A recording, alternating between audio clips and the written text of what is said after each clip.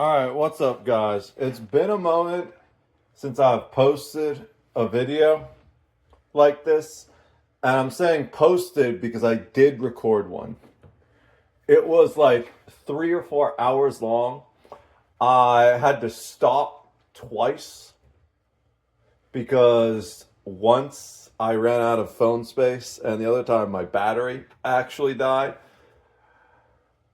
And after all that, I decided not to post it because I said too many negative things about my parents. Like, I was just talking about a lot of the struggles I faced recently and expanded it into throughout my life in general. And it got to the point when I was sitting there and trying to figure out how I was going to edit it, where I felt like I needed to put a pinned comment disclaimer at the comments and be like, hey, I just want to be clear. I absolutely love my parents and are so grateful for everything they've done for me. I just don't want you guys to get the wrong idea. And then I got to the point where I was like, well, if I need to post that, then the video itself is probably giving people the wrong idea. So I probably shouldn't just post the video. And then I was like, all right, how do I edit this 2 to 4 hours down into something usable that I can post? And I was like, bro, it's probably better time wise and frustration wise, since I can't just send it off to an editor. I need to do that myself, to just re-record the whole damn shit. So that's what we're doing. One of the things I think I mentioned in that video is the Keurig is dead. All right.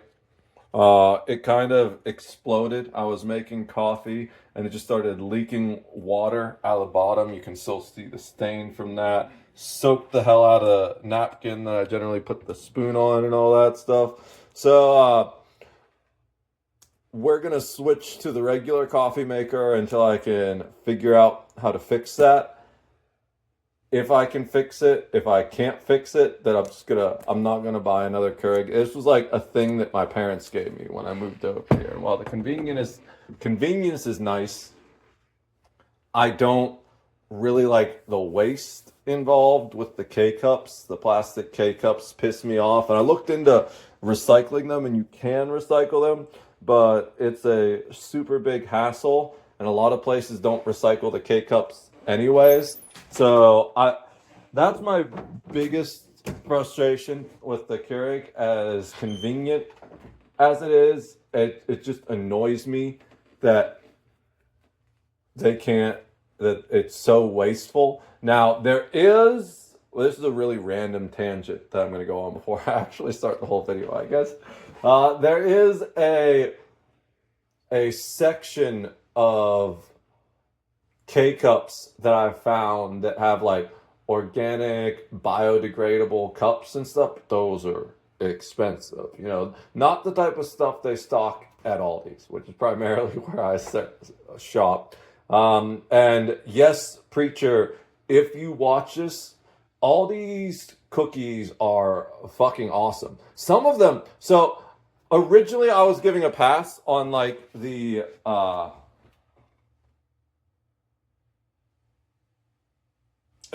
pre-packaged cookies and stuff. But what I was talking about specifically was their bakery items, and they don't really have an in-store bakery like a lot of big things like Wegmans or Giant Eagles do. But however they make it, dude, their blueberry muffins are just as good as about any blueberry muffin I've ever had anywhere. They have chocolate chunk cookies, which are really good.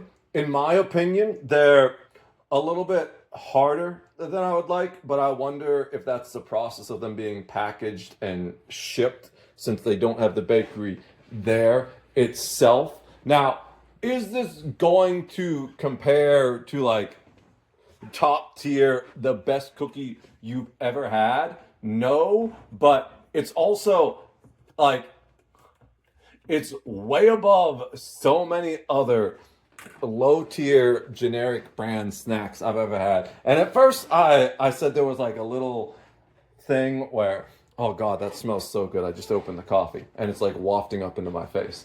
At first I said there was like a whole thing where it's like, are they're like Oreo type cookies as good as like the name brand? No. Like if you want what's the they have like the red and blue chocolate chip cookies. I forget what they're called. Chips Ahoy, is that it? I don't even remember. I don't buy snacks or anything like that anymore. I bought one snack this time and it was chocolate pudding.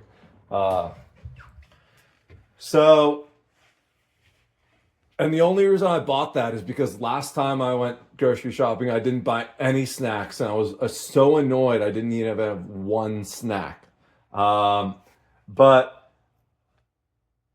they also have really good prepackaged cookies too. The one that comes to example, the top of my mind is like the fudge rounds. I love all that L fudge type cookies, and they do the rounds with the stripes at Aldi's that are very good. And I think they actually have the fudge wafers too, which is just like a graham cracker completely covered in fudge. I love all that shit. So talk shit on all these snacks all you want, preacher. You just weren't buying the right snacks. That's all I'm going to say on that. But their coffee, always really good.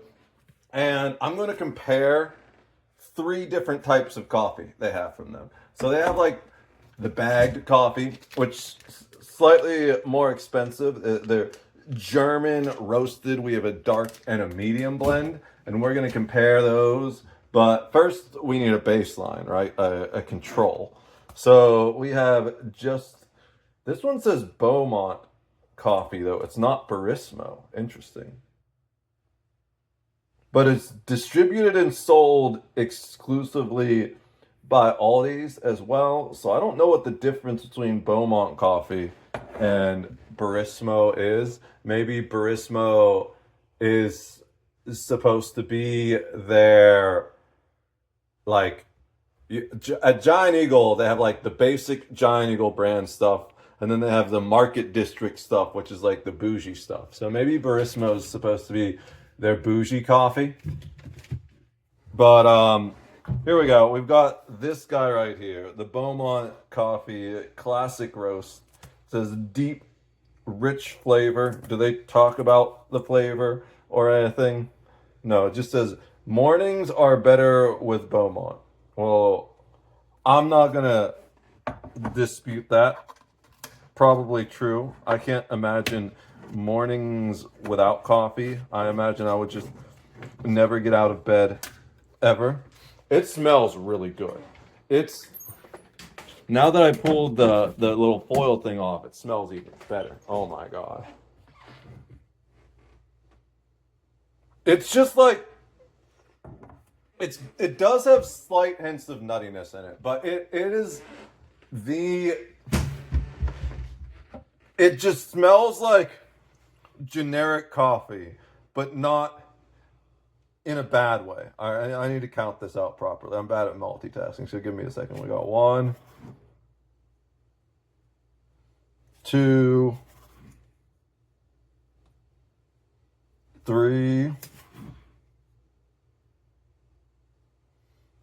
4, and this is the last one. Generally, we do 5 scoops in this 10 cup pot. There we go. I can't talk. So, all right, let's go ahead and we're gonna get that cranking. And the regular coffee maker. Now, it takes longer to brew than the Keurig, but I don't need to wait for the whole thing because it has one of those little levers on it that I can pull the pot out while it's brewing, and then then it will like hold it until I put the pot back in, and it'll just dribble down in there once it's done. While it's brewing, I'm gonna go ahead and get this. Now, What did I talk about in that 4-hour video? Well, mostly demons. And the reason why I ended up talking about my parents so much in that video is because the vast majority of my demons came from them. You know, just things I had to deal with growing up. And I was talking about all the various things I overcame to get to where I am now. And a lot of it was all really therapeutic for me. And I'm sure posting the video would have been even more therapeutic. But it got to the point where I just didn't want people to get the wrong impression that I'm ungrateful. My parents have done so much for me over the years, and even during the video, I specifically went out of my way to say they literally made me who I am today. At one point, I said they're the ones that like instilled me with a strong moral compass, and ironically, they're the ones who have received the brunt of that. Because, you know, there are things that my parents and I just philosophically disagree on. And they, being my parents, have never really just been like, oh, well, you know, we'll just let him do his own thing. They're doing that now, which is why I finally feel like I'm on the verge of success. I guess to sum it all up, I went through like so many different things. What I really wanted to talk about in that video was the types of demons we encounter, how we confront them and overcome them, and because so many of those demons are like from interactions with my parents that I deal with, those ended up becoming the examples. But looking back at the video that I recorded now, it was a lot of, I wouldn't even say venting, just more putting down baggage, right, that I'd carried for too long. So yes, on some respects, I kind of wish I had posted it, just because I feel like by not posting it, I picked some of that baggage, not all of it, but at least some of it, back up a little bit.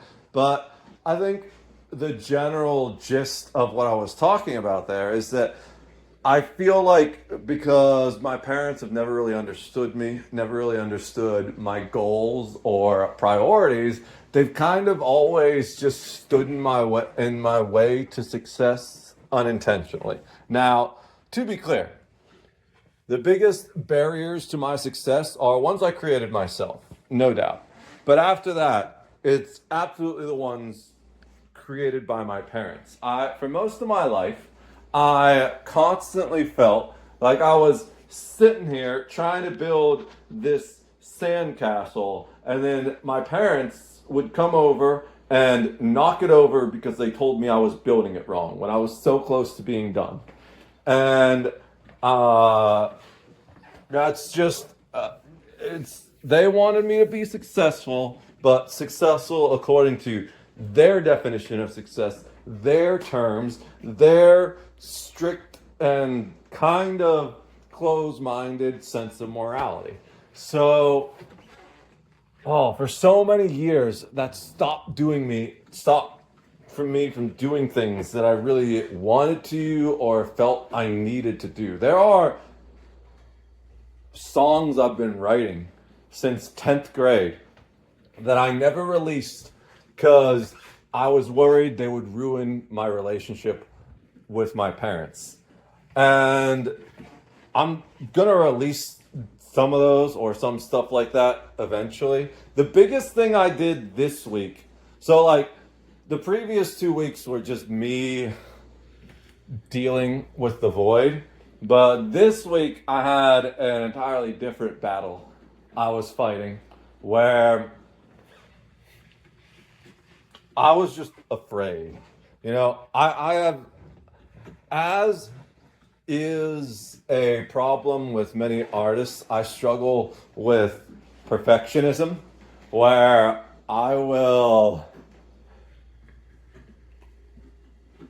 like, I will, the level I obsess over music is unhealthy somewhat. I will listen to one song on repeat for 3 days straight. Not even one day, just 3 days straight. The same song, dozens, hundreds of times when I'm learning it, right? Just to get every little fucking nuance in the song. And I also used to be really good at singing, like really, really good. I went to college for theater arts for 2 of my 4 years, and I was taking voice lessons for all 4 years. The first 2 of those years was with a musical theater voice teacher. So, like, there's nothing I can't sing if I put my mind to it when I'm at my peak. But I'm so far from my peak for right now because I haven't sung for like the last 10 years. Like, went into the workforce. There was a time, all right, the coffee is at the point where we can pour it. Let's go pour it. Then we'll go chill outside and talk about this more. Smells really good. It's really dark. It's like black, which is how I like it. Let's throw a little bit of cream in there.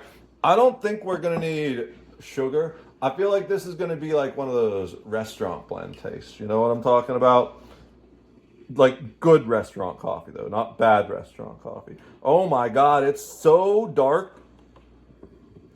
The cream barely changed the color at all at first. So this is a 20-ounce cup, I think. So we've got approximately 18 ounces of coffee, 17 ounces of coffee, 1 ounce of cream, 2 ounces of cream maybe. Look at that. It's like, it hasn't mixed together yet, but I poured it in there and the color didn't change at all for the first couple seconds. Even now it's darker than I'm used to seeing it. But it's not a very, that's just color-wise, not flavor-wise as far as I can tell. I don't know if we're going to really need sugar for this the way we do with some of the other dark coffees, but let's find out.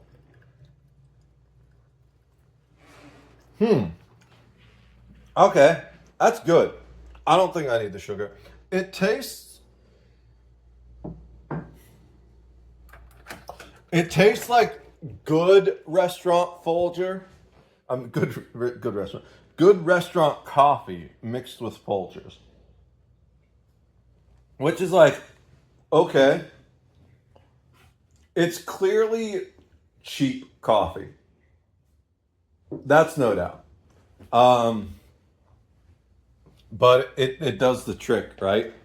It oddly feels kind of nostalgic because it reminds me of when I used to work general maintenance and we just drank Folgers. Although I put a shitload of cream and sugar in it back then. We're just gonna chill with a little bit. Oh, one of the other things about that video that kind of annoyed me was I went so long on the previous version of the video that I started in the middle of the night with candles, and by the time I was done, it was like broad fucking daylight. And because my phone died while I was recording it, there was a jump at one point where it goes from like right before the sun starts rising.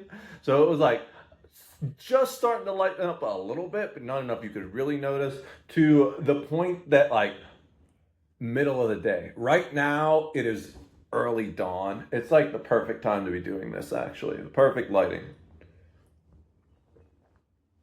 So I'm not going to go into that whole conversation today, really,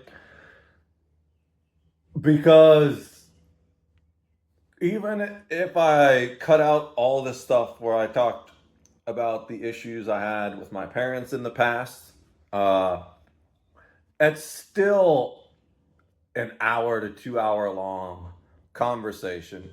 And I really just want to get back on track. I feel like I got to get the rubber on the road. Once I've got enough gas to make it out of town, once we're on the highway, we'll pull it over at like a Sheets or something, and then we'll have that little chat. But I need to get moving again, people. And the crazy thing is, I think the most insane thing about this whole trip to the void is that I don't really feel the weight of time anymore. I think that's the biggest thing. It's been is there, and it's not even about mortality really, because I kind of have a death wish, but not in like a suicidal type of way or anything like that. Exactly the opposite. In the way that Socrates had a death wish. If you understand that, cool. If not, we can have a deeper discussion about that at some point. But so I don't feel, when I talk about feeling the weight of time, it's not that I'm worried about mortality, because my whole thing is like, when I die, I die. If I didn't get everything done I wanted to by then, oh fucking well, I'm dead, nothing I can do about it. But I just need more of this coffee. It's warming, I'm warming up to it. It's not good coffee, but it's not bad coffee, Hopefully one of the other German ones is pretty good. What I will do, what I used to do when I was real broke, and like I didn't even have food stamps or anything, is I'd get like a big tin of coffee like that was like mediocre, or I'd get a and then I would get a bag of, what's it called? Cafe Bustelo, which is like an espresso. And I would mix the shitty coffee. The Cafe Bustelo is like a cheap espresso, but it's pretty good. I would mix the shitty coffee with the Cafe Bustelo in the tin, and it made it so much better. So like, if you're ever struggling to deal with coffee on a budget, get like a shitty coffee and mix it with Cafe Bustelo, or even like two shitty coffees, right? Get like a Colombian roast and a classic roast and mix them together, and you can make shitty roasts of coffee taste a lot better just by mixing them with other shitty roasts of coffee. It doesn't really make any sense, but it's like the whole is greater than the sum of its parts, right? But yeah, damn, I don't even remember what I was saying because I wanted that whole coffee rant. I just want to get moving again, is really the overall thing of why we're not going to do the whole demon discussion today. Oh, the one thing I did want to say that I didn't talk about yet is the second challenge. So, and the time. Okay. So two things I still want to talk about. This video is going to be a fucking hour, isn't it? We're already 24 minutes in. All right. So I'm going to try and keep it below 40 minutes for you guys. I'm going to do my best to keep it below 40 minutes for you guys. So, I haven't really eaten much lately. My stomach's reacting to the coffee. So if I burp a lot, I apologize. I did have a breakfast sandwich at one point, but it was only literally because I was so hungry that I felt like I needed to eat something. So I had to stop working to do that. So the really big thing for me was I spent 10 years, right, in the workforce, probably longer than that. Let's see.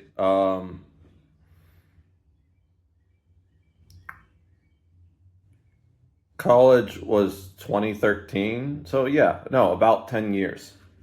Almost exactly.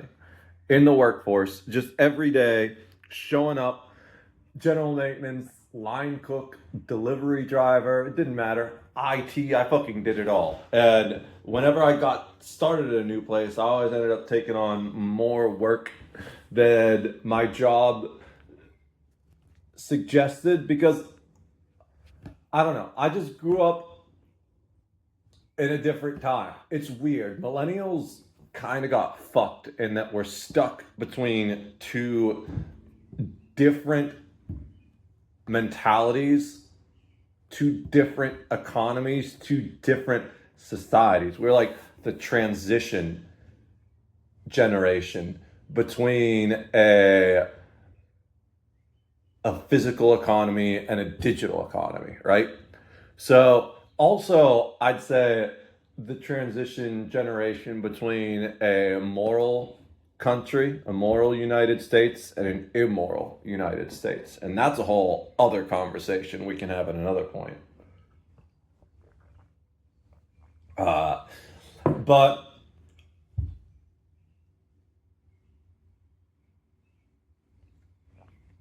I always believed wholeheartedly that if you just show up on time, which was the part I struggled with the most, but it was to the point where I would literally wake up an hour before I had to be at work. I would set like three alarms just to ensure I would actually fucking be there. And sometimes I still was like 5 or 10 minutes late, but I never no called, no showed. If I was gonna be more than 5 or 10 minutes late, I was calling in and let them be like, hey man, I'm sorry I'm running late. It's gonna be 15, 30 minutes, something like that, right? So I always took it very seriously.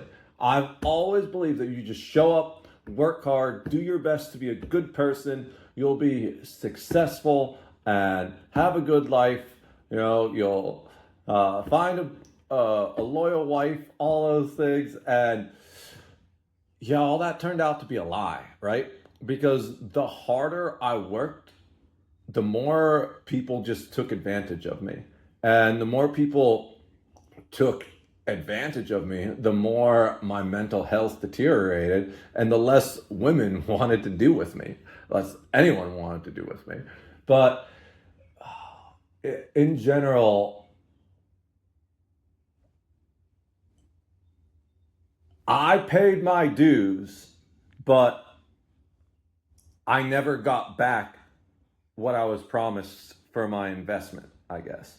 So uh, then I started looking at, well, what am I good at? Well, talking. I'm pretty good at talking. I could do that for hours about any topic. And I really realized that streaming, this was in 2019, where I wasn't committed to streaming at that point. I was just streaming as a secondary, content creation was secondary for fun. It was more of like I would literally started streaming while I was filling out job applications for a new job, right? I left one job early because the only time I've ever been fired was due to COVID. Or there was one time when I was younger, I was working at Pier 1 and I was a seasonal worker that didn't get rehired.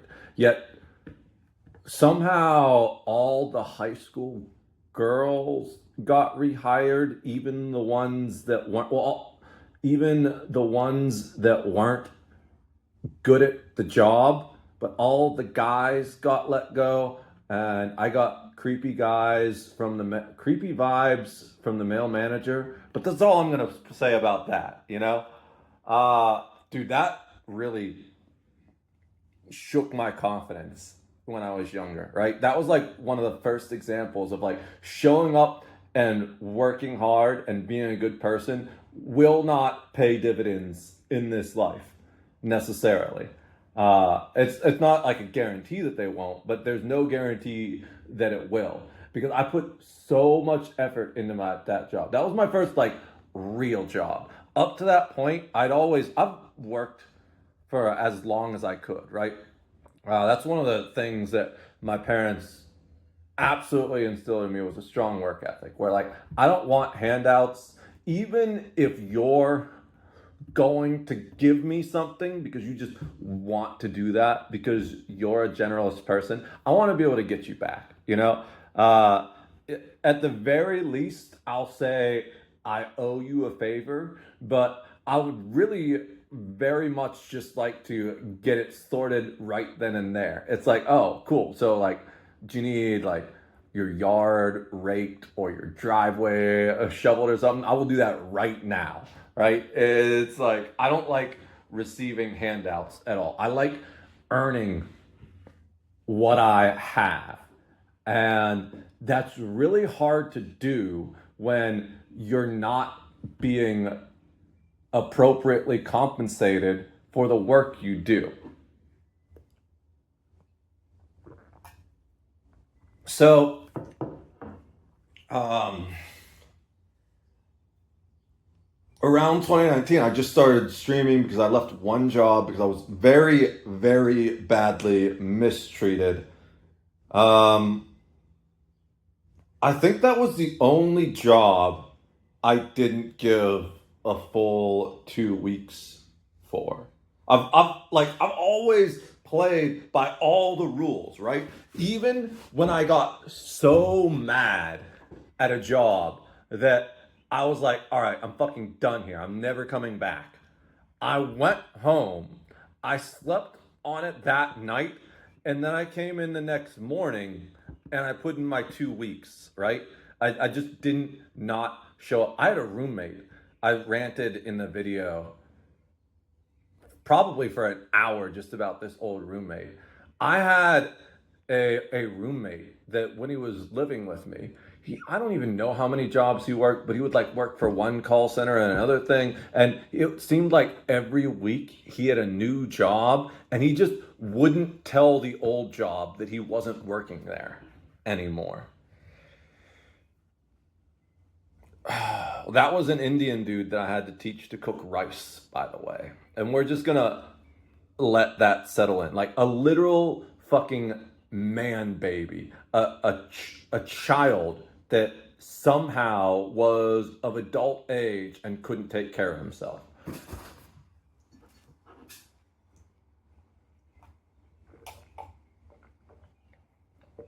When I knew he was like actually from India, I was looking forward to it, right? I was like, dude, I'm gonna learn so much about their culture. And I did. I learned there was a lot more Christianity in India than I expected.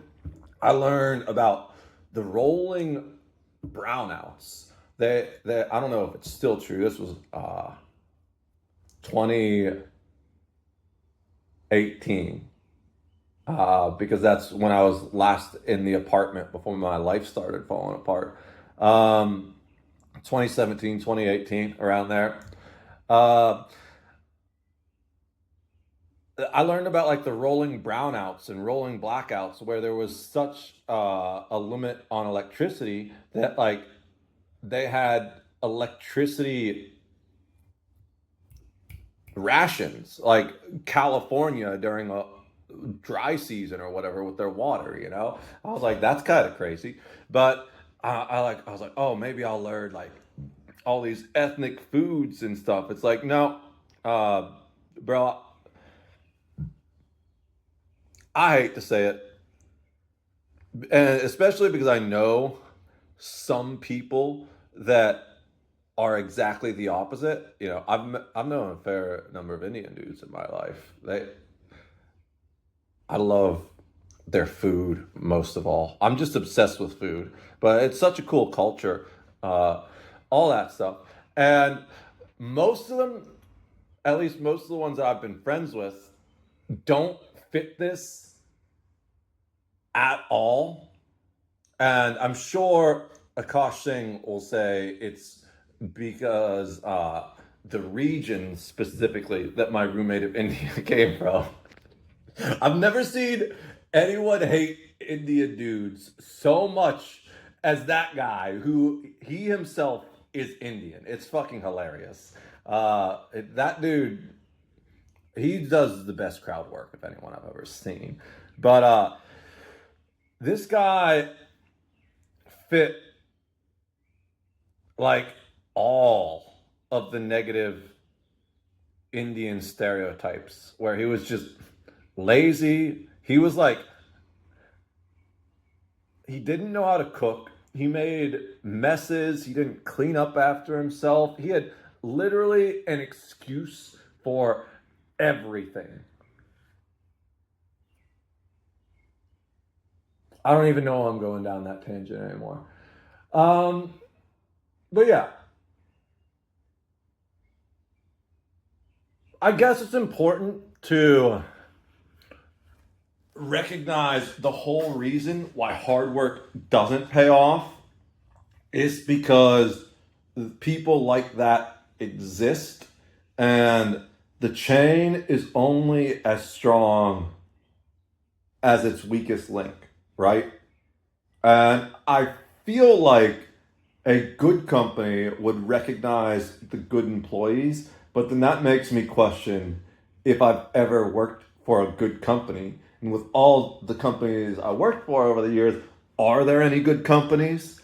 I'm sure yes, but it's just like statistically, I'm personally pulling a big fat zero, you know? Which I eventually took as a sign that I just need to be my own boss.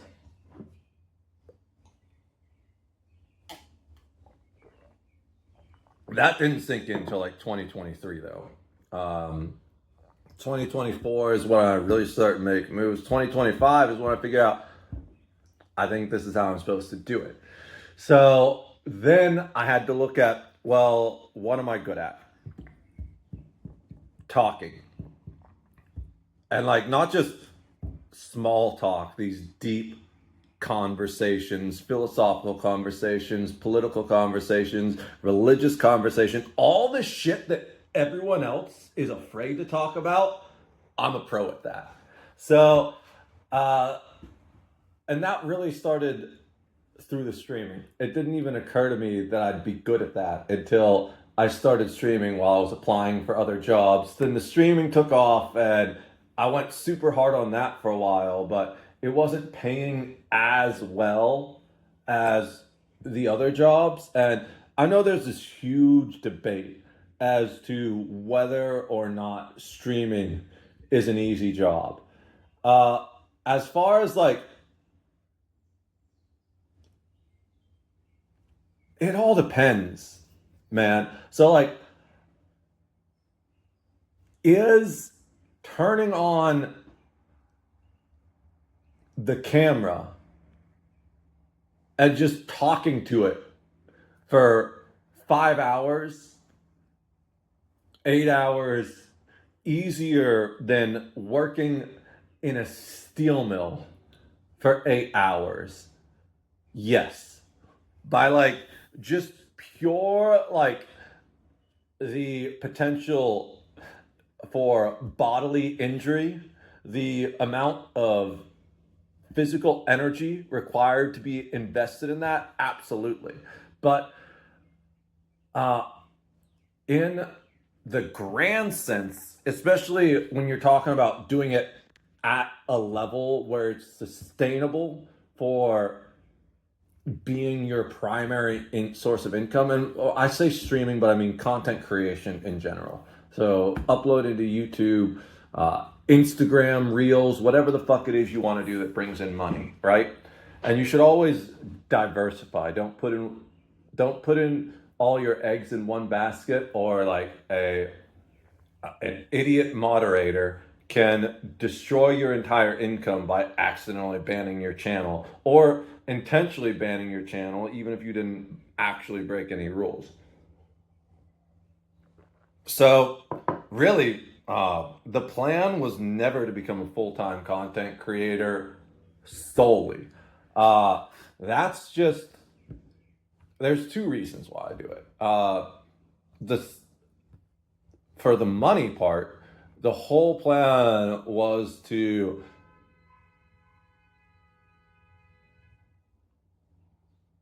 okay, there wasn't a bang. I don't know if you guys heard that, but there was someone laying on the horn, and the over 10 years I spent as a firefighter, all the years I spent as a delivery driver, all the accidents and stuff I've seen, I pretty much expect the the horn to be followed by a loud bang.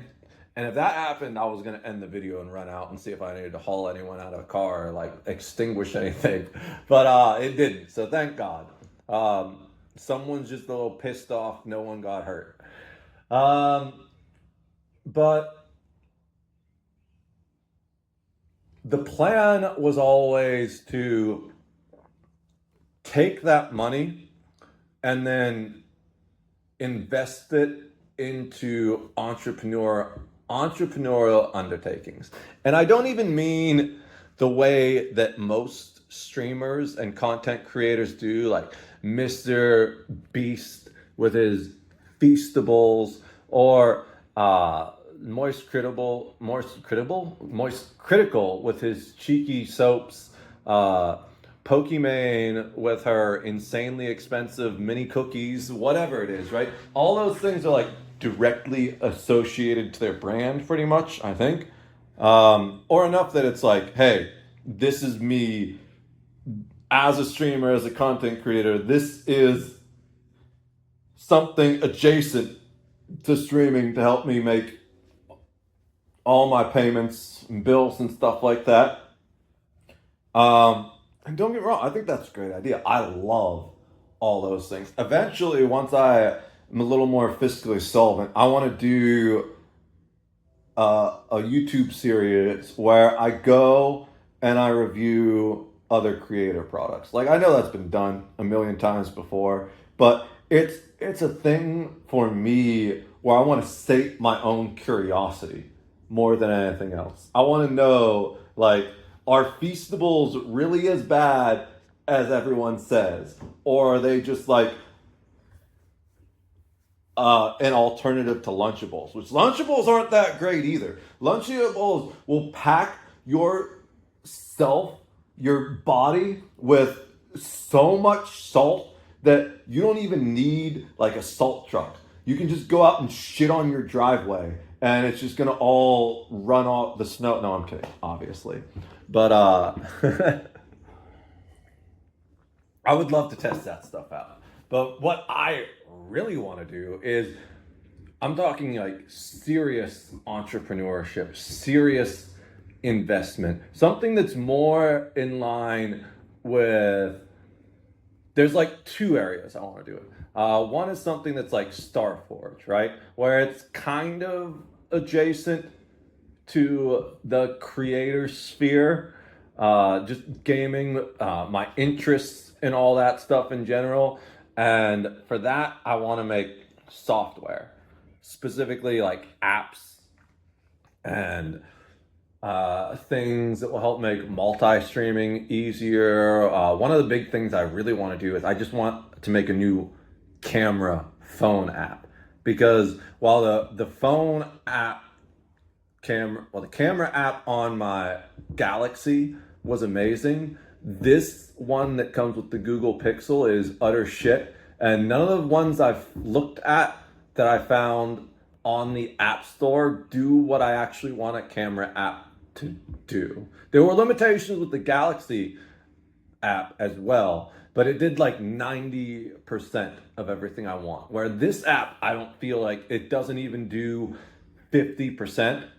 And I can find apps that do like 80% for this phone, but it's at the point where it's like the 80% doesn't even give the specific functionalities I want. So I should probably just figure out how to make my own camera app that gives me all the things I want as a creator. And then I'll probably put it on the App Store for like $5 if other creators want to use it too, right? I want to make an app that will make multi-streaming easier, so I don't need 7 goddamn programs open just to run one multi-stream. Things like that. That stuff is kind of very much creator adjacent, and I would absolutely be like, hey, you know, this is I'll 100% do some shameless self promotion in that. But then there's other stuff that I kind of want to be a little bit not entirely separated from my online persona and brand as a content creator. Just I want it to be its own standalone thing, right? Where it's like eventually I could just go hands off, maintain ownership, but set someone else as the CEO and just pocket the money from that. We're talking things like I want to get into real estate, and I want to just keep leveling up. You know, I'd eventually would love the end game is I want to run my own space-based corporation, right? But that is 30 to 50 years in the future, unless like God himself just drops $1 billion on my head within the next 10 years. But it's one of those things where I want the money aspect of streaming is not an end goal for me. Money is never an end goal for me. I don't understand how people can spend their entire lives chastening this imaginary construct that was designed to create artificial scarcity and turn collaboration into a zero-sum game, right? Because the whole idea of money requires the creation of artificial debt. And what I mean by that is there's like true debt and there's artificial debt. True debt is you gave me this watermelon under the understanding that I would pay you back for it, either monetarily or through some service that I provided. And I haven't done that yet. So I still owe you for that watermelon, right? And then there's artificial debt, where it's like your bank is going to charge you overdraft fees, but they didn't actually provide any service in exchange for that. Now, there are some banks where they do provide a service. Well, they say, okay, well, here's the overdraft. We paid it for you. And until you pay that back, we're going to charge you these overdraft fees because your account is technically in the negative. And while I think a lot of that ends up being predatory, there is an argument that since the service has been provided, there is a debt there. What I mean with artificial debt is when the bank doesn't actually overdraft your account, when they reject the payment, when they provide no service whatsoever, but they still charge you money for it. And I'm not going to go down into it, but I've had banks that would like either you had the option to turn on overdraft protection, which is like they would pay a portion of it and put your account in the negative and then charge you until your account was in the green. Or if you didn't turn off overdraft protection, they would still charge you fees, but they would reject the charge and there just wouldn't be a negative balance on your account. So, uh, and with one of those things, I ran into this situation where fucking PayPal and one of those banks just kept bouncing back and forth between each other, right? PayPal kept trying to withdraw from my bank account, but the money wasn't in there. So the bank would reject it. And then PayPal would try and do it again. So the bank would reject it again. And even though the bank didn't provide any service whatsoever, they kept charging me for PayPal.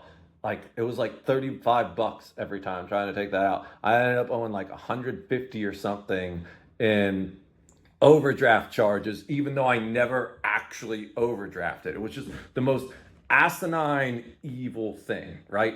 So, and why does money create this artificial debt? Because the creation of money in and of itself requires energy and resources, right? And I get, I used to hate money, but now I understand money. And because it all started, because at some point, people needed a way to keep track of true debt, which these started as like promissory notes, right? Or it was like, okay, like you have this business and it's a really successful business, but there you took on this order which you don't have the overhead to cover at this full time. So I'm gonna like loan you a ton of steel. In exchange, you're gonna give me this sum of money in return within this period of time, right?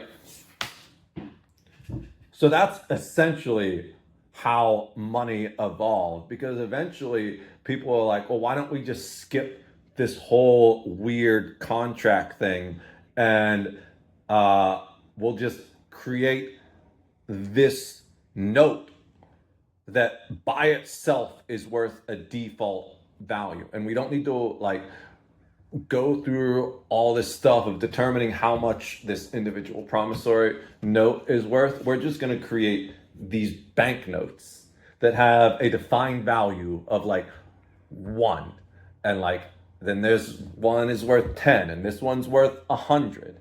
So and then we can track debt that way. So instead of saying I owe you this money according to the promissory note, it just became, oh, I have a debt of this amount of money in this currency. And, but eventually, people began to realize that because of the way these artificially created notes existed, you could exploit them in a manner in which you could essentially create money for nothing. You could charge people, and most people were too lazy or non confrontational to stand up to that. So they just allowed themselves to be exploited. And we get these debt monkeys, we get the credit reporting system, which, again, I believe was generally created with good intentions, because if you're a landowner, if you're a business owner, and you're going into business with someone, you're entering a contract with a resident, you do want to know whether or not they're going to be able to hold up their end of the contract. But it's effectively done the opposite now, where many people are incapable of holding up their end of the contract because of the whole credit reporting system gatekeeping them and denying them resources which would allow them to more easily meet their end of the bargain.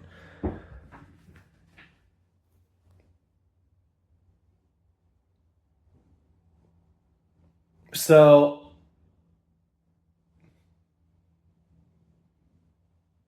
I have endless thoughts on money. I could talk for 5 hours just about money. I said I was going to keep this under 40 minutes, and then I ranted about money for 20 minutes. Now we're at an hour. Uh, but my point is, like, streaming was never about the money specifically for me, but I always acknowledged that money was an aspect of it. That money was just one, money is never the end game for me. Uh, I don't understand how people can live their whole life chasing something that I see as inherently valueless. And why do I see money as inherently valueless? Well, because, uh, okay, this is one of the issues I have with this camera app is it doesn't tell you when you're about to run out of space. It gives you like a warning. And it'll say like, memory low, tap to manage or whatever, and it will show up for like 5 seconds and then it goes away. And the way I talk, I don't even see that half the time, right? Because I'm just off in my head looking at whatever, not even looking at the camera. But then that goes away and it just doesn't tell you how much time is left, and it just randomly fucking stops in the middle of the video. I lose my train of thought. I have to go and delete like 5 videos to make space on the phone, then restart and everything. This is one of the things that fucking pisses me off about this Google Pixel camera app. And the nice thing about the Galaxy was, maybe it's in the settings and I haven't been able to find it, because I did go through camera settings once looking for stuff, but I was looking for something else. But I'm pretty sure I would have seen this and turned it on. I'll do another look because I don't want to be wrong and spread misinformation. But I'm pretty sure by default, the Galaxy phone app, or it made it really obvious and easy to turn on, would tell you exactly how much recording time you had left. Like it would show your current amount of how long your video is, and then a slash, I think, and how much recording time you had left. So I never just randomly had that phone stop recording me in the middle of a discussion. But this happens like every other fucking video with this Pixel, especially because the memory is so small on this phone. But, all right. What was I talking about? I was talking about money, how it's not the end goal. Let me just take a minute.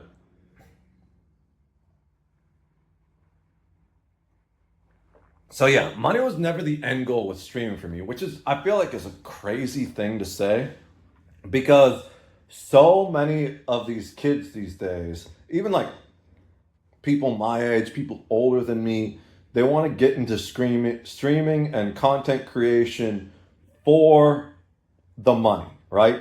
Because they see Moist Critical, they see Asmongold, they see Hassan Piker, they see these people making millions of dollars a year, just sitting in their room, talking into a microphone, and they're like, oh, that looks so easy.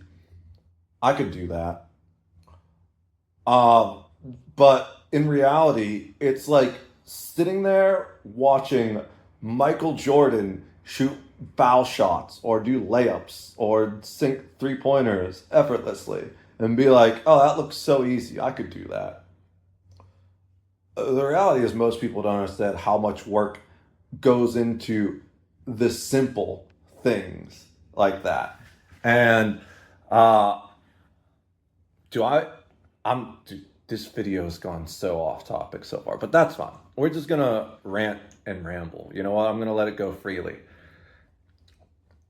We're gonna just upload a different 5-hour video. And by the way, it was closer to 5 hours. I went through and I deleted the old videos. There was a 2-hour video, a 1.5 hour video and then another 1 hour video, I think. It was like 4.5 hours total that previous video that I didn't post ended up being. So it's not that I haven't been creating content for you guys. It's just that it didn't live up to my standards. And we talked about perfectionism. It just wasn't even perfectionism. It was just a can I do that versus should I do that type of thing. And I looked at it and I was like, you know what? This doesn't give the impression I really wanted to give. So I'm going to dumpster 5 hours of work, which, that's just something that happens. Not even as a content creator, but I feel like as any kind of hardworking individual. You know, I think the best examples of that would be when I was a line cook, where sometimes you would spend like all day working on some new special or prepping it, and because something happened that was out of your control, or maybe you let something slip because something else happened, it would just fuck the whole thing up. And you'd like lose an entire day of work. This is just like a random thing. I'm sure I could come up with a better example, but the most frustrating example that I can come up with is there was this day where I was like one of the only people there, because I think someone no called, no showed like always happened, and I would just show up and work a double, and then I'd get yelled at for working overtime. And it's like, well, fucking hire people that show up to do the job, because you can't have one person working this kitchen through the fucking rush, you know? But anyways, it was this day, it was like only me there for most of the day. I think there was someone else, one other person, but it was either someone that could only do certain things or someone that was just really incompetent. Because I remember I was running around all day like a chicken with my head fucking cut off, trying to do everything. And we had this issue where we didn't have croutons. That's what it was. It was croutons. I thought it was the baguettes for the avocado toast, which fucking the avocado toast was the least favorite thing I had to make there. I would anything but the avocado toast. When that shit came in, I would do anything I could figure out to try and get someone else to make that. Such a pain in the ass. But no, it was croutons. And it was impossible for me to make these croutons because they just would not come out at the right temperature, right? I think the boss may have been there for a portion of the day, but he had to leave or something. Because I remember they were just, I would put them in. They needed to be precisely cooked. Croutons are a pain in the ass because if they're not cooked enough, they're mushy, right? Like regular bread. But they just immediately go to like overcooked where they're too crunchy and crumbly and potentially burnt, is because you got to cut the bread pretty thin, right? And we were using this convection oven to do it, which is like a toaster oven on steroids, basically. So I would like go put these croutons in because they needed to be done because we were just fucking out of croutons because someone didn't do the prep work. But then I would need to go run back to the line. So I was doing like prep and line at the same time because we were just that short staffed. And then the croutons would get overcooked because I would get slammed and not be able to go pull them. So then what I did was I set the convection oven to turn off so the croutons wouldn't get overcooked. But once they came out undercooked, and I don't remember specifically if it was the boss or whatever, or if it was someone else that just showed up and was being really unhelpful, because the owner herself and sometimes her dad would come in and just fuck shit up and then disappear, and then you'd need to like undo whatever they fucked up. I always felt that's a weird thing I've experienced mostly with restaurants more than any other area that I've worked in, where it's like the people that own the restaurant actually don't know how to run the restaurant. And it's like, what the fuck are you even owning a restaurant for? It's just, they're like obsessed with the idea and the novelty of owning a restaurant, but can't handle the reality of it. So these croutons came out undercooked, but I was okay with that because after like 2 or 3 that I'd ruined because they went overcooked, I was like, that's fine. I can finish them when I have time. But it was either like someone said something and they were like, okay, put those back in now, or they went and put them in themselves. And then I got swamped on the line again, and that batch came out fucking overcooked too. And it was just like the third batch in a row of fucking croutons that I couldn't cook right. And the third one wasn't even really my fault because I had made accommodations for the situation where I was like, so what? Maybe they come out undercooked and I'll throw them back in for another 2 minutes or something when I have time. But then someone else came in and fucked it up. Dude, that was so frustrating. And I don't even know why I'm talking about this rant anymore. It had something to do with like, I'm ranting about croutons for 20 minutes and I don't even know why. All right. Yeah, we're just going to move on and hope that people watching the video like have better ability to follow it than I do, because I don't even remember why I started that specific little rant, but I do know it was relevant at some point. So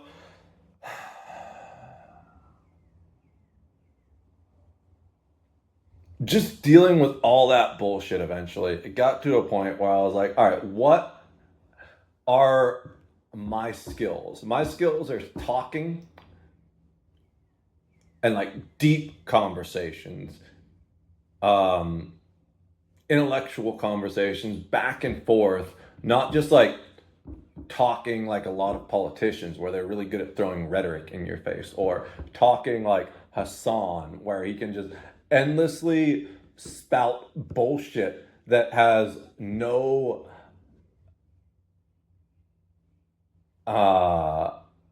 basis in truth or reality. It's just designed to emotionally trigger you to keep making him money.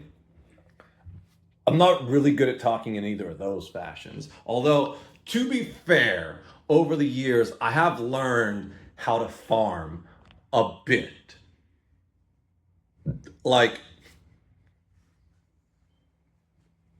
I'm not above clickbait, right? I had a video where I posted, it was just called I died, ... It was because I died in hardcore World of Warcraft.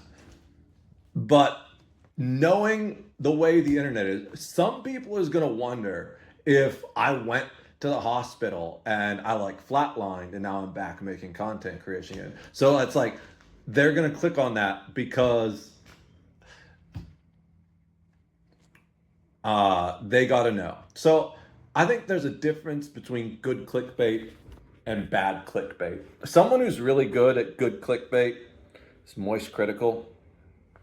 Bro, there are so many videos I've clicked on his, that I didn't even care about.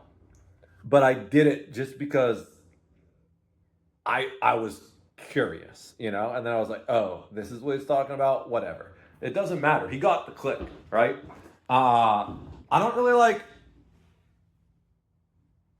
a lot of his. I don't really like the content he does with his crew. Like I find that a little weird sometimes, but I do like when he's just ranting into the camera about like some unhinged creeper that's sending a whole bunch of texts to this woman who rejected him, or like body cameras. I love, one of my favorite things to see Moist Critical rant about is Charlie. I don't know what he prefers. Penguin Zero. He's got too many fucking names. I like watching him rant about the Pokemon trading card snipers. Oh my god. That is just like the most insane level of degeneracy. The most recent video of his I watched was actually him opening this super rare Pokemon box where it's got like some new weird type of shiny. Uh, it's like a wavy holographic instead of a weird holographic. I forget what it's called. And he was talking about how like even his best box he lost money on. And it doesn't matter for him because one, he can like throw a few grand at a box of Pokemon cards and it's not going to make a dent. But also, he's just really into that shit, so he's probably going to use it for trading or playing anyways. You know, I could do the, or no, it was Magic the Gathering. I think it was Magic the Gathering because that's why it was especially, he was just using it as an example for overall trading card people. It had, it was a box that was like a crossover, I think. Because I remember it had like some weird things. I was like, oh, that's a thing. I didn't even know that they were in that. It was like one of the IP crossover boxes. And I think it was Magic the Gathering. I don't know. I really want to go find that now, just to be sure. But Magic the Gathering, I'm super into. That I played that game since I was like fucking 7. I have a box of cards. It's probably worth $1,000, maybe two, depending on what good shape the individual cards are. You know, I've got a few. I don't have anything insanely expensive as far as I'm aware, but I got like a few commanders that are worth like 20 to 60 bucks or something like that. So, yeah, and it was just, I don't know what I'm talking about anymore. What the fuck am I talking about? All right, let's get back to the basics. I'm gonna go pour that rest of that coffee in a second because one of the things about dark coffee is about that, like when it's really black, like the way it's made, it burns quickly, and that pot is still on, and I'm almost done with this. So we'll make the second cup and finish our conversation then. But let's get back on track first. So yeah, streaming for me is not about the money. That's just secondary. And what it's really about for me is getting the message out there. What message? The message of love. It's a good word. I just want everyone to get along and make the world a better place. And that's why money used to really piss me off. Because when I was younger, especially with my experiences of always getting taken advantage of, manipulated by my employer, like all these fucking broken promises where like I would get promised a 90-day raise or a 60-day raise or whatever it was for that particular job. And then like after working there for fucking 6 months, I still didn't have the raise I was promised on the day they hired me. That type of bullshit. Like there are so many things I could go into about like all the shady shit my employers have done over the years. After I left one area and started working as a line cook at a bar, I would get all kinds of information because what, like, dude, people just tell you shit at a bar, right? Especially if you work there for whatever reason, especially like regulars later at night, it would get kind of slow. So it'd be like kind of just waiting for like someone to order a batch of onion rings or wings or something. So I'd come out and I didn't have anything else to do in the kitchen. I'd just hang out at the very end of the bar and talk with the bartender, a couple of the regulars that would sit specifically at the end.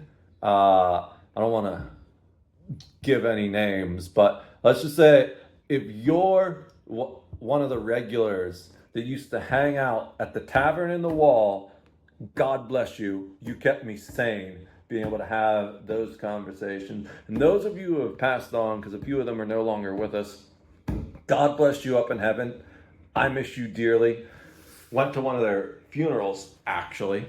But, because that guy I had specifically known for years used to be part of a mission trip that I would do through the church. Just long time knew that guy and his family. And I knew one of his sons through Boy Scouts. I got close with his other son. Like I literally met his other son the year he died. That was insane for me. I was at a different bar after work and his son came up to me and was like, "Hey, you don't know me, but I know who you are." I get that a lot. That I used to hate that shit. But I got used to it eventually, and now it's kind of like, "Oh, that's cool. Like, nice to meet you." He was like, you know my older brother and my dad." And I was like, "Oh, okay, yeah." And I actually almost wrestled that guy in the alleyway that night. In a good way. That's just the thing dudes do when we bond, okay? The other reason I didn't actually wrestle him is because I didn't want anyone to get hurt. And we were both like kind of drunk, right? And I don't play when I fight. Like, I'm totally down with sparring and being chill, but I don't think people realize just how hardcore I am when it comes to that stuff. I am not going to want to spar with you in a brick alley with no, at like 2 a.m. in the morning when we're both hammered with no kind of protective equipment. If you want to spar with me, meet me in a gym with a mat and fucking gloves and maybe headgear and shit like that. Because I don't want either one of us to get hurt. And it will absolutely go to the level where one of us might get hurt if I'm about to lose.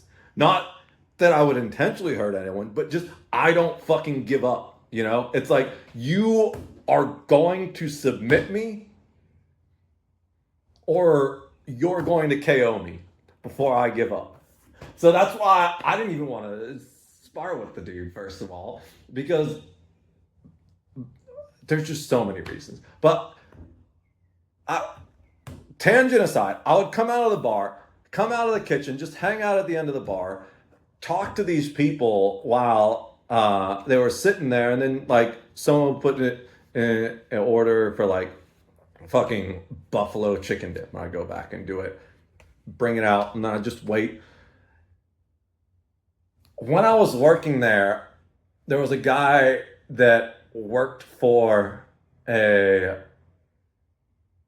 I don't know if it was the IRS or if it were local tax, but he was a tax guy.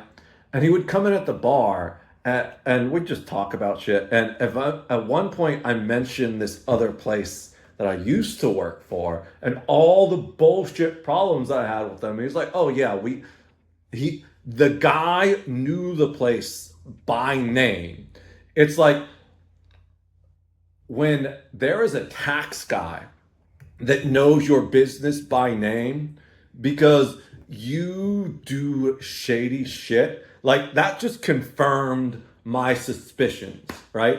I had suspicions about things where, like, I was actually so thankful when I had an excuse to leave that place because they fucked me over. Because there were so many little things that happened there that I didn't feel great about. Like one of the things we did, I'm not going to go into too many specifics because I don't want to blow this place up. Uh, uh, I don't believe it's my place to do that, right? I think it's the actual job of the tax people to go in and be like, hey, so we're gonna hold you accountable for that, right? My job is to put good vibes into the world, to try and counter all this negative energy, not add to it. So I'm not gonna call the place out. But one of the things they would do is they would help provide services for events. But these events were entirely under the table, right? And I liked doing the events because that was the only time I actually got to do, I got any kind of decent pay from the place because they paid me way worse than any other place I've ever been. But I think they paid me more and under the table for doing events. So I'd get like double what I would for doing one of these events that I would get just for doing my regular shift. But like paying people under the table, it's one thing to just be like, hey man, like I'm it's one thing to be like, hey man, we had an issue where like the basement flooded, and if we don't work through the weekend, we're not going to be able to open this week. I'll pay you under the table to come in Saturday and clean out the basement so we can open on Monday. That it's like a one and done situation, and it's one of those things where it's like a financial disaster where if the government gets fucking involved with that, then the business itself might not be able to sustain the overtime and the taxes and all that shit. And if like someone is willing to come in and be like, yeah, you know what? I'm willing to get rid of a few of my worker protections just to help this business out so that it can stay open and we can both mutually benefit it, but it's like a one and done scenario. I don't even have a problem with that. I think government gets too involved with things. Now, my general stance overall is very much like Jesus said, whose face is on that dollar bill? Well, give to Washington what is Washington's and give to God what is God's, right? If Washington wants to take taxes out, go for it. It's a Washington dollar. I don't really see taxation as theft. I see it more as extortion, to be fair. But especially when the government is taking all this money from you and then not providing the services in return that they're supposed to provide, and instead they're just like using the money to cover up an investigation into a pedophile ring. But that's a whole other thing. But generally, as far as I've always paid my taxes, and with the exception of those things that I worked under the table, because if I declared that on my taxes, it then would get someone else in trouble. Also, I don't believe really that if I'm like showing up to mow a neighbor's lawn or something, like as a kid, first of all, that's illegal, which I think is insane, right?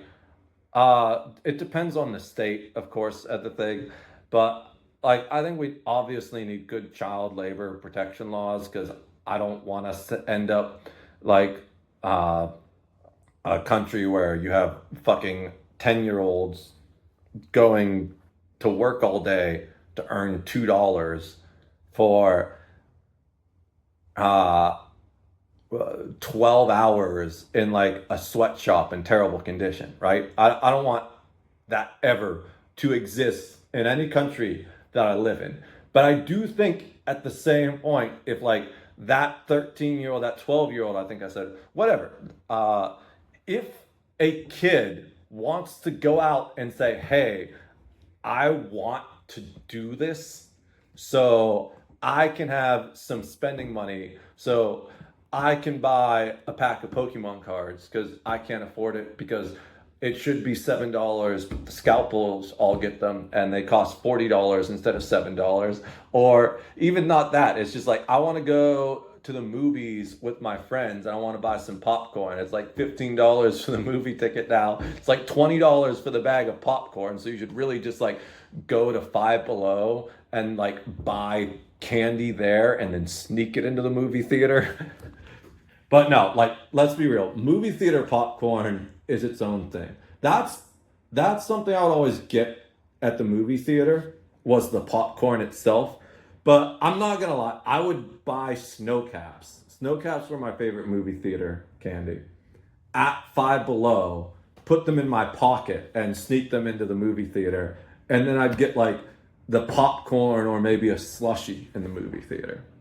So, but it's like a kid who's 14, 12, 15 and wants to go mow lawns for $10, $15, $30, whatever you can get in your area. And I don't think there's really any reason why the government needs to be taking money out of that kid's pocket. First of all, because like he's not even getting those worker protections or stuff that he would be as an adult. Second of all, because it might even be illegal for him to even work to begin with, which I think I understand why it's kind of because like kids don't have the ability to consent unless you're like in a liberal state and you're trying to cut their genitals off. Then it's okay. Then kids can consent. But they don't have the ability to consent to like sex, just to mutilating their sexual organs, nor do they have the ability to consent to like work. I don't understand what the fuck's going on in California and those other states. It's just like absolutely no logical thought went into that process whatsoever. But so I understand the general idea behind it, where it's like, well, it's illegal for kids to work because they can't consent to that, and then their parents or other adults could just force them into it. But like, what if the kid actually just does want to work, right? I never got an allowance. I never had a lot of money. So like, besides my birthday or Christmas, like anything that I wanted, I needed to go out and make money and get that for myself. As far as like video games or like a remote control car, a specific piece of clothing that wasn't necessary, even like some of the sports equipment and stuff, I had to go do that myself. So as soon as I could, I started working, right? I started mowing lawns and shoveling snow before I was legally allowed to work. And then once I was legally allowed to work, I worked as a softball umpire and worked at Pier 1 Imports. And I think that's where that all started. That's where we started, was Pier 1 Imports. Because that was the first example I had where like hard work and dedication and just being a good person doesn't pay off, or doesn't always pay off. Because when I was working for like the neighbor down the block mowing his lawn every other week, that always paid, right? It was just I'd get my money, I'd go get my magic cards. That's mostly what I would spend the money on. I would use it to get Magic the Gathering starter decks. I bought a sliver deck. I bought a green 7th edition deck with a Thorn Elemental, still basically have that deck today. It evolved into a full green elemental deck where I have crazy things like um, Vigor, Wolfbriar Elemental, and a few other green elementals that are pretty powerful. Super slow deck, but if you don't shut it down, it becomes unstoppable. Uh, so that always paid off. But then I went to Pier 1. It was the first like real official job I had. Because even though softball umpiring was technically official, uh, I don't know if I actually paid taxes or that on that or not. I don't know if I should have been paying taxes on that because like specifically I did that when I was 16 and I don't know what tax law like 16 through 18. I don't know what tax law is regarding that. But after that point, I've always paid my taxes. You know, done all of the uh, pre-tax stuff whenever I could. You know, to make it easier on myself. I would just like, yeah, take my taxes out of my paycheck, so I don't even need to worry about it. Do the math for me, please, and then I'll just fill out the forms at the end of the year and send them off to the IRS. So that was definitely a thing. And even when it got to the point where I was doing things for um,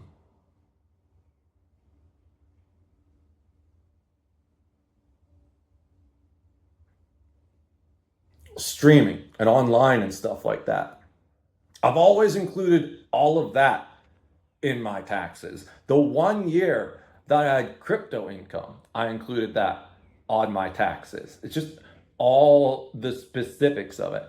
I it's down to the point where last year, because my life was so fucked up, uh I had virtually no income at all, even from streaming and stuff like that. I declared my tax return for the previous year was uh, $25, I think, about that. I'm not talking about like the return itself.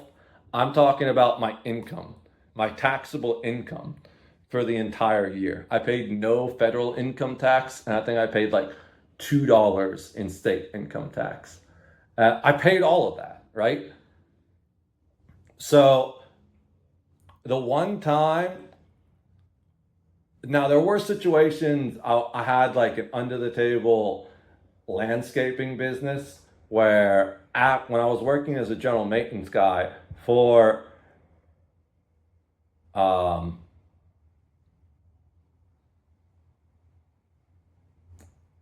the apartment complex, I would for $30 an hour after work either work on some of the people's in the apartment complex's yards or like people near the area, like the owner of the apartment complex himself. I did his yard.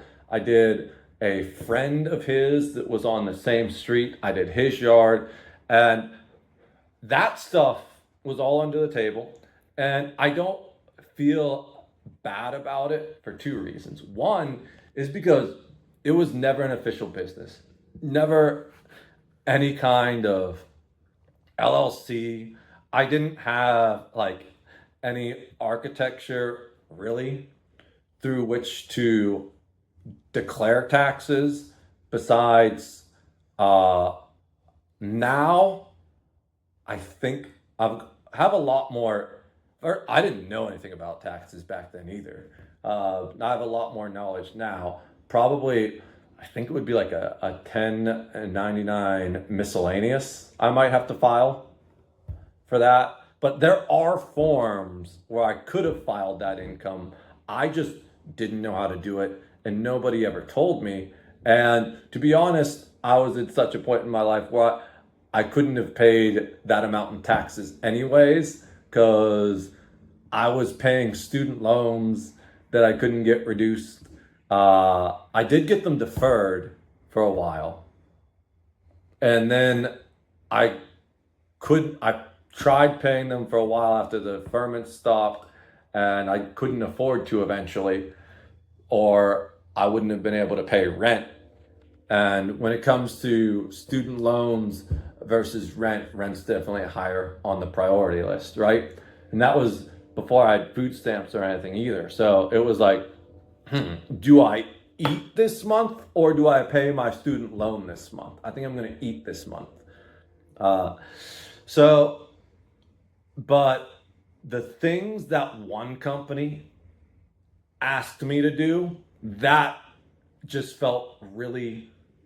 The second thing I said was like, not only was it not like an actual company when I was doing landscaping, but it was always literally like, I'm doing this for a friend, basically. It's like going over to your neighbor's house and mulching their yard for $30 an hour. It's basically what I'd do. We'd shake hands, go our separate ways. If it had been like I was handing out my business card, even if I didn't have an LLC set up, if I was to the point where I was like making a real business out of it, instead of just helping out friends that didn't want to spend 5 hours in 80-degree weather mulching their yard, then I absolutely would have set up more of like a tax scheme for that. But for me, it was just old school, good old like handshake, pay you in cash, not even trying to avoid taxes or anything. It's just, it was on such a low interpersonal level that there's no reason the government needed to be involved with that in a way, shape, or form to begin with. But so one, it wasn't even a business. Second of all, it was just more as a favor to a friend than anything else. So, and third of all, like I said, I didn't really know anything about taxes back then. Should I have been paying taxes on that? Probably, almost certainly what I know about taxes now, but I didn't know any better back then. And two, but then I later after that job, I was working for this other company doing these events where this company, a legitimate company, would run this entire event under the table. And that just made me feel so fucking shady getting paid that way, because that income I did feel like I need to declare. First of all, three reasons, right? It was one, for an actual legitimate registered business. So like all that shit, as far as I'm concerned, needed to be documented and going through the IRS.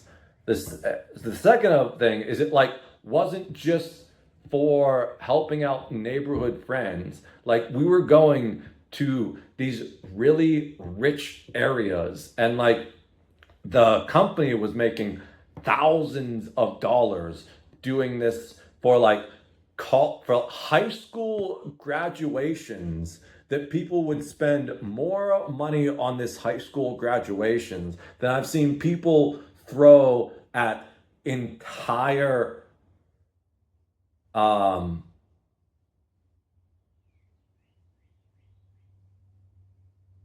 that I've seen people throw at entire weddings. You know, I'm thinking of this one graduation in particular.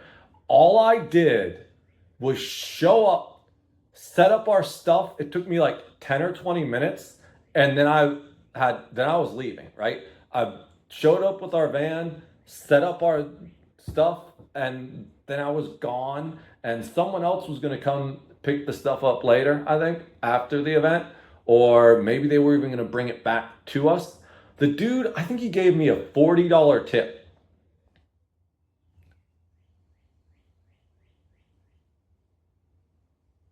They had maids walking around in like actual French made and like dudes dressed up in like tuxedos and stuff as the servers for the event. So this is like the type of income inequality we're talking about here, where like the primary way this place did business was through word of mouth from like rich people telling other rich people talking about it. I don't want to go too much, like I said, because I don't want to open up that whole can of worms with that business or bring any fire down on top of anyone's heads that doesn't need to be done. But the two reasons, like the fact of one, it was like an actual legitimate business with employee identification numbers and all that bullshit. The fact that this wasn't just being done as like a helping out a friend type scenario, it was legitimately a enterprise designed to earn money. And then the third fact was the amount of money, right? Like, how much is it really going to affect the government if I earned $120 doing landscaping for a neighbor over the course of a year, right? Not much, but these things, it would be more of like I would earn $120 doing these events in the course of a week type thing.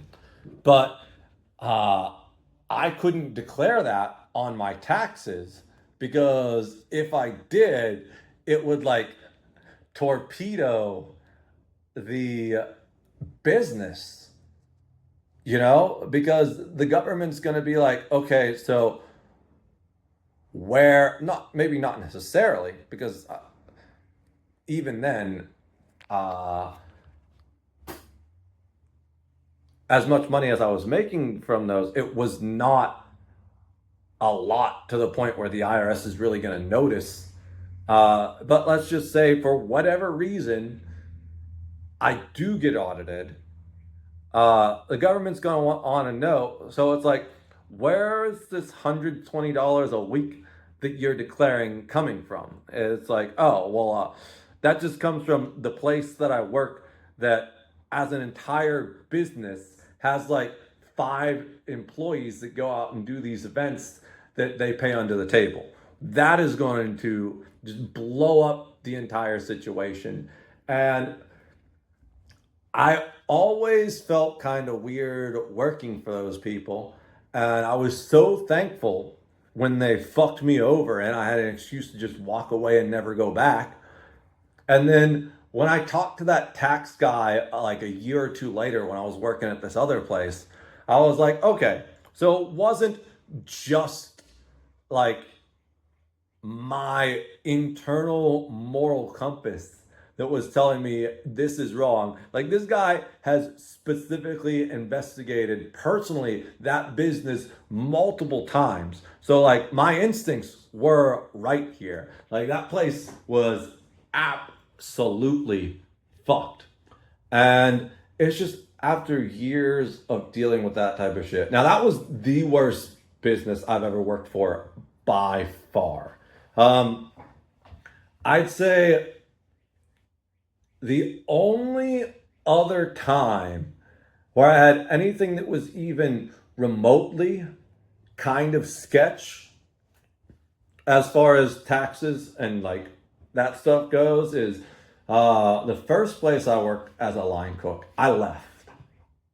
I put in my 2 weeks, and at the end of my 2 weeks, both the kitchen manager and the bar manager, she was the one who got me to start working there, because I would used to come in at karaoke night every Friday, and I would pay with coins, because that this was the height of my anti-money period in my life. I've never been very materialistic. Now don't get me wrong. I do want like a nice car, not necessarily like a nice car like a Bentley.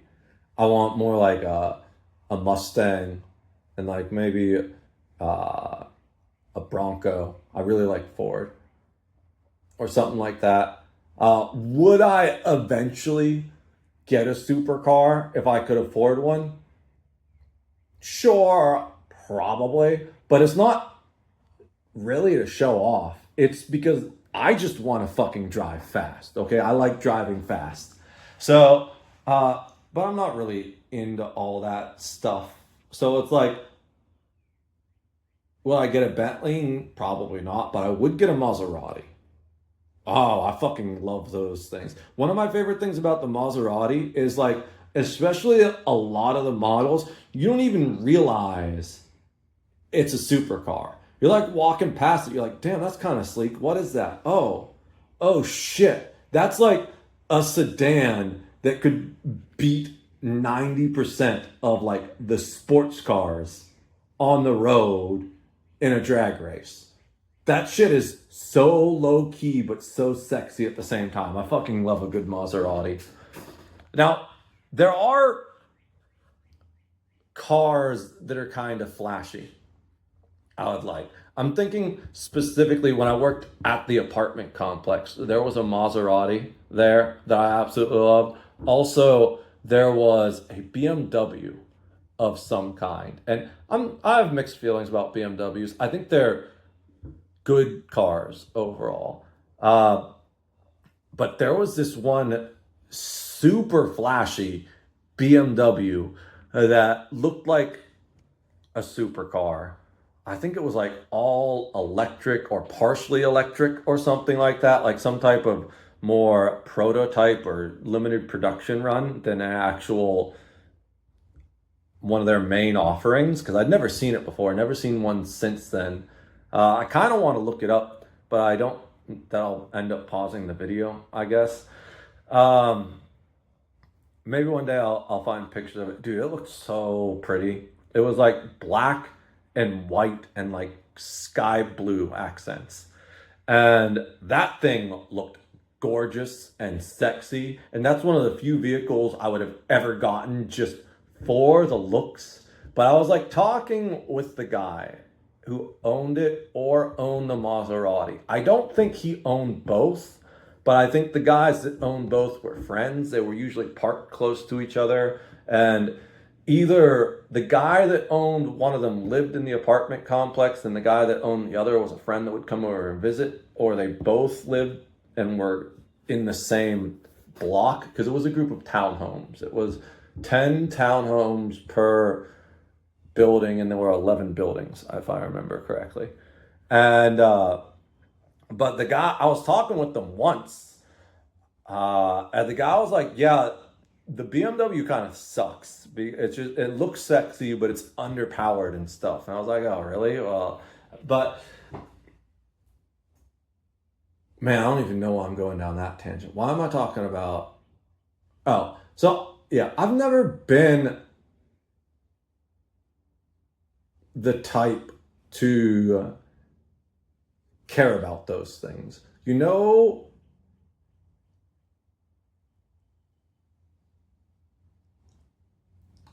I do like nice things, but I don't need them to be insane. The car I loved most was a 2001 Cadillac DeVille.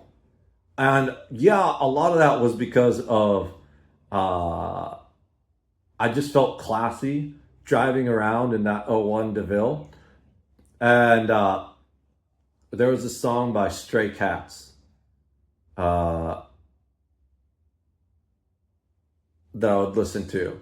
It was called "Gonna Get a Cadillac" or something like that. I would blast that song. I'd also blast the OTEP did a cover of Lord's uh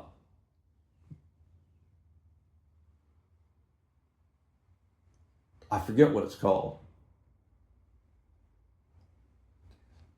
One second. I'm going through the lyrics in my head.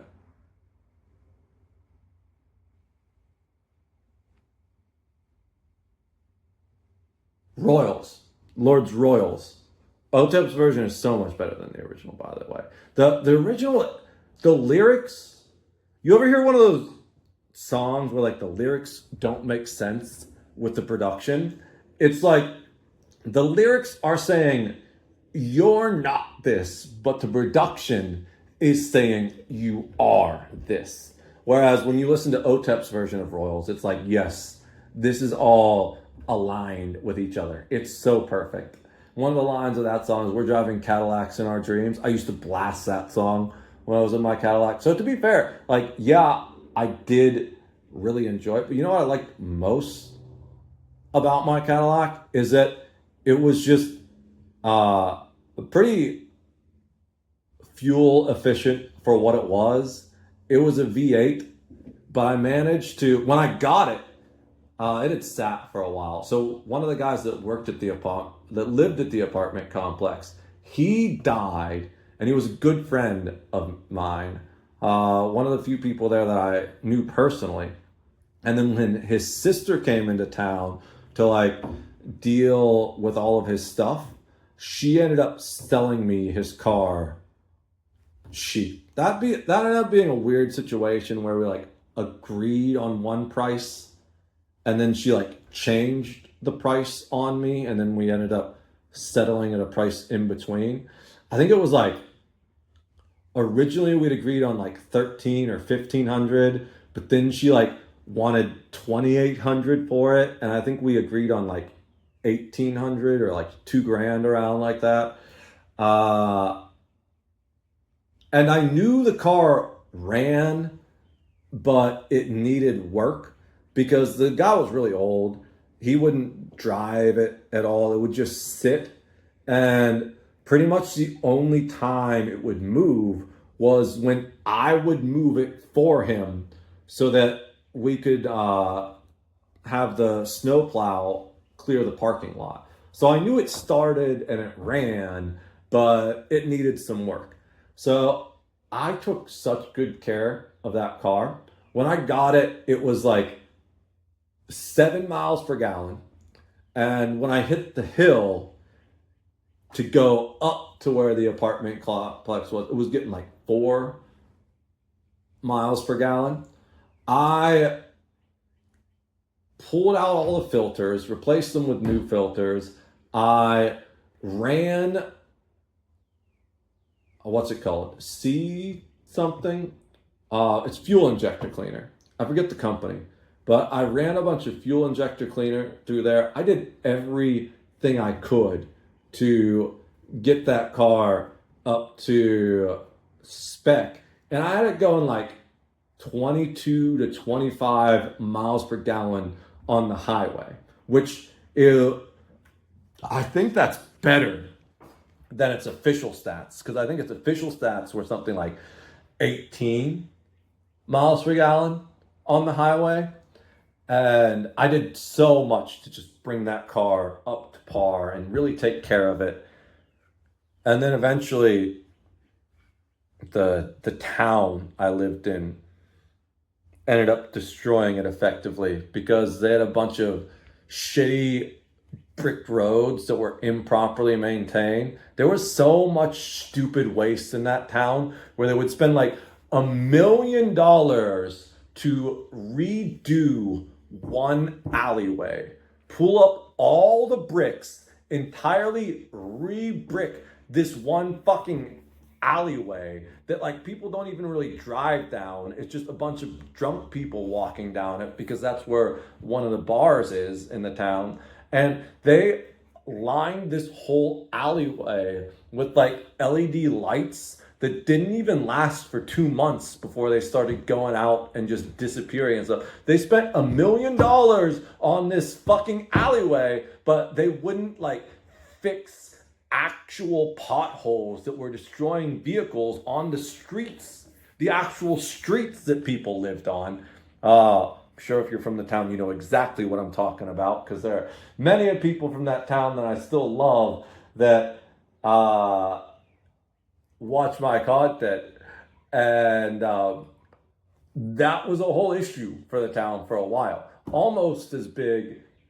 Personally, I feel like it was a bigger issue than the park, but the park became a really, really big issue when they started the new park, the waterfront park. And maybe I shouldn't say that because you maybe can Google it and find that, but whatever, it's out there. It's no secret for what town I'm talking about. It's just, we'll say it's an open secret. I'm not going to mention the town because, like I said, I don't burn bridges that don't need to be burnt. But at the same time, I'm going to say what I believe needs to be said. They wasted like $1 million, I think. I don't even know if that's the actual number. That's just the number that went around. Basically, on this one fucking alleyway. And meanwhile, there's like main streets that had potholes and spare bricks. Because if you don't know anything about brick roads, they tend to sag a lot unless the Romans built them. Like Romans built brick roads that haven't moved over centuries, but like this, and now to be fair, this is one of the older towns in Pittsburgh. It's like easily a century old, if not close to two. So absolutely fair that there's been a lot of settling in the brick roads, but the thing that really pissed me off is just the insane mismanagement and misappropriation of funds. What would happen is, in addition to just random bricks popping out and like sticking out and stuff, these roads, over time, these brick roads, they settle in kind of like a reverse bell curve. Whereas the area where the tires of the cars sit, because of the uneven weight distribution, will press the bricks down in that area, whereas in the center and the sides it doesn't get pressed down as much. So you have like this weird reverse, what's that thing called? It's not a parentheses. You know what I'm talking about, though. I forget. I don't know what it's called right now. I used to obsess over grammar way too much as a kid. Yes, I went through a grammar Nazi phase in high school. I'm sorry. So, but I absolutely still use the Oxford comma. Like, fuck all you weirdos that are anti-Oxford comma. That thing's absolutely necessary for appropriate understanding in a lot of situations. But I like let 90% of the other stuff go. That's like one of the one hills I die on. As far as grammar till these days. But like it's weird now because I'm thinking there's the engineering part of my brain that's thinking how to solve this problem of the bricks subsiding. But it's like literally it boils down to laziness and money as to why they didn't, because they'd rather spend this money on something else than actually going back into the things the community actually wants and needs. Eventually, one of those fucked up brick roads took out my catalytic converter on that car. And I had no way to like physically prove it. So at that point, I'd been through multiple different jobs and I was kind of in a rough spot in my life. I think it was between jobs, and I didn't have the $2,000 or whatever it was to replace that catalytic converter so I could get my car fixed, and I had to just sell it. And that was heartbreaking for me. I miss that car so much. But it's not like in a materialism way. Because like in the grand scheme of things, a car is a car. The reason I miss it is because it was somewhat personified for me. I named it Pearl because the guy who'd sold it to me, or the guy whose sister sold it to me, his name was Mr. Pearl. and it had like this white pearlescent finish on it. Not like full pearlescent, but it was like the default Cadillac white, where it's like you can, when the sun hits it, sometimes you're like, okay, yeah, that's it's a little bit glittery. God, that car was beautiful. I miss it so much. And the main reason, like, I felt so invested in it was because I'd literally put so much work into it, where it was like I felt like I had a kind of, not like actual relationship because it's an inanimate object, but at the same time, I believe in the theory of universal consciousness. So I believe that all matter at some level has some type of consciousness. But I felt like me and the car were on the same team because, like, I put all this work in to bring it back to good health and to keep it healthy, and it put all this work in to keep me safe, to get me going where I needed to go. I was living in a different town at that point, so but I was still working in that town, so that car got me to work. But it also got me to all the fire calls. I was still a full-time firefighter at that point. That was like the last point where I was really doing full-time, because after the car broke down and everything started falling apart and like the town itself kind of turned on me, that was when everything went downhill. So that car literally like carried me to help me save other people's lives, right? So we're on the same team. That's the primary reason it really, really got to me. So I don't really care about having any of those status symbols, right? I have absolutely no problem like showing up in a beater, and the car I had after that 2001 Cadillac DeVille was a 95 Toyota Camry wagon. So like literally, and I loved that car almost as much as I loved the Cadillac. There were just two things that really bugged me about it. One was me, really. It was just there were lots more little issues with it because I got that car as a project car. And again, that was supposed to be the car that I used to put my life back together, right? Coming out of that really dark phase.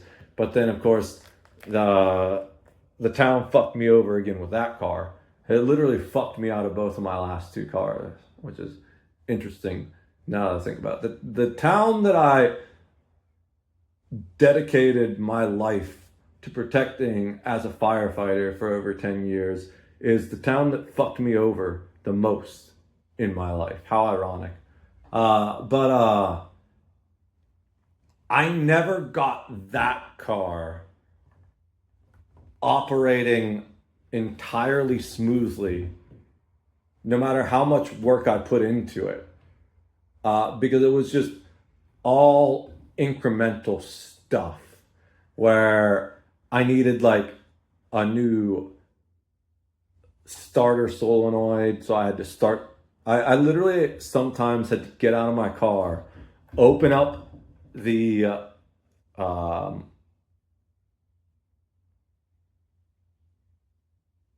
hood and beat on it with a hammer to get it started. Like, and because I never really got that car fully, perfectly functional where it would just run, which was always a limitation of my money. Well, I wouldn't even say it was my money issues because I literally paid someone to do the work. They just fucking stole the money from me, right? But I guess it was like a secondary thing of the money issues. That's another thing I spent hours talking about in that 5-hour long video. was the whole thing of me trusting a close friend and them just stealing the money, literally kicking me when I was down, when it was like the worst situation of my life, and basically stealing the last $2,000 I had that I spent on the car to get it fixed so I could use the car to get a job, and then just disappearing with that money. But so it was just like literally everyone in my life was kicking me while I was down at that point. Not even the town itself, just people I knew from outside of the town as well, because he lived in another town that was like 30 minutes away. But and the other aspect that I didn't like about the car was such a random thing. It was the lack of foot space. There was so much foot space in the Cadillac that I never had a problem with that. But when I was driving the Camry with boots on, sometimes I felt like there wasn't enough room to move my feet, and it would get really frustrating. And eventually I wanted to see if there was a way to like gut that underneath area and make more room so I wouldn't like bump my feet up against shit.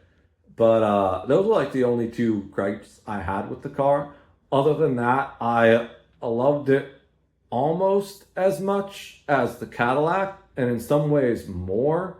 It was a V6, so it didn't have anywhere near as much power, but it had better gas mileage. I think I was getting near 30 miles per gallon on it, 25, maybe about 25, because again, it was an older engine, but smaller engine, less weight to move. The wagon was lighter than that Cadillac was, but it was nice because the things I loved about it was it had more cargo space, and because it was a beater vehicle, one, it was less expensive to maintain. Cadillacs in general are just a pain to work on, and I say that as someone who actually worked on it. Now, there are some places that will totally see you coming in with like a Cadillac or any type of luxury car and just be like, oh, I'm going to charge this guy an extra $200 for everything. But it wasn't even that for most situations, because I knew the places I knew the people at the places I would go to back then, the shops, and they would let me slide on some shit. Like one year, I needed a ball bearing and a sway bar replaced in the Cadillac to pass inspection. But the guy was like, you know what? We did everything but the ball bearing and the sway bar. But like, because the rest of the stuff, I think there was some electrical work and some welding things that needed to be done. So like, it wasn't a cheap inspection, but the guy was like, "What? We can let you slide, but like, if it was like, just be quiet about the sway bar and come back and get it in a couple months, or like if you bring it back next year and it's still not done, we'll do it next year." I was like, okay, yeah, cool.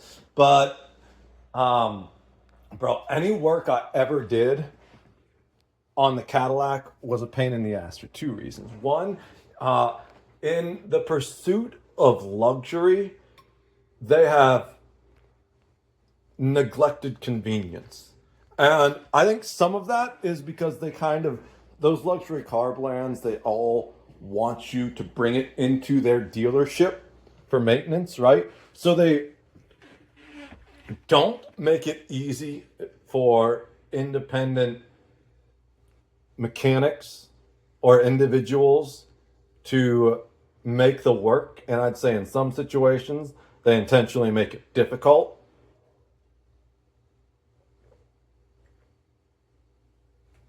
Like certain things that could be done on another vehicle just casually, with like opening the hood or maybe just getting underneath,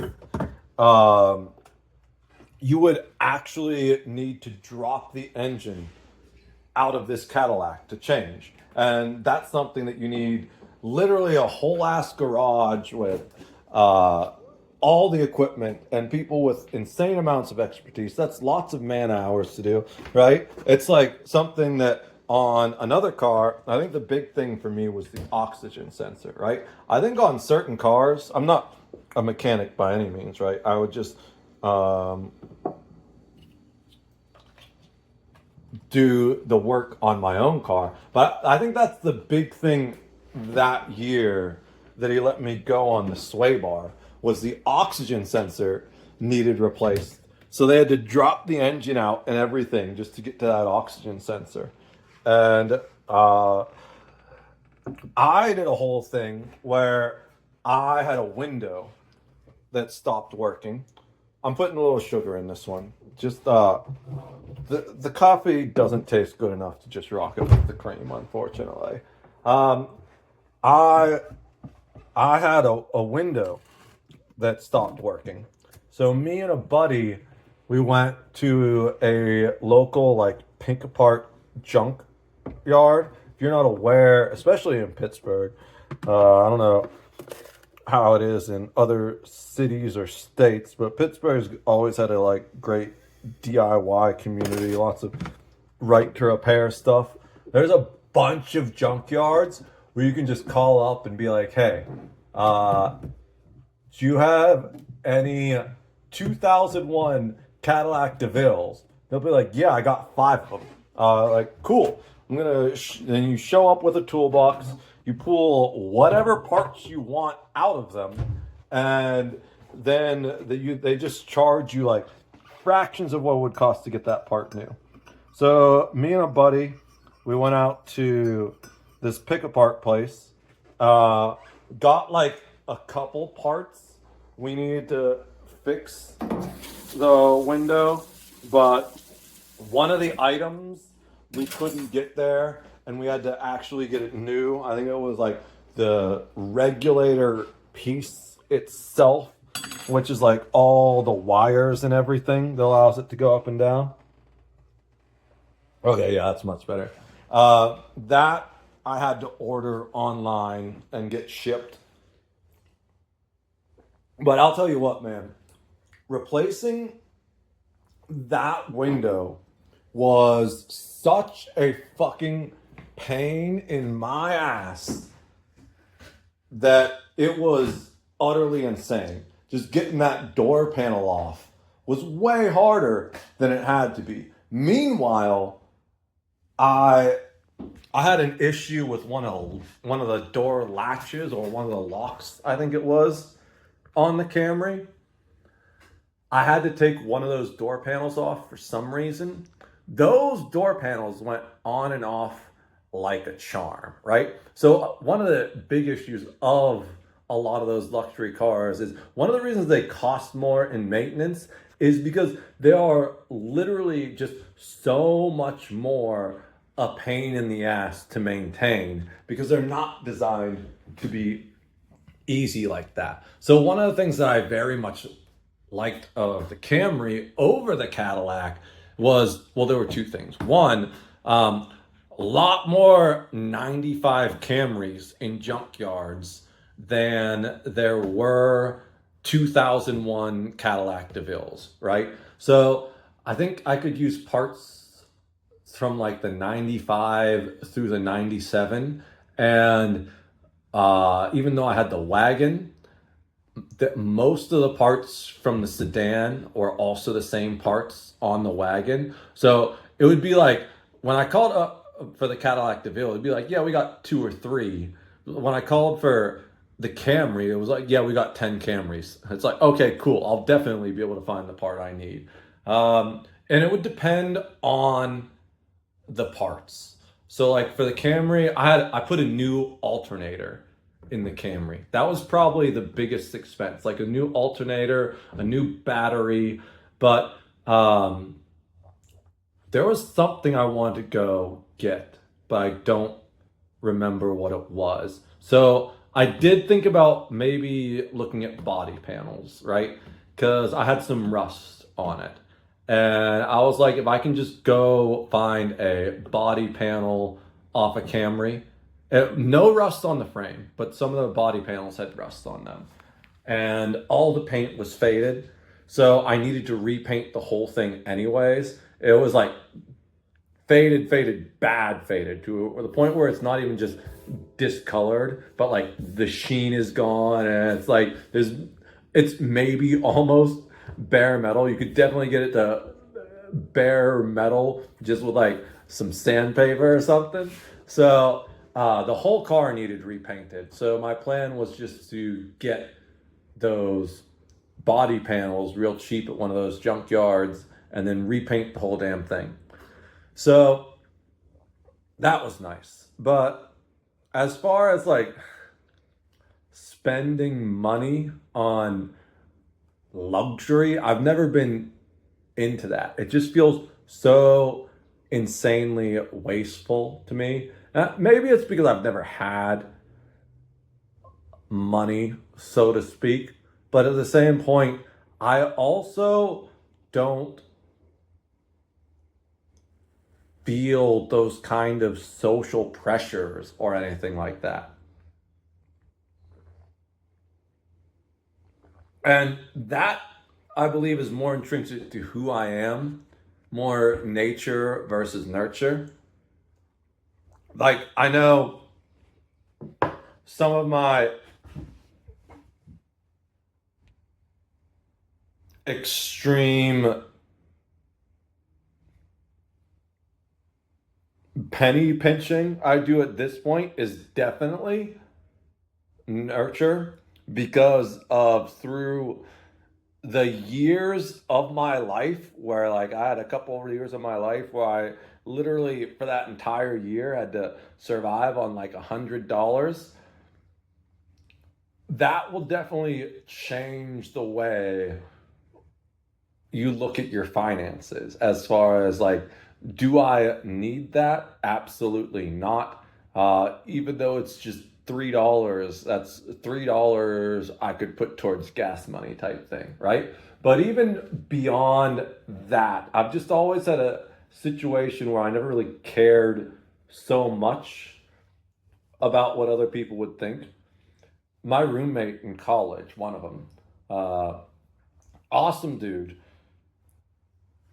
intellectual like myself, but whereas I was more right leaning back then, he was more left leaning. I was like a hardcore libertarian.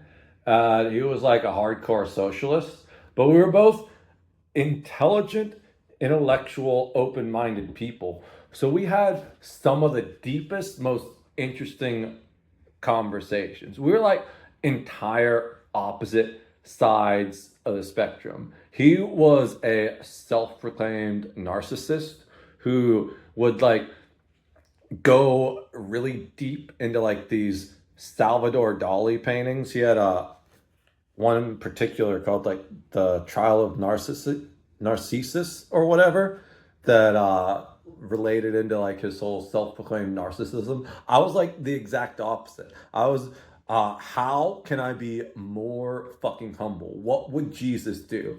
So we had all these insane, deep philosophical conversations. Absolutely, I love the dude. One of my favorite people in the world. I gotta check in on him, see how he's doing. All my college roommates were great, to be honest. Even the bad college roommates, which I had two that I were kind of like meh about.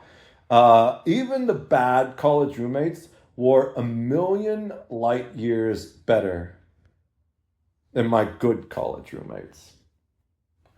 I mean, were a million light years better than the roommates I had post college. The roommates I had post college ruined me on roommates forever. Never again. I don't want another fucking roommate in my life unless it's the woman I'm building a life with or something like that, you know? Or maybe like I could potentially be open to doing like some kind of content creation house or something like that, but it would need to be in a situation of where it's like we each have our own area really, and we have more defined, and the common areas are like a defined, well, everyone knows what's expected of them type thing. Because lots of issues with roommates. The worst issue we had with the college roommates was arguing over dishes. So the one, so the roommate I'm talking about, the one bad roommate I had that I was talking about had him before I moved in with the other roommate as a good friend that we're gonna get back to in a second. Um, and sophomore year, I moved in with this friend that I'm talking about now. With he was on the cross country team. He was a captain on the cross country team, and the other captain on the cross country team. Me and the two captains on the cross country team got an apartment together in like the on campus apartment building. Both great roommates. Um, it was really ironic because they were like the cross country captains. And I was literally like one of the worst people on the cross country team. I just thought it was hilarious that like you have the captains and the worst cross country runner living in the same apartment together. Fucking hilarious. Both good roommates though. The one guy that we didn't move into the next place with, there were a few weird issues with. Like, our toilet kept clogging because he would flush his condoms down it and didn't realize that was causing the problem until like the fifth time we had the maintenance guy come to unclog our toilet. But like, it was just weird little bullshit like that. It wasn't anything that I had any really serious negative issues with. You know, he was really respectful, cleaned up after himself, all that stuff. The one bad roommate I had in college was before I started living with those guys my freshman year. He wasn't even a bad roommate per se. He was just like, he wouldn't really respect my things, respect my area a little bit. You know, there were boundaries issues was the primary thing. And he ended up disappearing halfway through the semester. So I like had this weird thing where I was like worried, but also thankful. I freshman year, I didn't manage to get in the freshman dorm, which I was really pissed about. They actually put me in an upperclassman dorm. But then I was in that other upperclassman dorm with two other freshmen, both of who left. One of them just disappeared. The other one transferred to another college. So I essentially had this triple, which I was the only room on that floor that had our own bathroom. Everyone else had a shared bathroom. And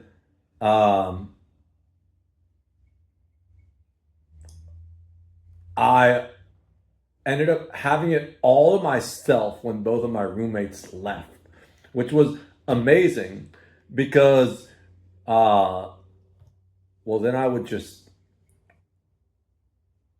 smoke weed in the bathroom and open up the window and like turn on the shower, squirt a little shampoo in there, really hot. No one fucking knew at any point ever. I also, if I ever had alcohol, I would put it in the tank of the toilet.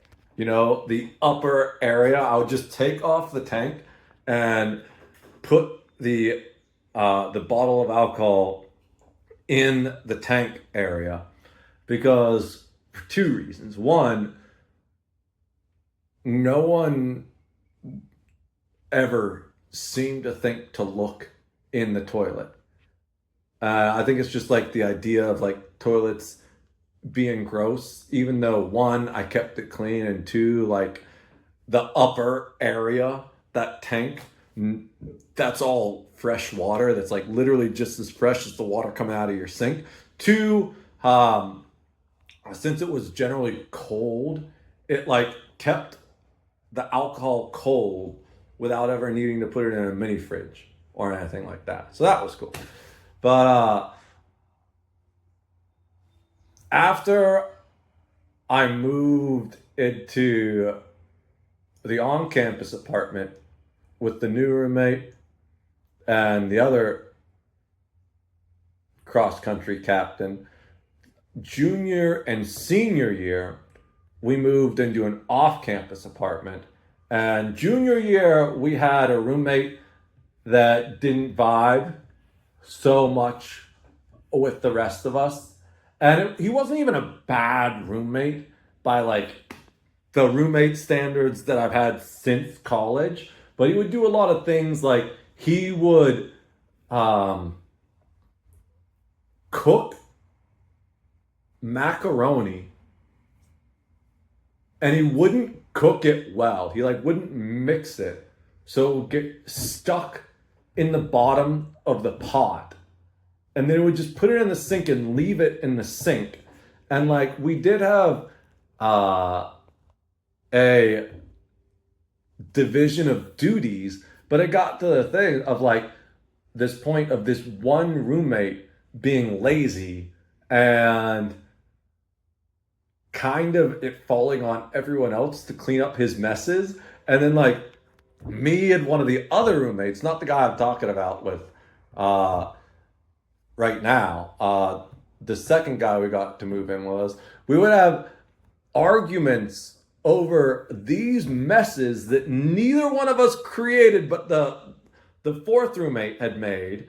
So eventually that guy left though, and we got a different fourth roommate in. And that guy, absolutely cool. Now, to be fair, I did have some issues with the roommates senior year, but that was entirely me because I was depressed and my life was falling apart and they didn't understand.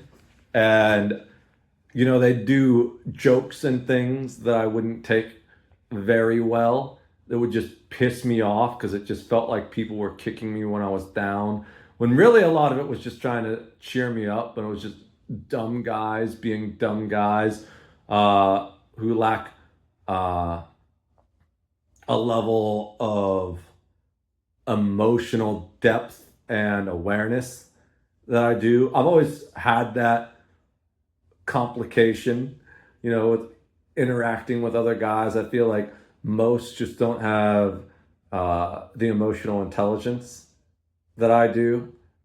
I definitely am not as emotionally sensitive as the vast majority of women, but I'm more emotionally sensitive than the vast majority of men. So it puts me in this like weird in between area where I can like relate to both sides, but neither side really relates to me usually. But that's a random tangent. So anyways, why was I talking about this roommate to begin with? Oh, damn, I don't even remember. See, we're just ranting and rambling. The sun's coming up. Now it's like above the trees. So it's giving weird shadows and stuff because it's hitting the top of the porch. Okay, so let's reset. I was talking about how I don't really feel. Oh, yeah. So this roommate, he was a psychology major. The good roommate, one of the three good roommates. The one that I had as a roommate, and I actually met this guy. He was the first guy really I met at college. We met during like the sex awareness talk they give you during orientation. And we randomly got stuck next to each other. Just no idea who the other one was. But we were just making jokes the entire time. The thing that I remember that we like lost our shit over is at one point during the demonstration, they were like, pulled out a latex glove or something, and they were like, "This is a glove for fisting." And it was like me, him, and his girlfriend sitting next to each other. We were just making ridiculous jokes the whole time. Eventually, joined the cross country team. He was on the cross country team. Then, sophomore year, got that apartment together. And then, junior year, got that off campus apartment together with another cross country guy. And then, two other dudes we'd known. And then, senior year, that one guy swapped out and we got a better guy in.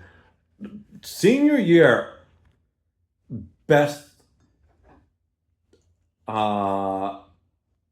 roommates I've ever had in my life. I feel like even as depressed and like ineffective as a person I was during my senior year, the four of us still got along really well, even though I was probably the weak link in that specific setup, you know? It was just because all the other bullshit I was going through that I didn't have anyone to talk about or relate to. But the whole point of this is I've always had no cares or qualms really about like what society or people as a whole thought about me. So the whole idea of doing things for money or fame or prestige just so other people will see it, that doesn't matter to me. I don't want a Maserati so people will be, oh, look, that guy has a Maserati. He's so cool. I want a Maserati so I can have a weekend where I take it out to a track and I just fucking feast on adrenaline, you know? That's why I want that shit. It's all like pragmatic for me. And he recognized that in me long before I ever did, because he was a psychology major. So it makes sense. But he was exactly the opposite, right? In many of the same ways where, like, I was libertarian and he was a socialist. I was very faith-based and he was either agnostic or atheist. He was the one that taught me the difference between being agnostic and atheist. I don't remember which one specifically he defines himself as, but one of the whole things was we had that whole conversation. I learned so much from this dude about life, right? I was this, what would Jesus do type. He was like self-proclaimed narcissist. I'm fucking awesome. I don't care. But I also had no care about what society thought at all, where like a lot of it partially because of his narcissistic personality, I believe. There's like different types of narcissists, and I don't really even see him as a narcissist because I've known a lot of narcissists in my life. If he was anything, I think there's 5 types. I can't remember them all right now. He was maybe a social narcissist where it's like,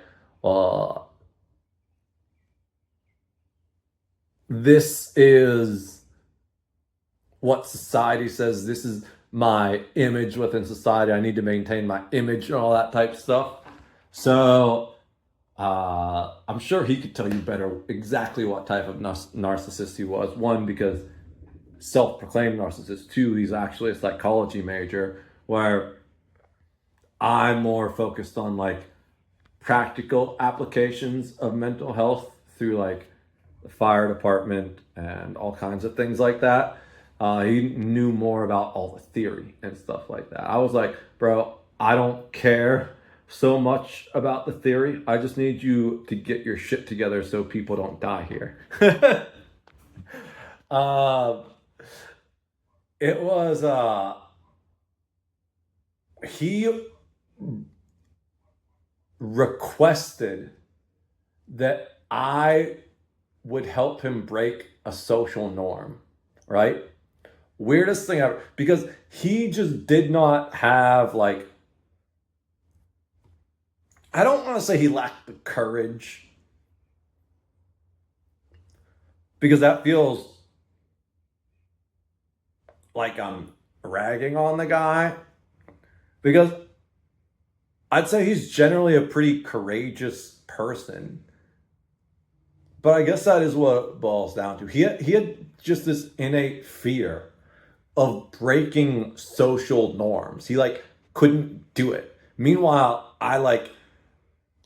if there's any area where I'm like very on the spectrum, there's two of them. It's like I will do the autistic video game shit, you know? I remember when I was younger, I had a youth group teacher, a youth group leader, who also was eventually my guitar teacher. And I didn't really know this like until I started doing the guitar stuff. She had a child with Asperger's syndrome, and he'd go over and it was just like full uh on fully on display, where it's like the dude would get so into Lego Star Wars that the world outside of the video game did not exist, right? And uh, I I will absolutely 100% in moments where I'm emotionally struggling, go to like that full level of autistic gaming, and I'm not like I don't exist at there at all points like someone with that actual diagnosis will, but I definitely have that potential and that capability within me. It was something that I would watch from the outside that I didn't really understand as a kid, but now as an adult, looking back at it, I fully have that same potential capability. And part of me wonders how much of it is just a trauma response, because I wasn't so much like that as a kid. Like, I definitely had an interest in video games and would lose myself in them, but it didn't become, it was more of like, I'm just interested in the adventure, the story, the art of it. And then eventually it became a form of escapism, which is when I really leaned into the whole I'm going to disappear for 2 weeks and put 200 hours into a video game during that period of time type thing.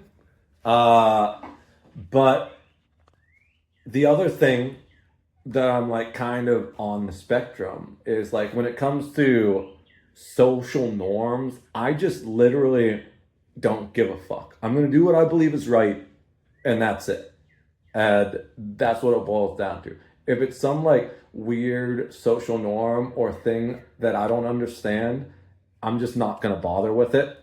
And that overall, just that's probably like my most autistic trait, you know?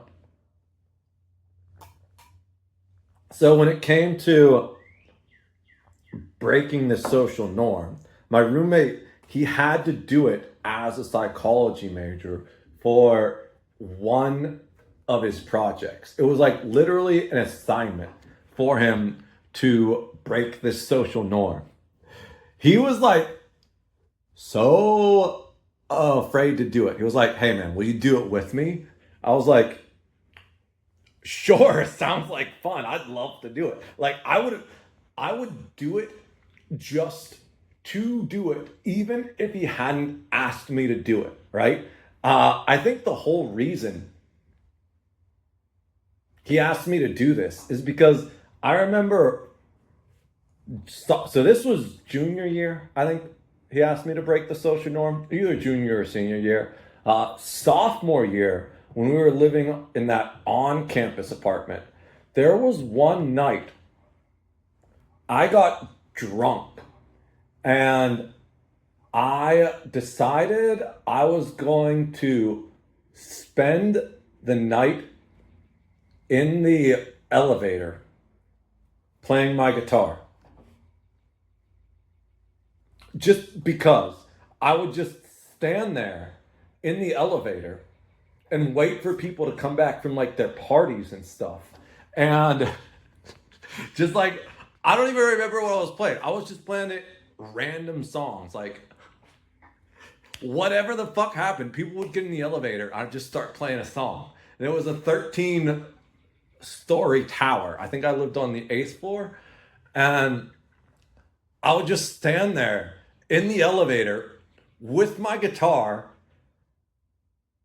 drunkenly playing random songs for drunk people that got on the elevator, which is like the most weird social experiment thing that wasn't even really a social experiment. Just I was drunk and weird and fucking with people, you know? So that my roommate thought that was one of the funniest things ever. And eventually he asked me, at that point, he clearly knew that I had no qualms breaking social norms. And it was fun for me, even in certain respects, especially if I thought it was something stupid. Like one of the things I thought, I love elevators. Just the insane social awkwardness of elevators. You know what my favorite elevators are? Are the ones that like the entire inside of the elevator is legit mirrored. I'm not even talking about the polished steel that is very common. I'm talking about when you get into one of those elevators that the whole thing's just like a fucking mirror. So you can't not make eye contact with some people. And then you watch all these people behind you like desperately doing anything they can avoid to make eye contact with anyone. Bro, I love that shit. It's so much fun to me to be in those situations, right? So he was like, yo, I gotta break a social norm for this project. Will you do it with me? I'm like, bro, do you even really need to ask? He was like, well, no, but like I knew you'd say yes, but let's do it. It was like I didn't even know what it was. I just agreed to do it before he even told me what social norm we were breaking. And it was the funniest shit. You know what he asked me to do, right? He was like, all right, here's my plan. We are going to brush our teeth in the cafeteria. I was like, oh, fuck yeah, I'm so in. I never ever would have come up with that idea on myself. It is so fucking insanely awkward and cringe. But I was like, oh yeah, I love that. I'm so in. So what we did was we each brought a toothpaste. I think we brought one thing of toothpaste. We each brought a toothbrush, and then I think we just went and got water using like the cup from the water dispenser. But we sat like literally in the most central open table of the cafeteria we could. We fucking sat down, just brushed our teeth, like spit into these cups of water we had, and then we went and got lunch, right? One of the funniest things I've ever done. And it's like, just because I have that mentality, I really don't care about all of this. One, just as this materialism, this like showing off wealth, any of that type of stuff to begin with.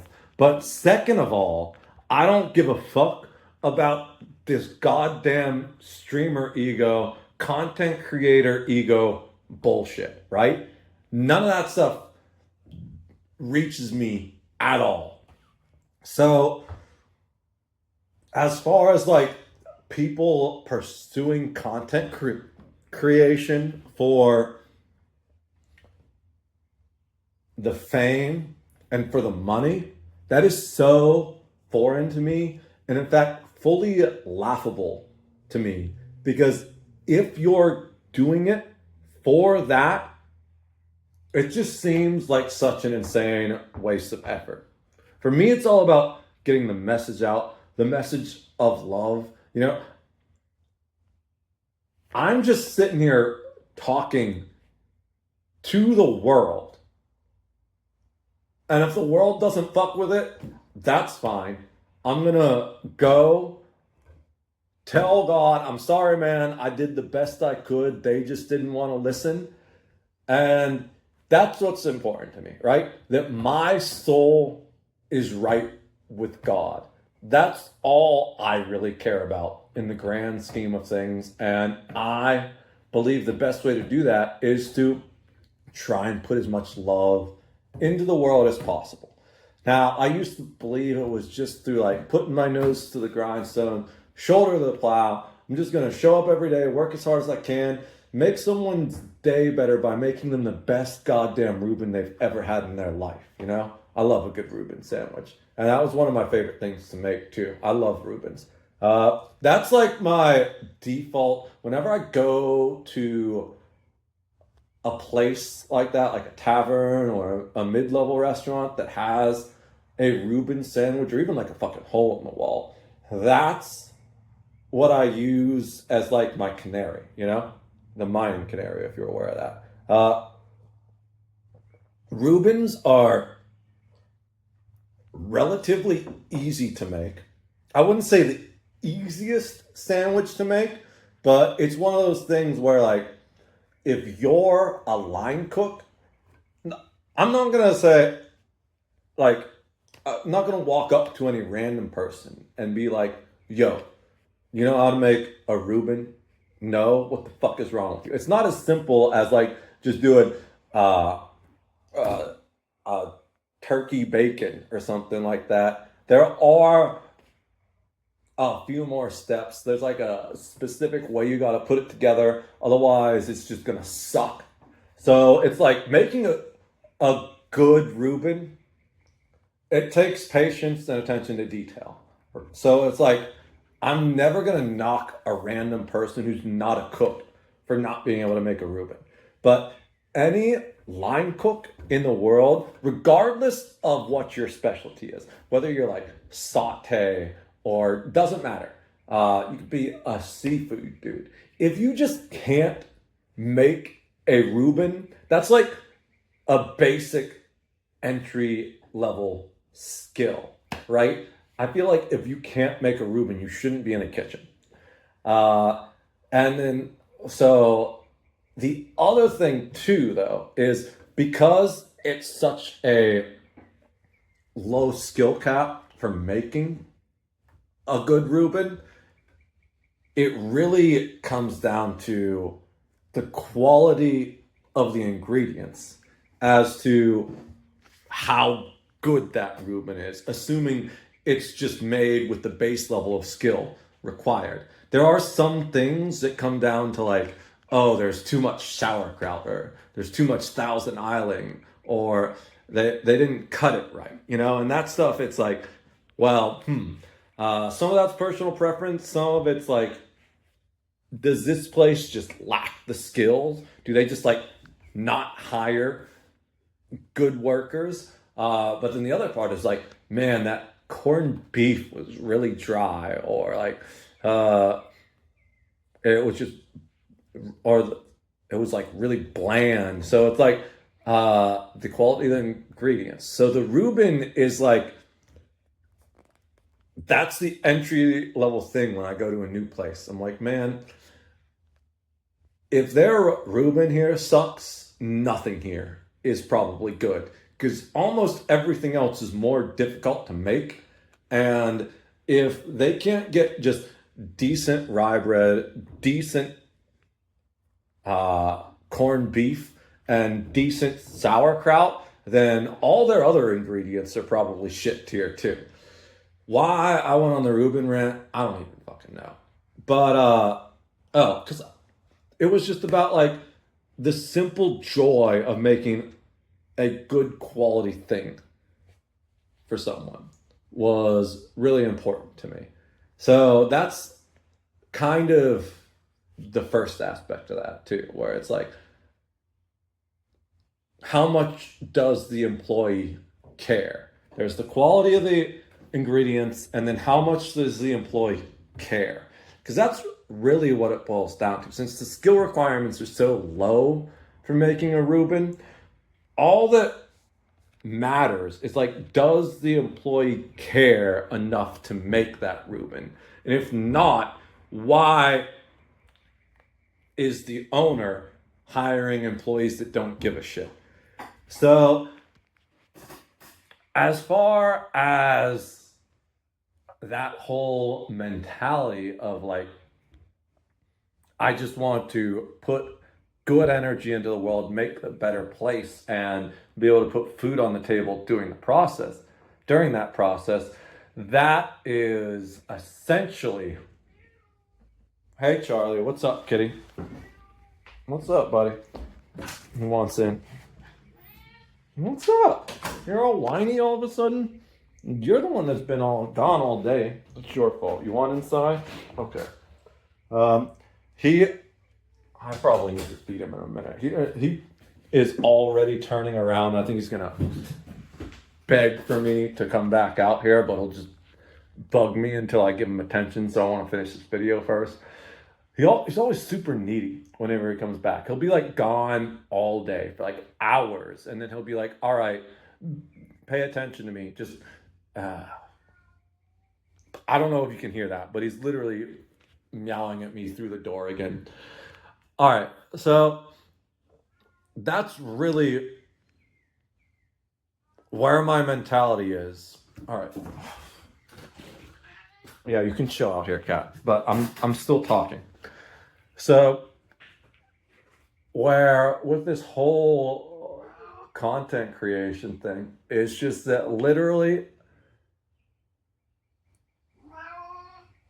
I spent most of my years doing anything but none of that ever made ends meet.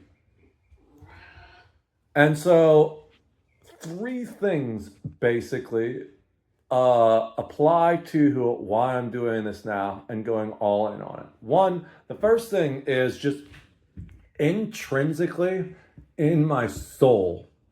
I talked about like the obsession, the perfectionism. I've always been an artist, always been obsessed with music. I've known that at some level, that's what I'm supposed to do. So, stop. Hey, you know you're not supposed to scratch that. See, he knows. All I have to do is tell him, and he knows not to do it. All right.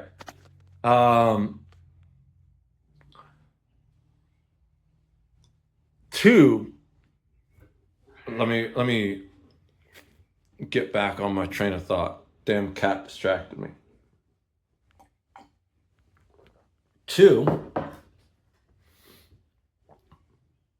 I got so jaded with working for other people and getting constantly taken advantage of, getting thrown under the bus by my own employers, the people that I'd like sacrificed all this energy to help make their dreams come true, only to have them utterly fucking shit on my dreams.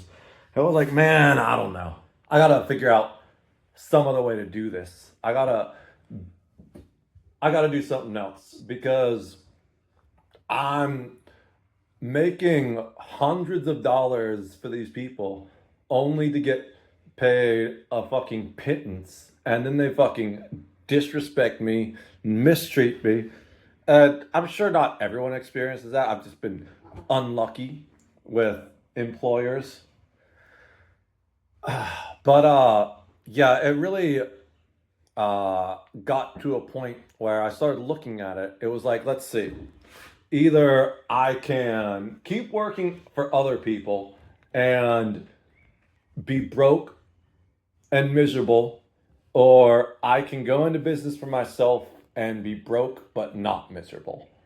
So it's like there's really no choice there, right? If I'm gonna financially struggle either way, regardless of how many overtime hours I pick up, how many times I like cover someone else's shift, however many times I do things that aren't in my job description just because it's good for the company, good for it benefits everyone. And I'm still just going to get fucked over doing that, well, then I should probably just go into business for myself because financially I'll be almost exactly in the same situation, but my mental health will be infinitely better. And hopefully, having infinitely better mental health will lead me to a better financial health situation. He's just begging for attention right now. He's sitting on the back of the chair, nudging my arm. I told you, whenever he goes away, he always comes back in and he's just like super needy, begging for attention. Right? Yes, I'm talking about you, Charlie.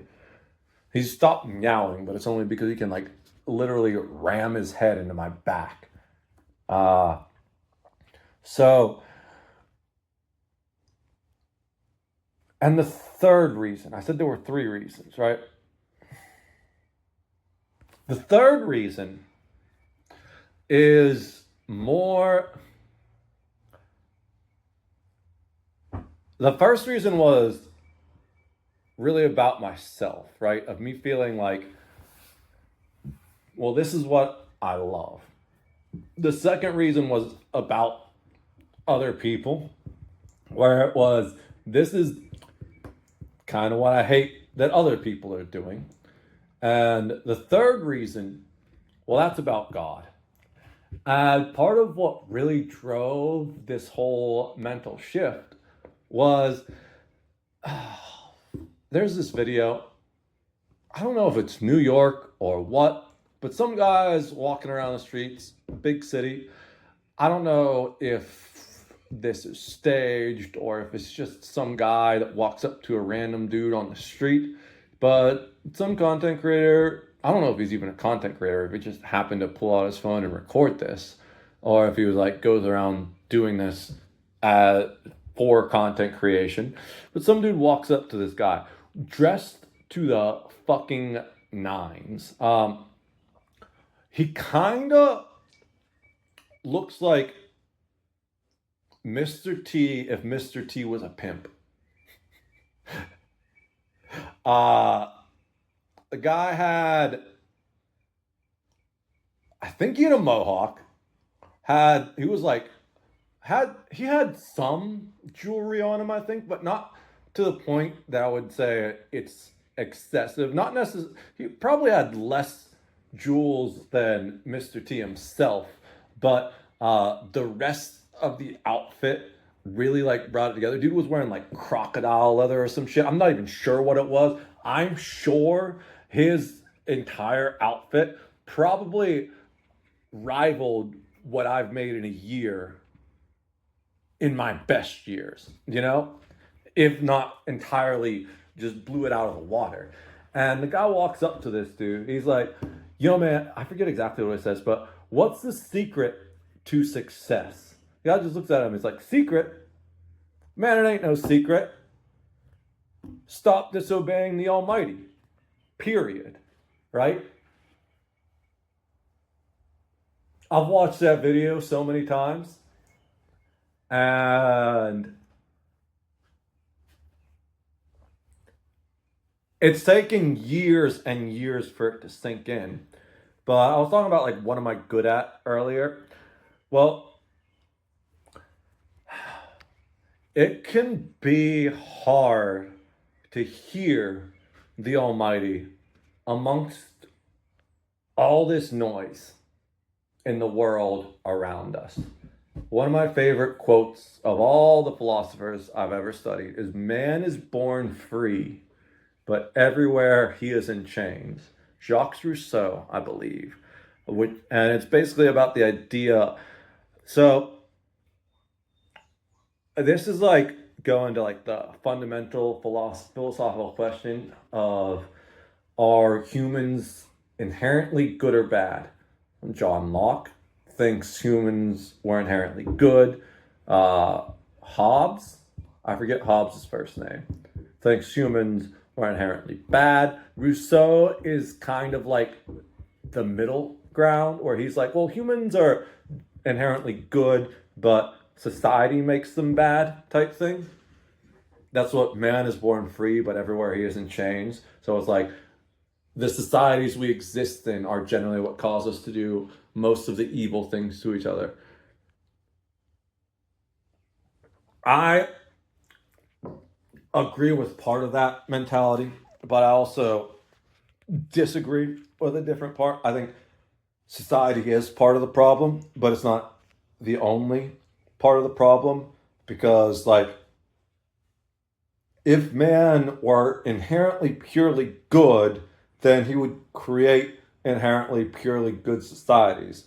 But that's not what happens. So, uh, my personal view is that most people are entirely fucking irrelevant. Like, probably 90%, 80 to 90%, we'll say 80% just to make the math simple. 80% of people in the world are entirely fucking irrelevant. They're just NPCs.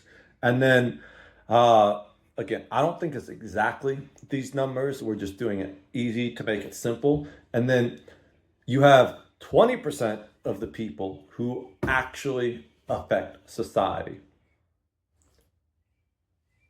10% of them are inherently evil, 10% of them are inherently good, right? And then that 80% of people in the middle just follow whoever has the most power between those good or evil people. And for so many years, historically, throughout society, all of human history, evil has managed to maintain a grip with way too much power. So when we get closer to the estimates, I feel like it's probably closer to like 15% evil, 5% good, or something like that. Just because uh, good definitely seems to be outnumbered in this world, at least these days.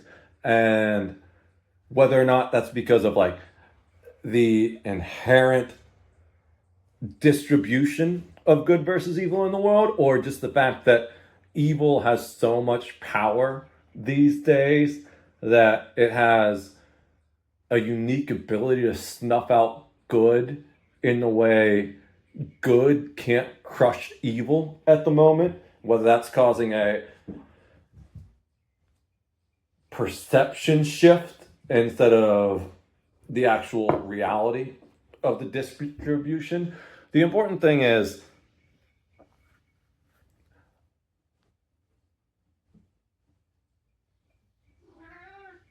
when I sit down and look at, no, he's thinking about getting up on the table now. He knows he's not supposed to do that either.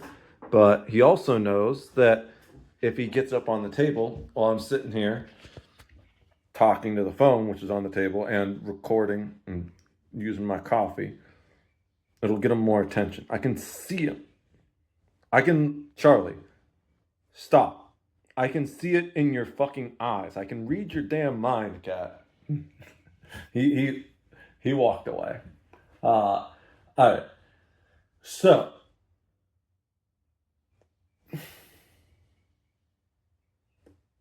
the cat's so good at distracting me. What it boils down to is I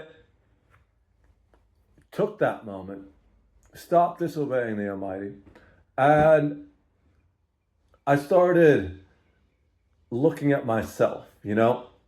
I got rid of all the pressures of society. The whole thing of like, oh, You got to go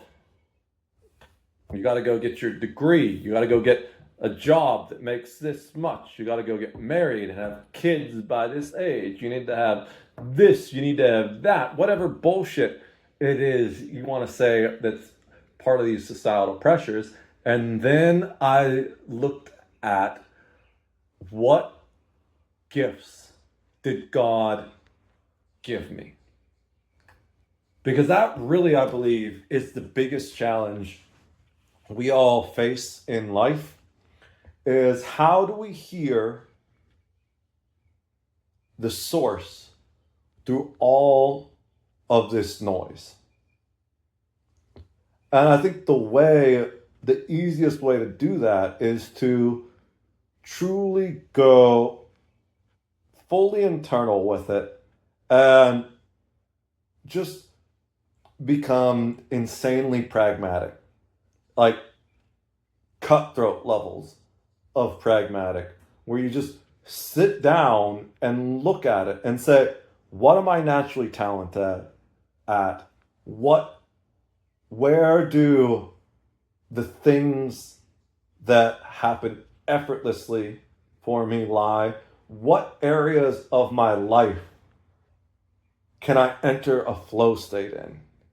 I feel like that's really the most important thing. And it's crazy because looking back at the landscaping and all that stuff, the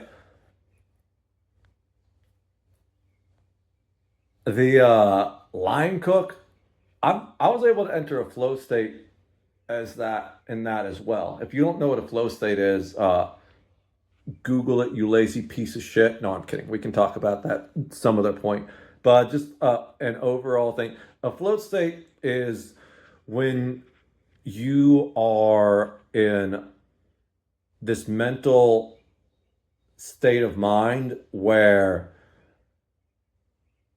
things just are happening automatically, where you don't even need to think about them. And it's just, you kind of, it almost gives you like a little high that you can't get anywhere else. And it's like you'll just go through and you'll look up at the clock and it's just like, oh fuck, man, I just like crushed the Russ. It was like 2 to 3 hours of straight cooking burgers and fries, and like it felt like 30 minutes. And it felt so good, right? That's a flow state. Or it's like you're done, you look at the yard, you're like, oh shit, I just mulched that whole thing.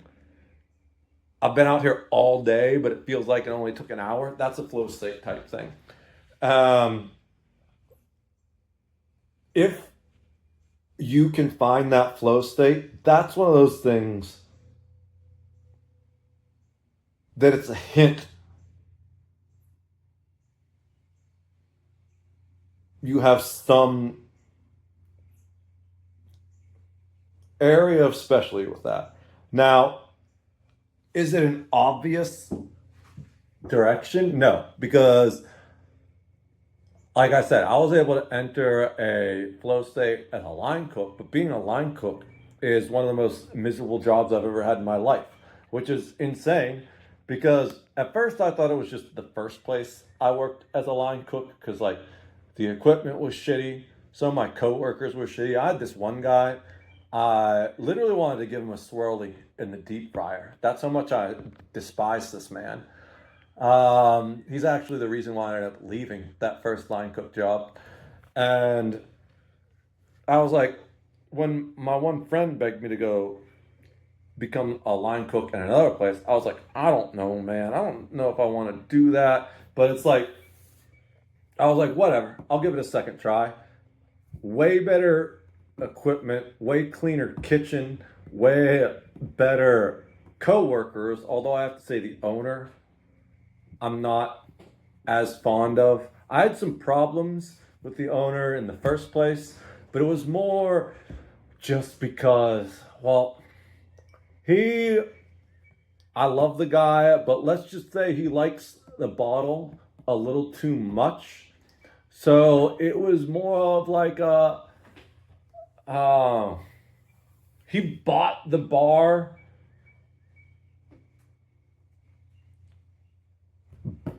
because he's a bar goer more than a bar owner. And so because of that, there was kind of a little disconnect, you know? But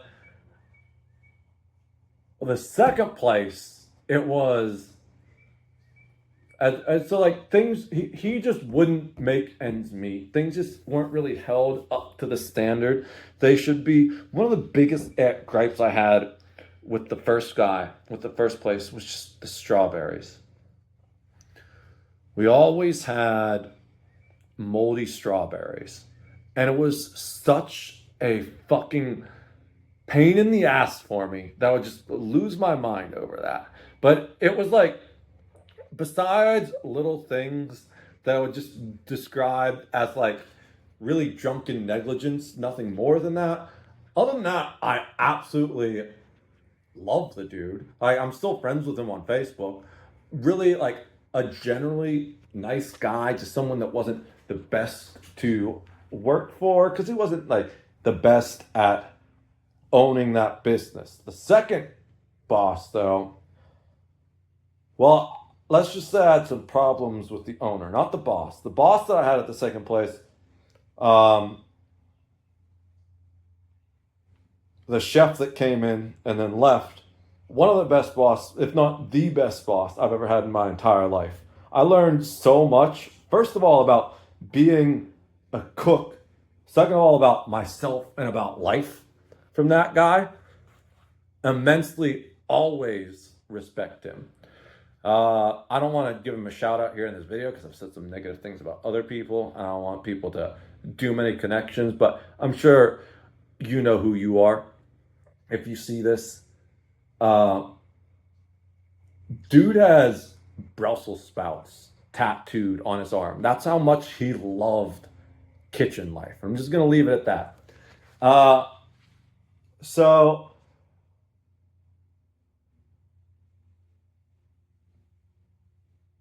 it's important to say that just because you can enter a flow state in a situation doesn't mean that's necessarily what you were meant to do, because I would be so miserable every single day, waking up, going to work, and uh, that it was obvious I wasn't meant for kitchen life, even though I was good at it. And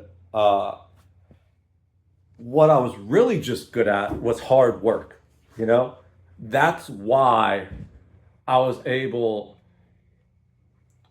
to enter this flow state doing it.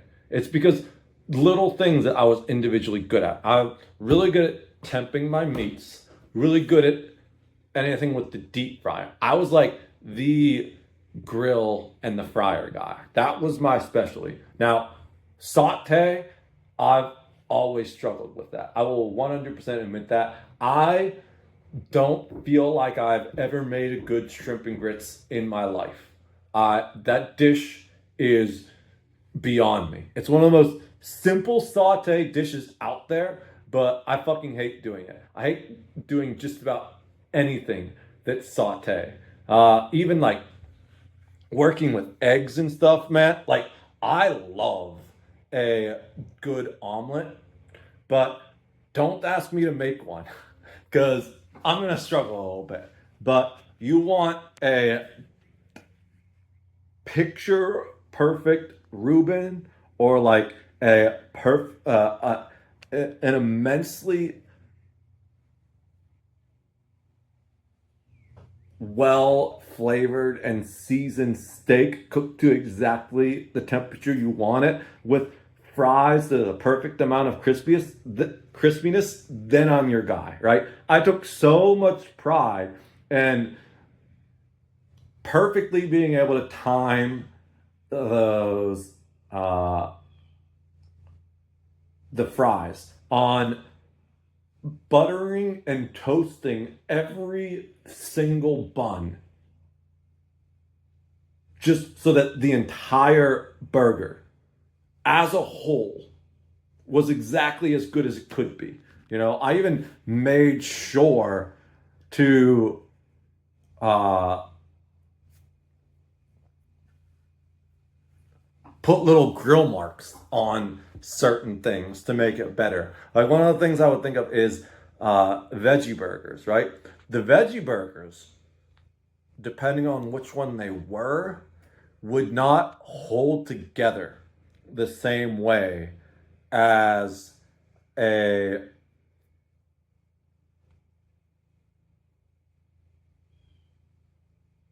um, as a regular burger. So you couldn't cook them on the grill. Otherwise, they would just kind of fall apart and fall into the grill. So you had to cook them on the flat top.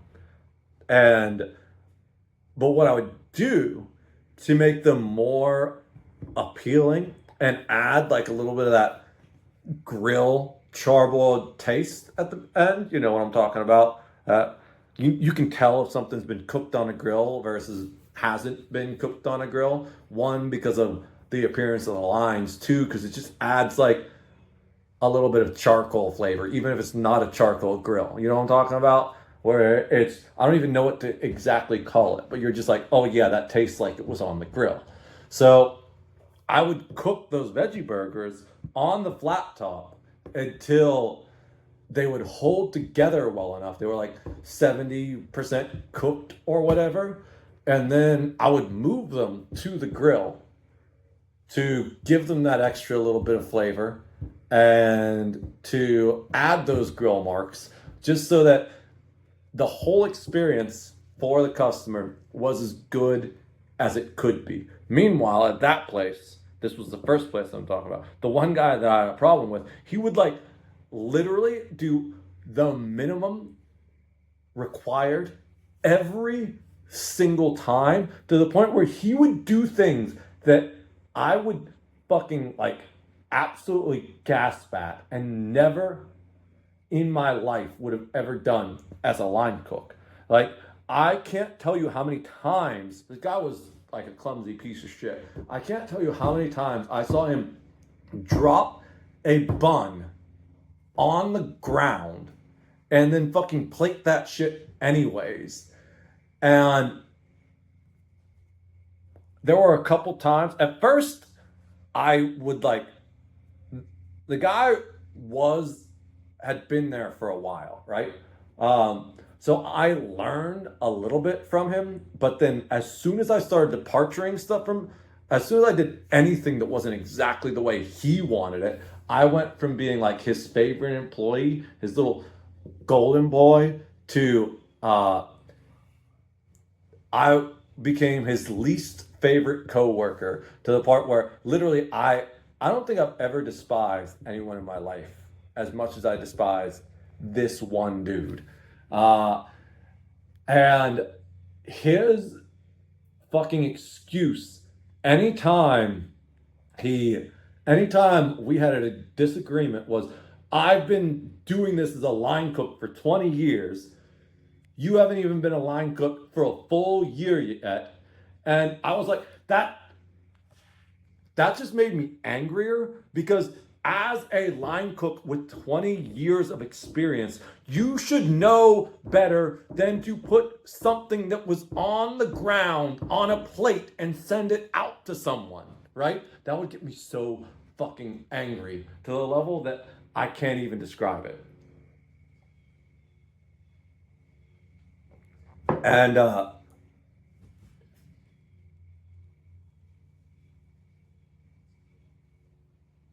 even after I got out of that place, went into the new place, had employees that literally none of them pissed me off to that level at the new place. There was only one that would kind of annoy me slightly, and it was a guy that the new cook brought in, and he wasn't even really a full-time employee there. but he was one of the new cook's friends who would like cover when we were struggling to fill positions, which was all the time because the owner just wouldn't hire good people. And this guy was just lazy as fuck. Apparently, the according to the chef and one of the other chef's friends who I really got along with, good guy, much younger. This guy was kind of like the chef's protege, I feel, in a little ways. Uh, Apparently, the guy that I didn't necessarily get along with there, he was a really good egg guy. They both said he was like one of the best guys at eggs they'd ever seen, which is interesting because I suck at eggs, right? And if you if you doubt that at all, go look at the video where I attempt to make a chocolate chip omelet. It tastes really good, but it does not look pretty at all. I promise you. A chocolate chip and Nutella omelet. It was delicious, but man, it came out more like a mass of scrambled eggs than an actual omelet. So, but this guy, he was so fucking useless sometimes. Like when he did something with the appropriate amount of effort, it would come out fine. But this guy would show up for like an hour or two, say he had a headache or a stomach ache, and then disappear. Meanwhile, I would have like a literal fucking migraine because my sinuses were real bad at this point. Because living in that house that I was living in at the time, there was like black mold and pet stuff that I had no ability to get rid of because of who I was living with. It was just beyond my ability to clean that up. And I like literally wasn't allowed to throw things out there. So I would like I was on a constant stream of Flonase and Sudafed just to be able to breathe. And often I would need to take, what was it that I would get for the migraines when I had them? Eventually I started using THC because that worked way better. But there was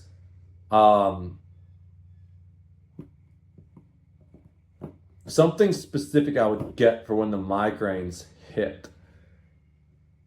I don't even remember what it was, but it was one of those things where if I didn't take Sudafed before I went to sleep at night, I would wake up with a migraine triggered by my sinuses being so blocked I couldn't breathe. And it was one of those things where I would show up and I would, with a migraine, to work, and I would work through it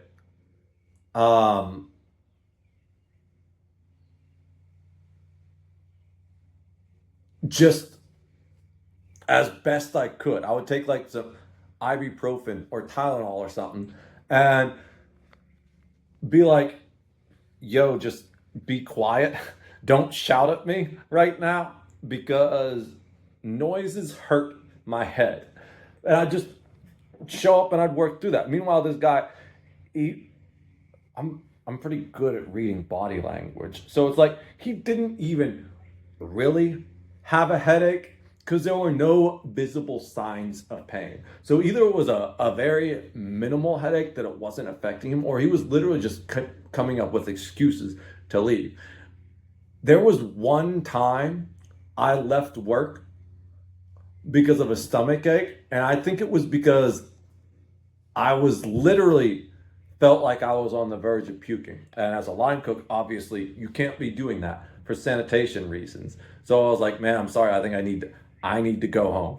And I think that was the only time I ever left that place. Whereas I swear to God, this other guy would leave twice a week, just only work half of his shift. And that wasn't even the part that bothered me the most, because I have to admit I preferred it when he left, right? Because then I'd just be like, oh, finally, I can do this without him messing things up. Because while it would have been nice to have him over there on saute so he could do all those dishes and I didn't have to worry about it, he would do other things. Like, this happened so many times, it would piss me off, right? We'd have like 5 tickets up. I'd be work, which it's not a lot, by the way. These are like slow days that shouldn't even be that stressful. I'd be like working on, there's like 3 burgers on behind me. I'm like maybe working on like a fish and chips or something else, right? And I see him over there, over the grill, just flipping the burgers, right? I'm like, okay, he's standing there flipping the burgers. He's got an eye on them. So I'd be focusing on the other thing. And then he'd just say, hey, these burgers are overdone now. It's like, you were standing there flipping it for 5 minutes. Why didn't you pull it off fucking heat? I thought you were watching it, type of shit. Like, if he hadn't been standing there flipping the burger literally over top of it, watching it, I would have just pulled it off and built it and sent it out. But he literally made the job so much harder because the guy would do things but not actually do them. That was the only employee I really had an issue with at the second place. Everyone else I got along super well with. Whereas the first place, it was kind of like I despise half of these people and I love the other half. Uh, you know? So I was like, all right, maybe it was just the situation. The equipment didn't work. The tiny kitchen that was too small. The shitty coworkers I had, including the worst coworker I'd ever had. I'll go back to this kitchen, give it a second try, and even once we got the new head chef that started making things better, I was just fucking miserable every single day. And the only time when I wasn't miserable as a line cook was when I managed to enter that flow state because we were getting slammed. Usually it was when were getting slammed. That's when I've always been at my best. You know, I work best under pressure. So, I managed to impress a couple of the coworkers, including my friend that got me the job there, with how I would keep my shit together when like people were getting cut and burnt and like things were going off. Well, I would just be like, all right, I'll refire this. You go take care of yourself. Things like that. It just, nothing bothered me, especially because those were actually the times where I most enjoyed working there, when like everything was going, because it wasn't just random bullshit of like stupid drama, right? That's one of the things that happens a lot in kitchens on slow days is the waitresses like to start drama. I'm kind of just taking a dig at front of house there, being a back of house person my whole life. But real shit, besides the one guy that was like the worst coworker I've ever had, I've never really known cooks to start drama. It's usually like the only time I ever lost my shit at that second place was ironically one of the waitresses I got along with best there she was just having a really off day, right? Having a rough day emotionally, I feel like. And for whatever reason, she decided to take it out on me.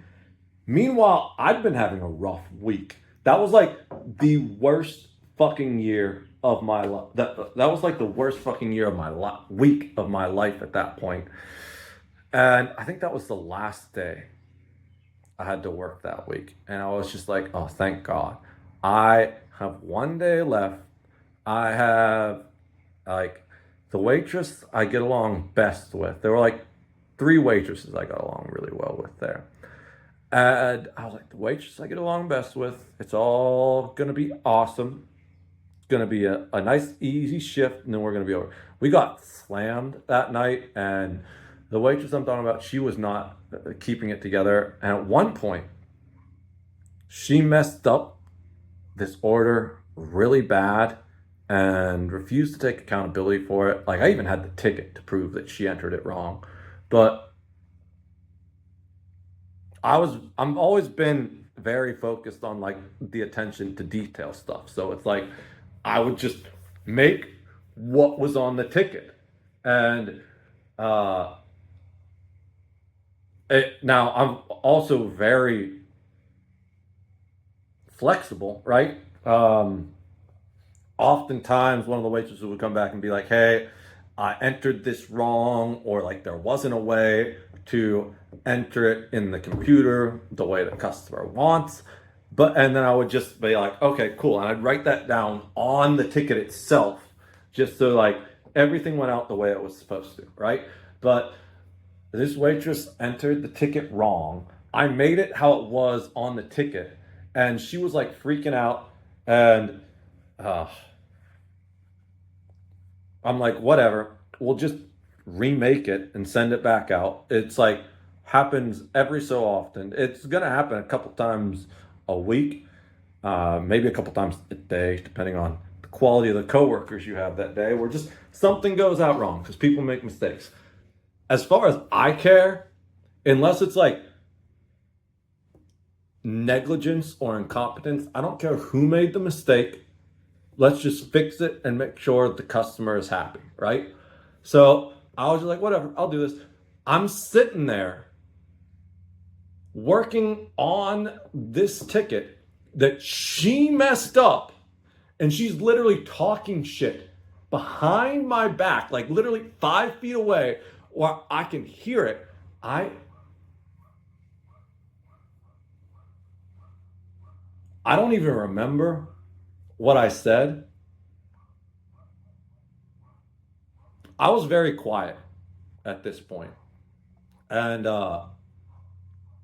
I'm not someone that outwardly shows anger, but if I get very quiet, like suspiciously quiet, it means I'm very, very mad. And I just don't want anyone to catch strays effectively, because I can cut people up with my tongue if I so choose. And she was just sitting there talking shit. And when I was literally bending over backwards to fix something she messed up, she was talking shit on me like I was the one that screwed up the damn ticket. And when I had literally just made it the way she put it into the computer. And that was the only time I ever lost my shit. Um, I ended up saying something back to her. I don't remember exactly what it was. I don't know. She said something about like, um, she was young still, like 19, 20. I think she was in college, and maybe late high school. She was around that between college and high school age, right? And she said something like, "Does he just like won't fucking talk to me like an adult or whatever?" Because at that point, I was so mad, I wasn't saying anything in response to her because she was literally just nagging me about mistakes she made. I was so frustrated, so pissed off. I was like, if I say anything to her, it's going to be mean.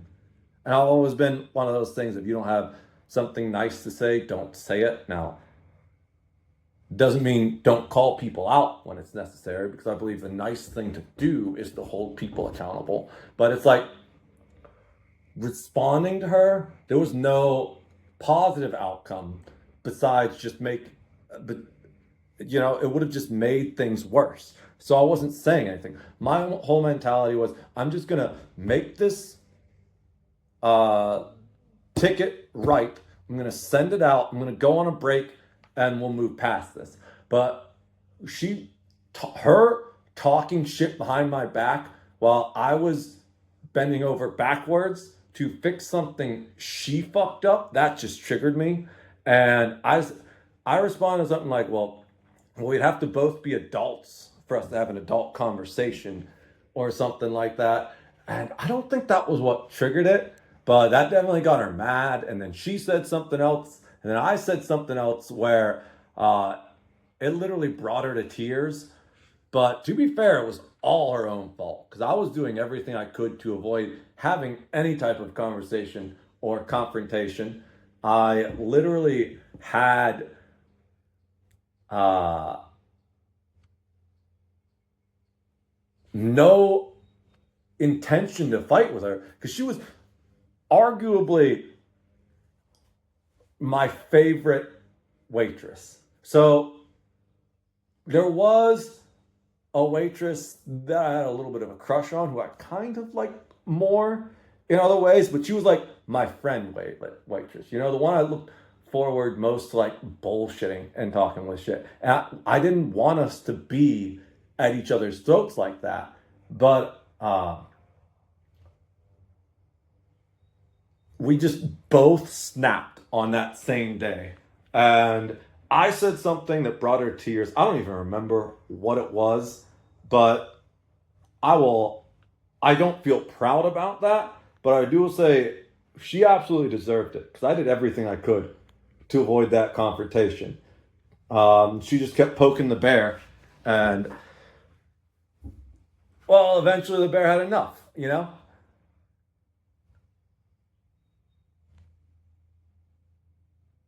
We eventually, things were a little weird between us after that, but we eventually worked out our differences. She's actually one of the only people that I saw after I left there, because the dude that was like the chef's protege, he had a little cookout where it was like at the chef's house, where him and the chef's wife, they just invited people that worked there over to hang out. She was the only waitress that I remember showing up, at least while I was there. By that time, we were totally chill. We'd solved all our issues. As far as I know, we're still friends on Facebook. So it was just like a thing. But honestly, that cookout was one of the most important moments of my life as far as my personal growth, because two things happened. One, it allowed us to get rid of like a lot of the kitchen drama that had happened, just built up over the years, that had nothing to do with any of us as people, but just had to do with that situation.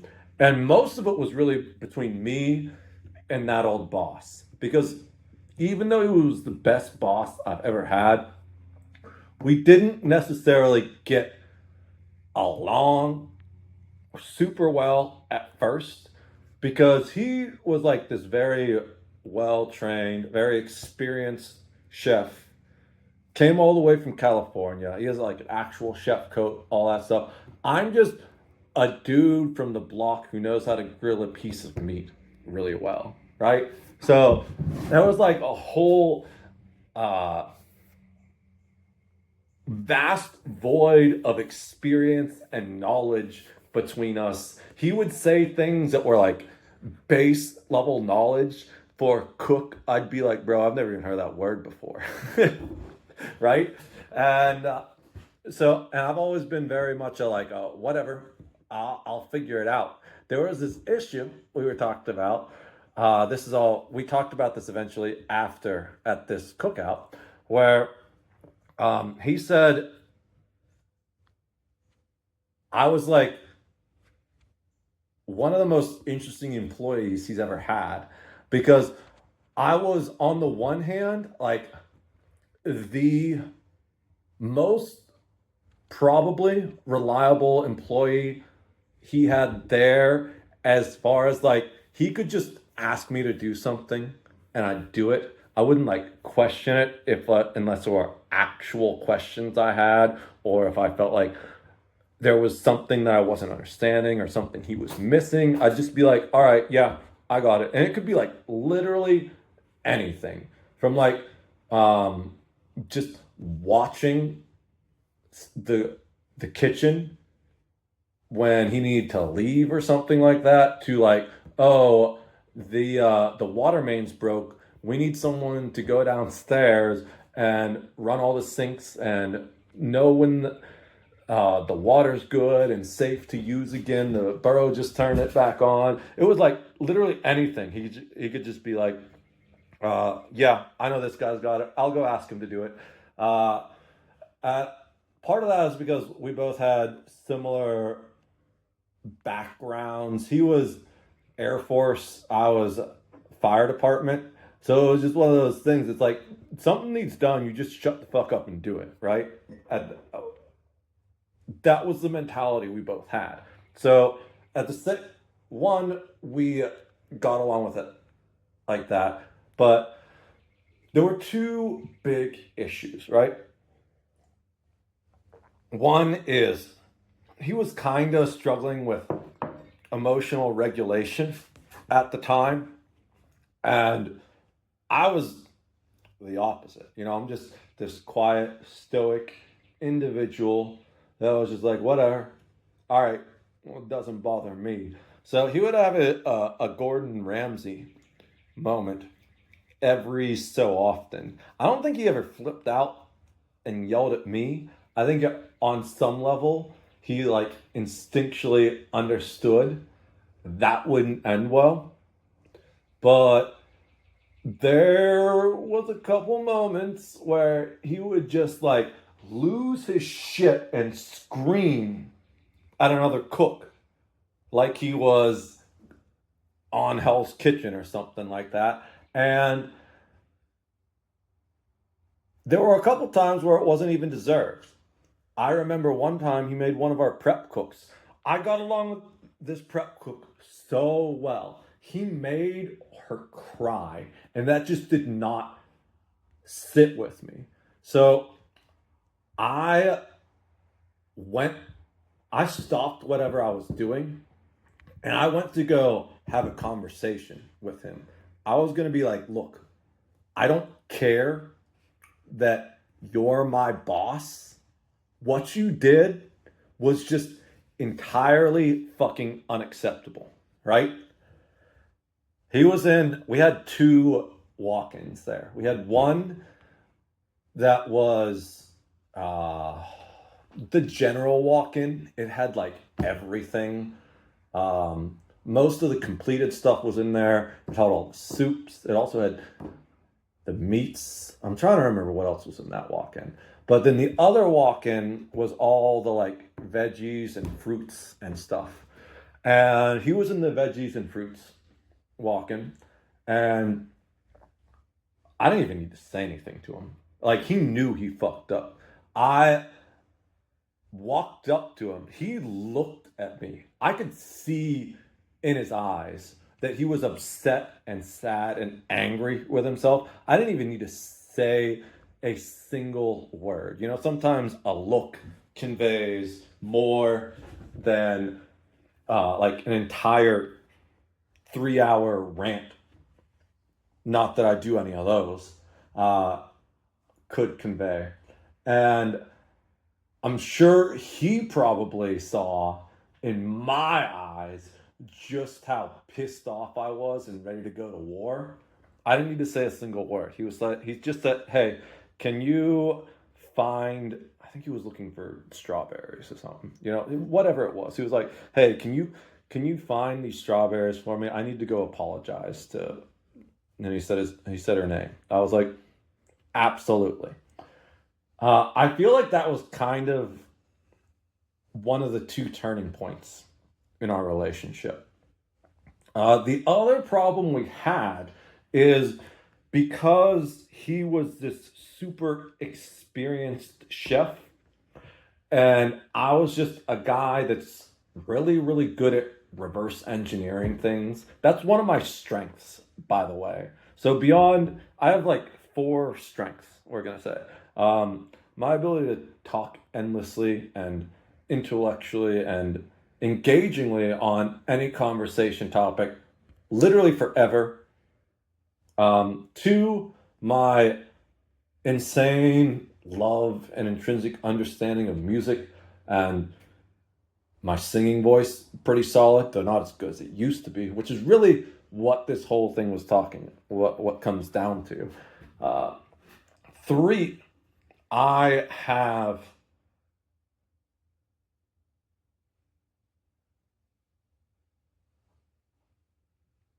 a very high level of situational awareness and emotional intelligence and all those things. I can read a room almost instinctually, you know? And three, I mean, and the fourth thing is my ability to, I guess there's five, my ability to problem solve and reverse engineer. I, I will almost, if there's a solution, I will almost always find it. And then the fifth thing is I very much operate as a force multiplier. And this is just a random tangent, but that's something I found out through video games, specifically games like Apex Legends or shit like that, where I noticed that like 1v1s, I would lose 1v1s almost all the time in games like Apex, because especially because I'm a mouse and keyboard player, and that game's one of the few games where controller players, I would say, have a significant advantage. Other games, usually it's a mouse and keyboard advantage, but Apex Legends is just really well suited for controller players. So I would like lose the 1v1s, but if I had a good team, I would dominate along with them. And I started noticing that in a lot of other situations where it's like if I did something solo or if people did it without me, it just wasn't on the same. Whereas like if we worked together, it was just like holy shit, that's on a level I've rarely seen before type stuff. So that was like the fifth thing I had. And it kind of works both ways a little bit. You know, being a force multiplier, it's this weird thing where I need to really protect my energy and decide what kind of people I'm around, because whatever energy already exists, I will multiply that, whether it's the negative energy or the good energy, which is why I've become so focused on avoiding negative energy situations in my entire life over the past 5 years. Uh, so the other aspect of what caused the problems between us was because I've always been the I'm going to reverse engineer this, I'm going to figure it out type, and I didn't have all that training. He would like ask me, it specifically mostly happened with the prep, right? Because on the line, it was just really simple. It's you cook this to this temperature and you put it together this way, and then you add this garnish and you send it out. And that's all it was. It was very simple, 1 + 1 + 1 = 3 type situation. But the thing where we would run into issues was during prep. He would be like, go prep this. And I'd do it. And he said he encountered this weird thing with me that he'd never had with anybody else before, where if he told me to do something and left me alone to do it, it would come out perfectly fine. But if he told me to do something and then he saw me doing it, and I'd like always be doing it the wrong way. But if he fixed it, then it would come out wrong. He wouldn't understand why. It was like the most confusing thing for him, where it's like if he left me alone to do it, it came out fine.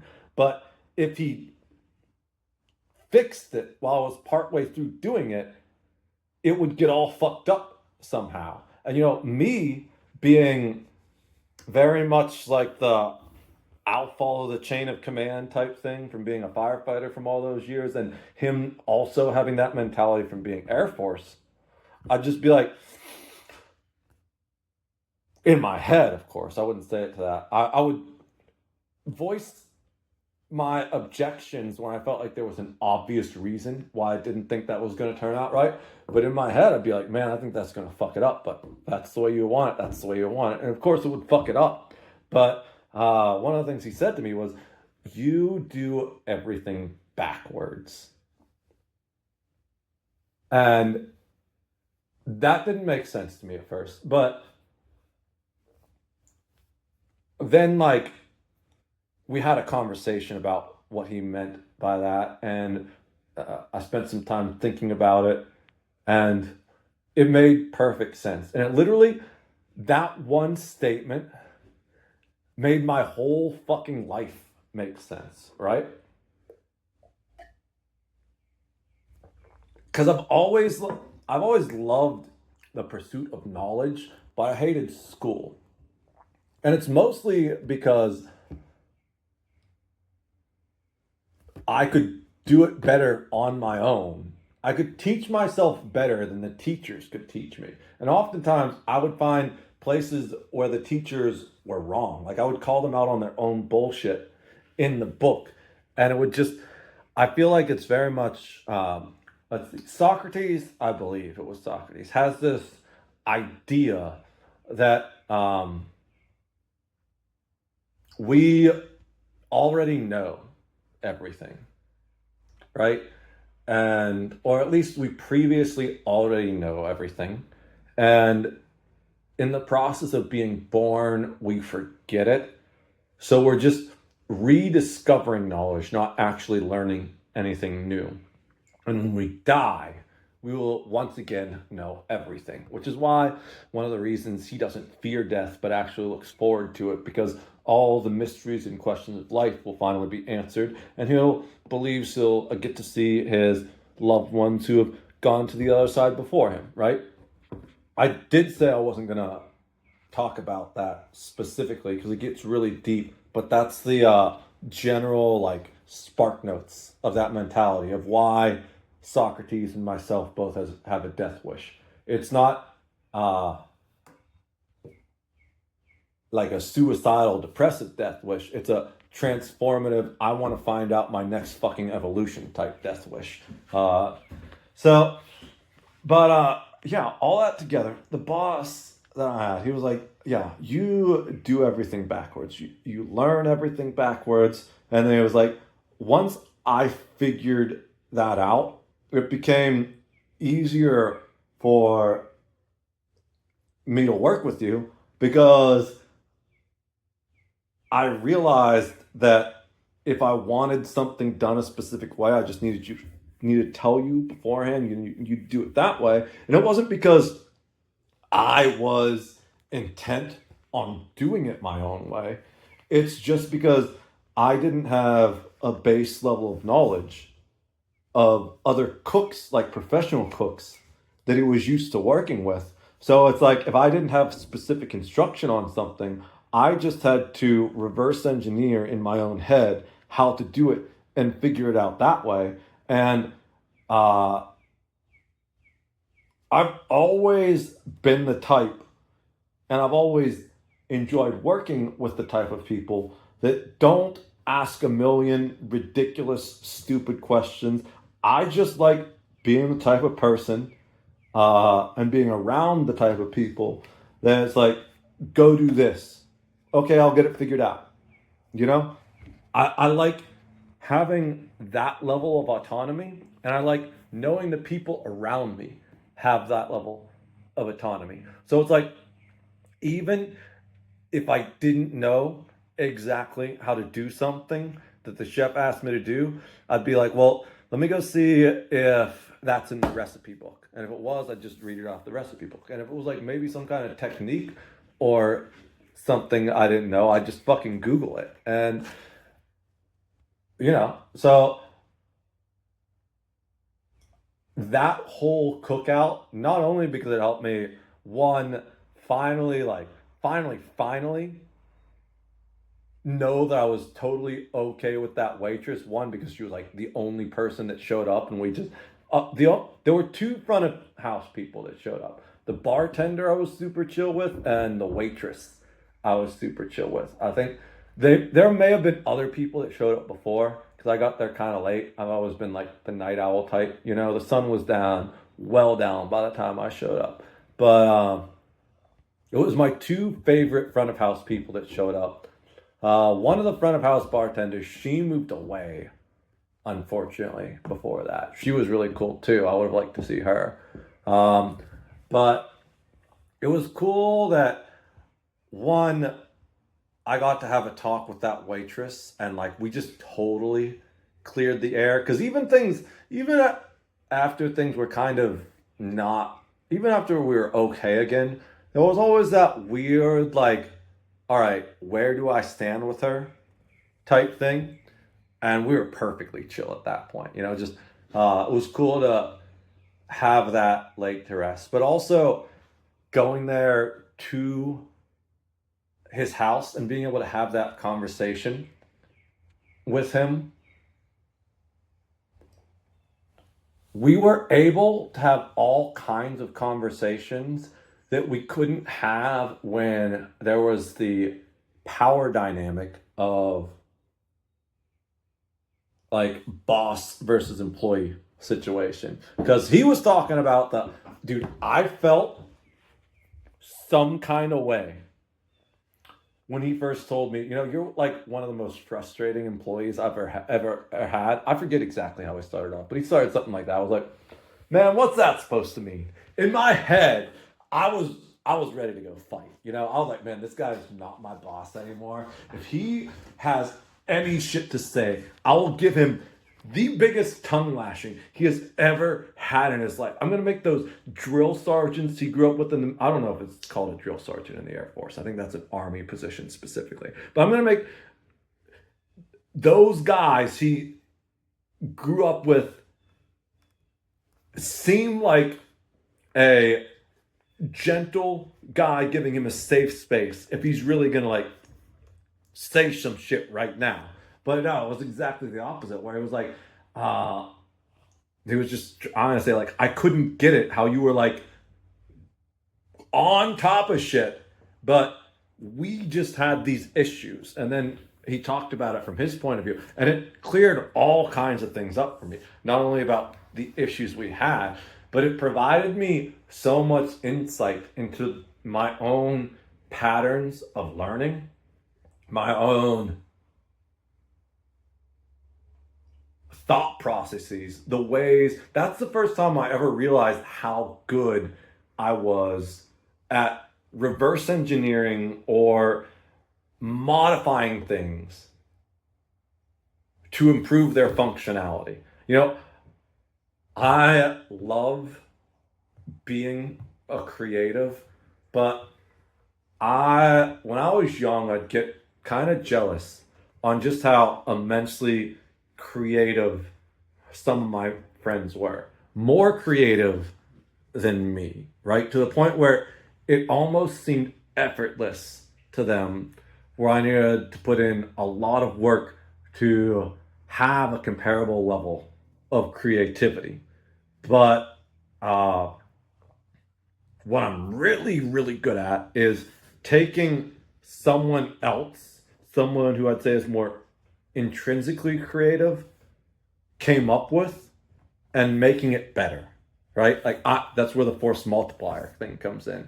So that's where my boss helped me realize, one, in addition to these other things I knew about myself growing up, the first three things we talked about, those were like the other two pieces that really helped cement and helped me discover who I was. Of like, okay, yeah, I'm insanely good at reverse engineering things, and that's part of why my problem solving has always been really good, because I just look at things backwards. Literally, I was super good at mazes when I was a kid. Like, I was able to solve the mazes super fast, and nobody I never told anyone my secret, I don't think. But you know what I would do to solve these pen mazes way faster than anyone else in my grade? I would just start at the end and trace it backwards, because it was a lot easier to find the solution if I knew where I needed to end up, and then I look at the steps it would take to get there. And that's how I approach everything in life, right? And it took my boss observing that, because he said what he actually did to figure it out was, for a week, or maybe it was 2 weeks, he just stopped giving me instruction, right? He would tell me to do something, and then he would watch me. I had no idea this was going on, by the way, because as aware situationally as I am, I'm also very much, this is my corner. I'm going to focus on it. I'm going to make this corner as pretty as possible. And while, yes, what is going on in the rest of the room does affect me, that's not my responsibility. By reaching into that area, one, I might be spreading myself too thin and make this corner that I'm supposed to be focusing on worse. But two, I could be fucking up someone else's thing that they're working on that I just don't have the perspective on, because I'm here in the corner and the boss is standing there in the center of the room and he can see everyone, right? So my whole thing was like, all right, I always had one headphone in my ear. And the reason why is because music has always been it for me. Music was what kept me sane working there. And unless we were in a rush, during the rush, I would turn off the music, because at that point, two things. One, communication becomes super important. You don't really have time to ask, like, yo, what was that temp on that burger? It just needs to go out, and it needs to be right the first time. But two, during the rush, the pressure, that was good for my mental. Just being able to fucking lock in, enter the flow state, and I don't have all these random time to think. That's what the music was really there for. It was to stop me from thinking while I was on the job. And that's just something I've always done. As far back as the second job I've ever had, I didn't do that as a umpire, because it just wasn't necessary. You know, the whole game is like, you got to be locked in, because I'm just getting hit, but yeah, 4 times, maybe it was 3 times, I don't remember. There was one day, I love how I just remember this random moment. It was kind of chilly. I think it was fall. It was fall softball, right? Fall girls softball. U12, I think. Maybe not U12. Might have been U14 or whatever it was, because it was throwing hard enough to hurt. It was fast pitch. I almost never did fast pitch, just because I didn't like fast pitch. I enjoyed the rules of slow pitch more, and especially because I was still kind of new to it. I wasn't like a massive experienced um, umpire. This was only my second year. I think I only did first pitch, the first slow pitch the first year, and then second year as an umpire, I did fast and slow pitch. But oh my God, this was like one of the most frustrating games of my entire life. We had this kind of wild pitcher, and it was like a chilly fall day where it's like cold and a little bit of windy, and it was like spitting. I wouldn't even say it was sprinkling because it wasn't enough for me to ever stop gameplay. But you know what I'm talking about, where like it just feels like there's like an angel spitting on you. Where like every so often there's just like a little droplet of water. Like, where did that come from? Man, it's already too cold. Why is that making it colder?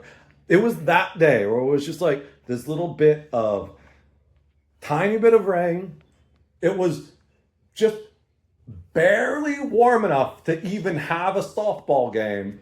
And we had this wild pitcher on one of the only fast pitch games I would ever do. Just because I didn't really like doing fast pitch that much. I felt like slow pitch was better. I just liked the rule set better. And I also felt more confident in calling pitches, even though I'm being completely honest. The rules as to what is a strike versus a ball are way more straightforward in fast pitch than in slow pitch. But in slow pitch, you get a lot more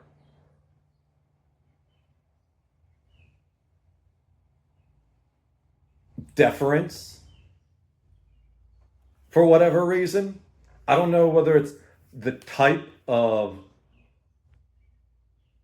coaches and players that have the mentality of slow pitch versus fast pitch, but I would have way more people argue about strikes and balls with fast pitch, even though it was like way more straightforward. Because it's just like, well, it was in the zone,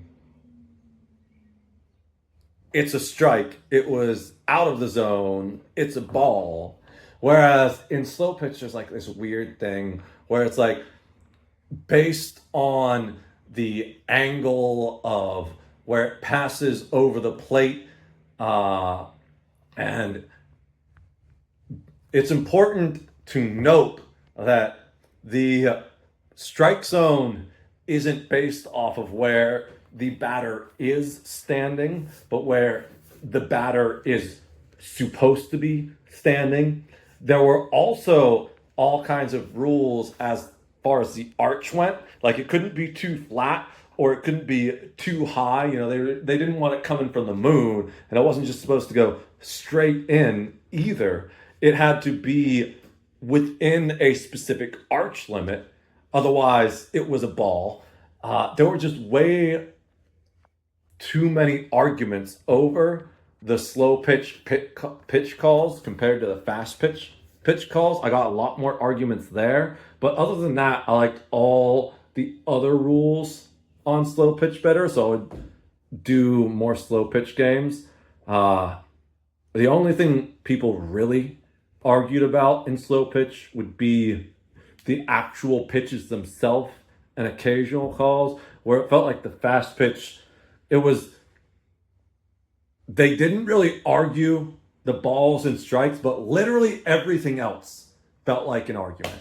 But that one fast pitch game, I got absolutely destroyed. It was this hand. That one game, I got hit in this hand during that super cold, super kind of wet day, which, if you have any experience doing any kind of sports, you know that, especially contact sports, you know that makes everything sting like crazy. I got hit 3 times in this hand by a pitched, but well, two by pitched balls. One was a foul tip, I believe. So it was like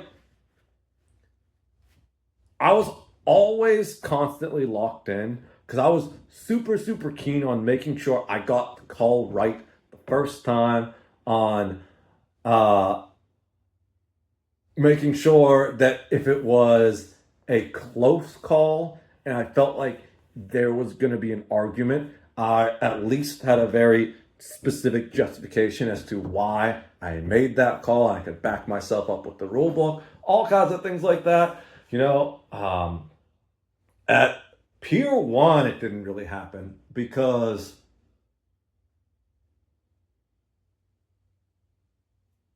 I don't know. I guess that was kind of that situation. I kind of hated that job specifically because there was nothing to do all the time, but you had to look busy and you couldn't be on your phone or listen to music or anything like that. And the music they played in the store was fucking terrible all the time. They'd be like, go refold the towels in the bath section. And the towels will already perfectly folded because like we would have these women there that like had kids and stuff and were like homemakers. So they had like these absolutely immaculately folded towels and would refold the towels and they would look worse. I'd be like, I don't understand why I'm supposed to do this. Like, I know you're paying me to be here, but like, I've got nothing to do. So why are you making me do things that are actually making the presentation of the store worse? And really, it just boils down to bad management, right? Now, looking backwards and seeing, oh, like, yeah, that guy, he hired on all the pretty high school girls that didn't really do the work. Well, that's not all. There were two that I got along with really well, but there were, I think, two that I didn't get along with at that job, and that was really my first thing of like, oh yeah, hard work doesn't always pay off. Sometimes you just get messed over. And dude, like that was utterly soul crushing for me. Because like the whole thing was when I worked there, I was hired on as a seasonal worker for Christmas. And I put so much effort into doing that job. Like I didn't question the stupid shit. They were like, go refold these perfectly folded towels. I was like, okay, yes, sir. I would mop the floor. I would vacuum the carpets. I would do everything to the T every night. And like half these other employees would just cut corners, skip sections, sit there all the time on their fucking phone in the register area. The only time I ever went on my phone was like when I was in the back of the shop taking a shit or maybe like looking for something in the storeroom, right? These people would just sit there out there on the floor in their phone. And these girls got hired on as full time, but I was told they weren't what they were looking for. So I was like, how? Now, again, two of them, I will absolutely say 100% showed up, did the work. I could see why they got hired. But then like these other two employees who were like pathetic and not very good at the job, but were just pretty, didn't understand why the manager, why he kept them on at that time, but I do now. And yet I didn't get hired on as a full-time employee. I was like, man, like I did everything I could. How much harder do I need to work? That's what it boiled down to. Like that's the mentality I had at the time. I was like, it didn't occur to me that you can do everything right and still lose at that point, you know? So, and I also really hadn't fully discovered just what music meant to me at that point either. But then after that, uh, that's when I started working for the borough. Not the borough. I did work for the borough for a year as like the borough public works. But I started working general maintenance for the apartment complex. And that is when like I realized, oh yeah, music's everything. Cause that was the whole thing. Like literally, I love that job most of the time because it was so easy to enter a flow state. I would just do my own thing. I had mixed feelings about it at the time because I was hired as maintenance, but it really became more of like a maid service because most of what I did, there was a lot of turnover in that place. Most of what I did was I would go in and I would clean out apartments and I would make them look brand new for the next tenant to come in. And sometimes I had, there were some, they didn't like to replace anything there. It was very much, what can we get away with? And I thought the guy was kind of just a little bit of a slumlord, the owner at the time. But I didn't realize it wasn't a business to him. Literally, he owned this entire apartment building complex, 110 units, 10 units per building, spread across 11 buildings, just for his mom to have a place to live for retirement. Like, looking at it now, it's kind of beautiful, right? This guy bought an entire apartment complex for his mom instead of like sticking her in a retirement home or something. She had this whole nice community about it. So all he really cared about was not losing money on the place and like minimal investment to keep everything functioning. And the only person that got everything all absolutely the max was his mom. His mom, so all the buildings but one had 10 units in it.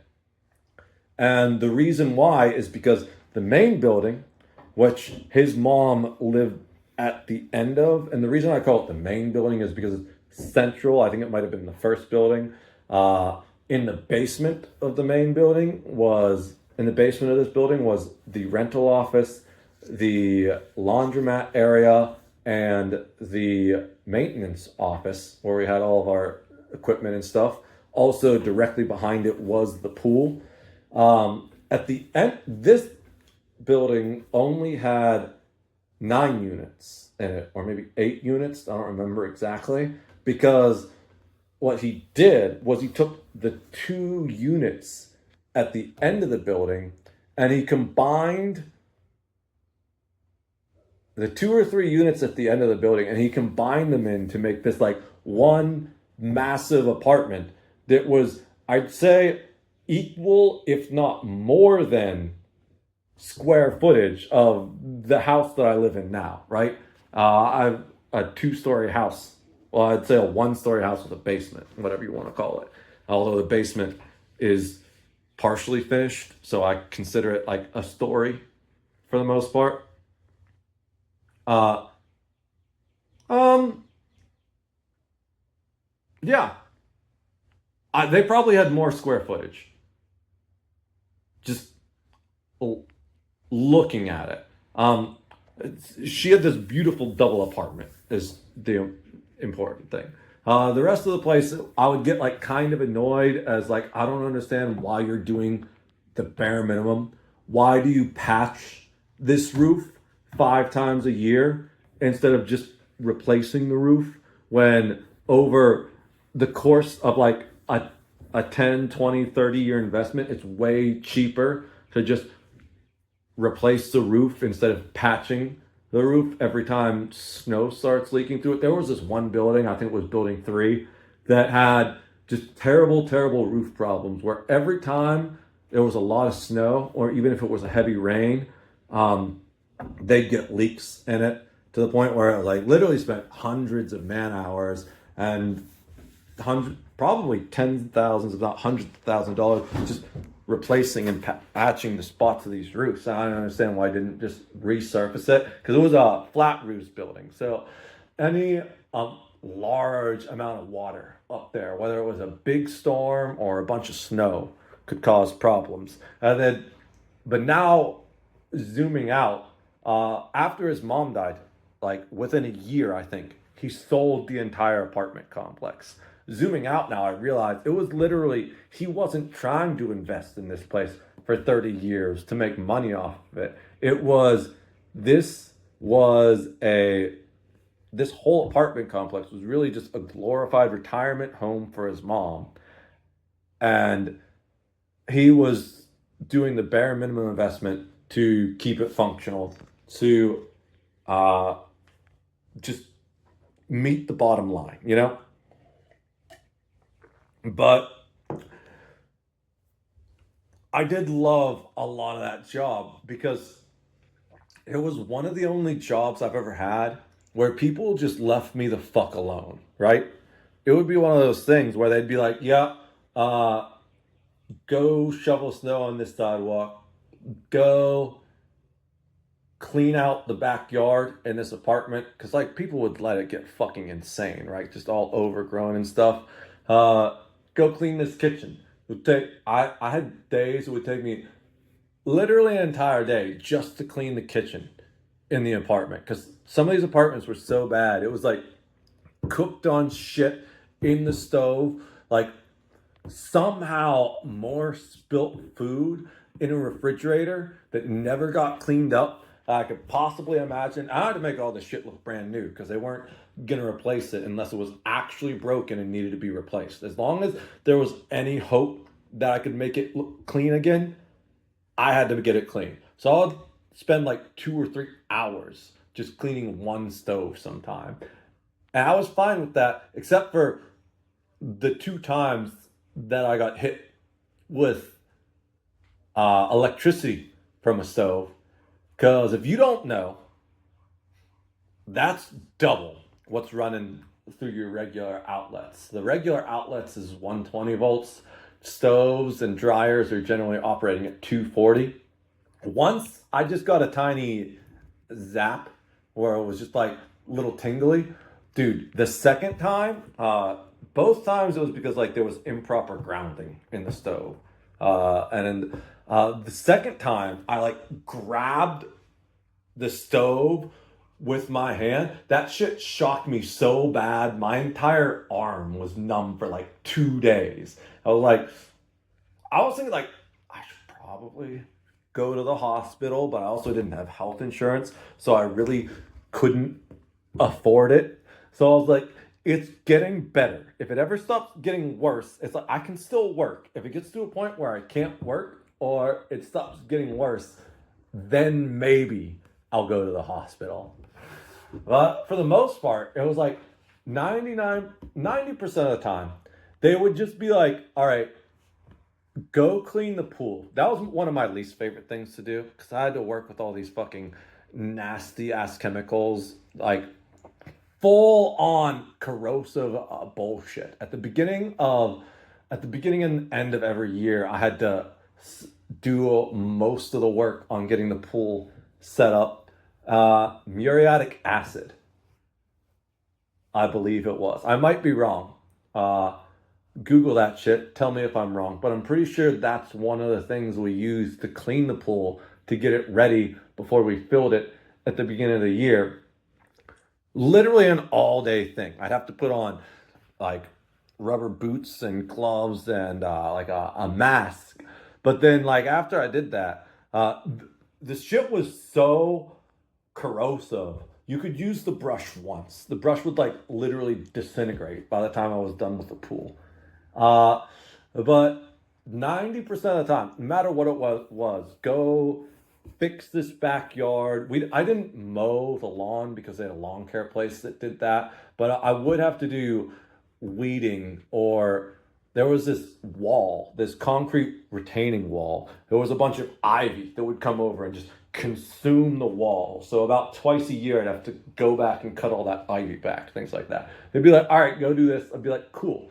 I would just put my headphones in, listen to music all day, not talk to anyone, do the work, make things nice and clean, go home, play some video games, wake up, go back, do the same thing, right? That's when I really started being like, all right, music's the key to all this. Music's what's keeping me sane. And same thing, that's also where I started just doing the one headphone thing too, because occasionally, like, I'd need, like, the boss would walk in or he'd be like, hey, what's up? I need you to go do this instead. Or like, this broke. I need you to go fix this. And be like, all right, yeah, I got you. Because he always knew like what apartment I was in or whatever. And that carried on when I worked in both kitchens, actually. Although partly it was in the first kitchen was so that I didn't have to listen to the one guy that annoyed the piss out of me, because it would keep me. I literally started smoking again just so I had to spend less time with that guy. I I wish I could remember her name now, but that first place there was um, I had stopped smoking like for a year at that point, I think, when I started working as a line cook. And I hated that one guy so much that I couldn't just like leave and walk out. But that was the one man in my life I have come closest to hitting out of anger. I have never in my entire life struck anyone out of anger. I'm not an angry person. I've never been someone that struggled with emotional control. I've always been exactly the opposite, relatively centered. But that guy was just such an insanely toxic person that he got me closer than anyone. So even at that young age, I think I was like 23, 20 so at that time, which is still young to me. Once you get past 30, anything under 30 seems young to you. Um, Assuming you like actually grow up. I've seen people that are 60 that still like seem like children to me because they never really fucking got their shit together. But that's basically what this guy was, to be honest. And I just needed any excuse to get away from him. But there's been like this weird toxic mentality, especially in a lot of those service industries, where it's like you can't take a break because you need one for like mental health or physical health. But if you want to go take a break to ruin your health with cigarettes, oh, you can have unlimited cigarette breaks, right? I've known at the second place, there was a guy that I swear to God took more cigarette breaks. He probably spent more time smoking cigarettes than he did on the line, which was a little frustrating, but he didn't last very long. But the first place, I picked up smoking cigarettes again, literally just so I had an excuse to walk outside and I wouldn't get in a physical altercation with this guy. And it all started where I would just, whenever I would get mad to the point where I felt like I wanted to hit him, I would ask one of the waitresses that I was good friends with, be like, "Hey, can I bum a cigarette off you?"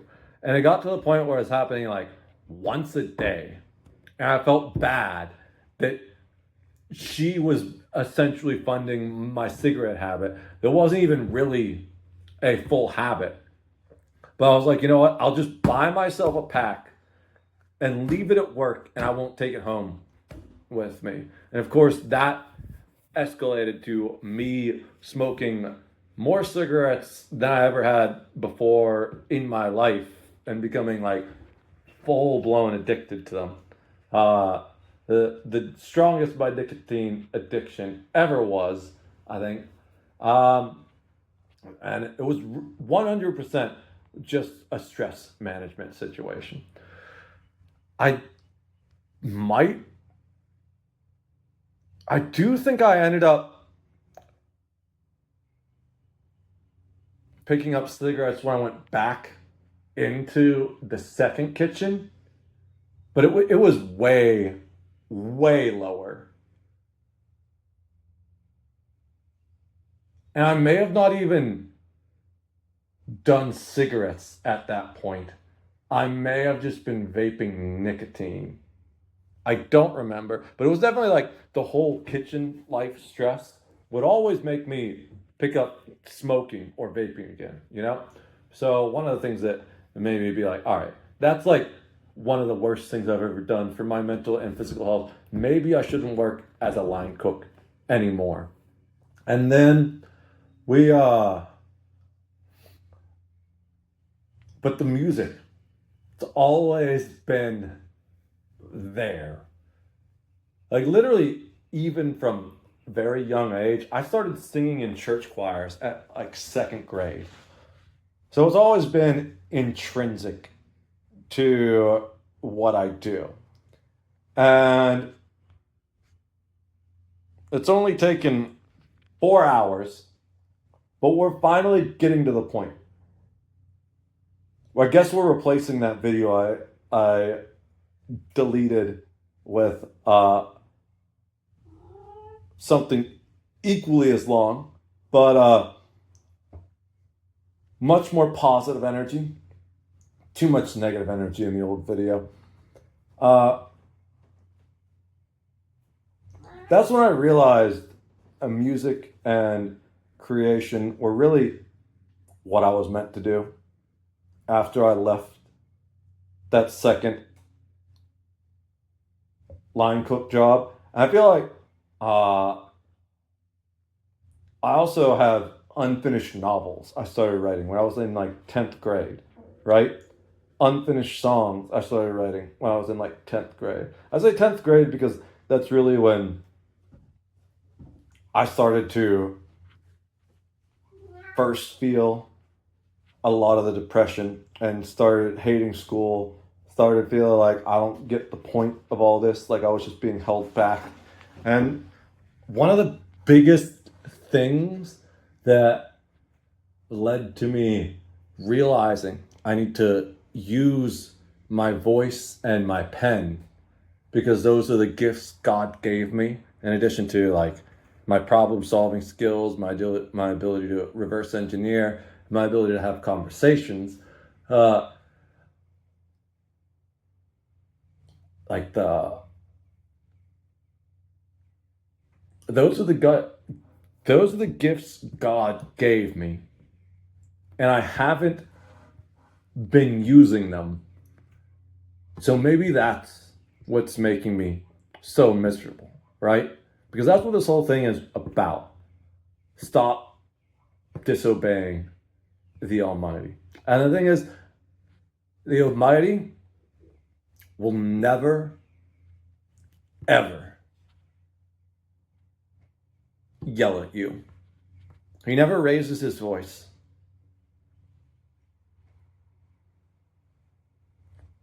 That's what the devil does. The devil needs to shout, be scary, coerce, and extort you. But the Almighty, he doesn't need to do that. All right, I feel like there's a lot of congruency here because the video that I didn't upload ended up being about 5 hours long. And I had one point where I had to stop because I ran out of storage space. And then I had a second point where I had to stop because I ran out of battery. That happened both times in this video too. We're at the point where we're approaching 5 hours. Now, I don't know. It's unfathomable to me that anyone would sit here and listen to this for 5 hours, to be honest. But more people watched the like 3 hour video than pretty much any previous video. So why not?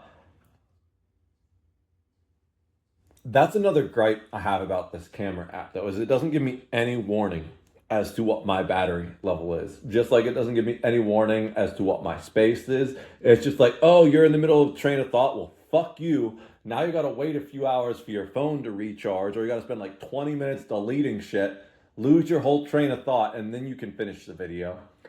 So what was I saying? I watched the very end of it, like the last 30 seconds, but that was like a 20-minute train of thought, and the whole thing is gone now. So I got to reverse engineer what I was saying, right? All right, what was I saying? God does not need to be loud like the devil does. He just sits there quietly and watches and says in a very gentle voice that you need to honestly learn to silence all the noise the world throws at you to even be able to hear. He says, I want you to be happy. I created all of this for you to be happy. Here is the blueprint, the archetype. I mean, not the archetype, the architecture to building a happy life. All you have to do is these simple things and use the gifts I gave you. And we'll be good to go. And we always talk about the beauty of free will, right? But it's kind of the biggest trap God ever set for us, in my opinion, really, because I believe he has a plan for each of us, but by exercising your free will to an extreme extent, and sometimes even just a little bit, depending on the scenario, you are like denying that plan. And it's not that he punishes us per se for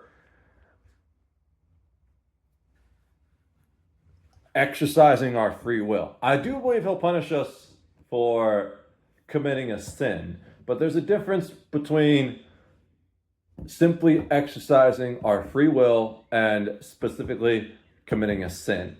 You know, a sin, when you commit a sin, you know you're committing a sin, you feel that it's wrong in your heart. But merely exercising your free will, that's not a moral choice. That's just an individual choice. I do believe there is a objective good and evil, but I also believe that not everything has to be simply good or evil. Sometimes things just are. It's neither, you know? It's neither good or evil. It's just neutral. And certain things that are neutral can have good or evil involved with them in some way, but that's specific to that situation and not intrinsic to the thing itself. I don't want to go into like a whole, we've already gone too long, so I'm not going to go into explanations of all that. We can have a discussion about that at another point. But what I'm saying is, essentially, let's say you are given the gift of speech and understanding of the scriptures, right? You can absolutely do the good thing and spread the good word.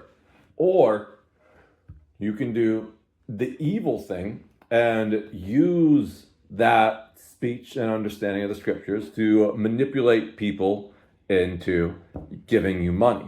Or you can also do the neutral thing and go start an aluminum mining business, right?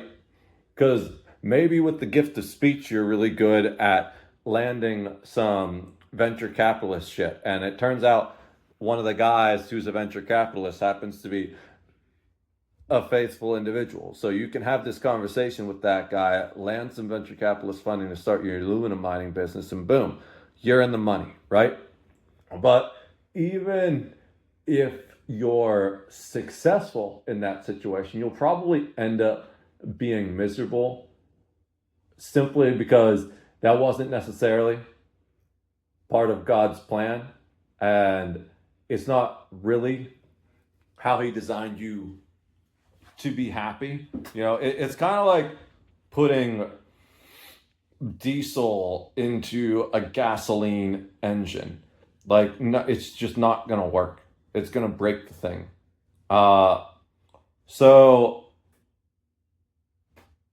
you are designed to get fulfillment in that situation through helping people find God, but you're supplying them with raw materials instead. So no matter how good you get at supplying them with raw materials, you just won't find fulfillment in it because that's not what your soul finds fulfilling, right? The way I would kind of see it is it's like you give a child a fork. That child can either feed themselves with the fork, which is the positive thing, or they can stab their sibling with the fork, which would be the negative or the evil thing, or they could stick the fork in the electrical outlet, which is the neutral thing, right? Now, framing it like that, it's really straightforward and obvious, right? Can feed yourself, you can harm yourself, or you can harm other people. But in that neutral situation, right, it's not really evil. I wouldn't even say it's bad. It's ignorance and curiosity. And that's part of the point of life, right? Is so we can go through that learning process, through that discovering process. And here's the crazy thing, right? There's always that kid out there that no matter how many times you're like, don't stick that fork in that outlet, it's a bad idea, it's going to hurt, they're gonna fucking do it anyways, right? And I feel like that's probably the way God feels when He looks at most of us, right? Where we're just either that middle portion or even the good portion, and we just aren't really sticking to the plan. He's like, look, I told you guys that was a bad idea and you fucking did it anyways. He just kind of disappointedly shakes his head at us, but it's like, well, either you're gonna learn that sticking the fork in the outlet is a bad idea, or you're not, and there's really nothing else I could do about it at this point. But the problem comes is that many people start blaming God for the negative outcomes of their own actions instead of taking themselves accountable. So it's one of those things where it's like people blame God because God gave them the fork, and when they put the fork into the electrical outlet, it causes them pain, but they don't realize they were never supposed to stick the fork in the outlet in the beginning, and it's them causing themselves pain, not God causing them that pain. And if they were to use the fork as God intended, it would instead feed them rather than cause them pain. And that has been one of the biggest things I've been struggling to contend with over the past few years. And really, the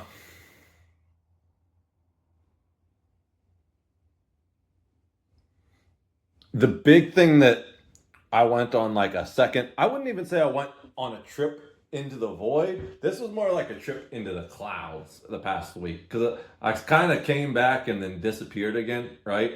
I didn't actually manage to catch up with all the messages that I wanted to before I went on this little trip. But I was struggling with something specifically, which was to really overcome my fear.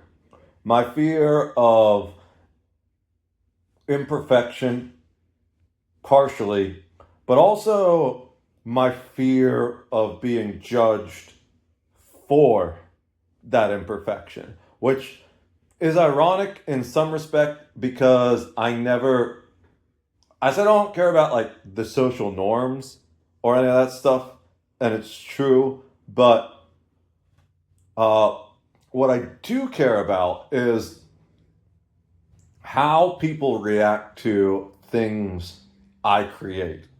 So whether that's a poem I write or uh, a dish I made or um, a cover of a song, I get far more emotionally invested in that than the average person, definitely the average guy, to be sure, right? So that's really one of the only things I get emotional about. I've always been very detached from my emotions on a general level, which I feel is one of the reasons I work so good under pressure. Why always been more of the logical kind of autistic analytical type. Not that I've ever been specifically diagnosed, but I do have a lot of those tendencies.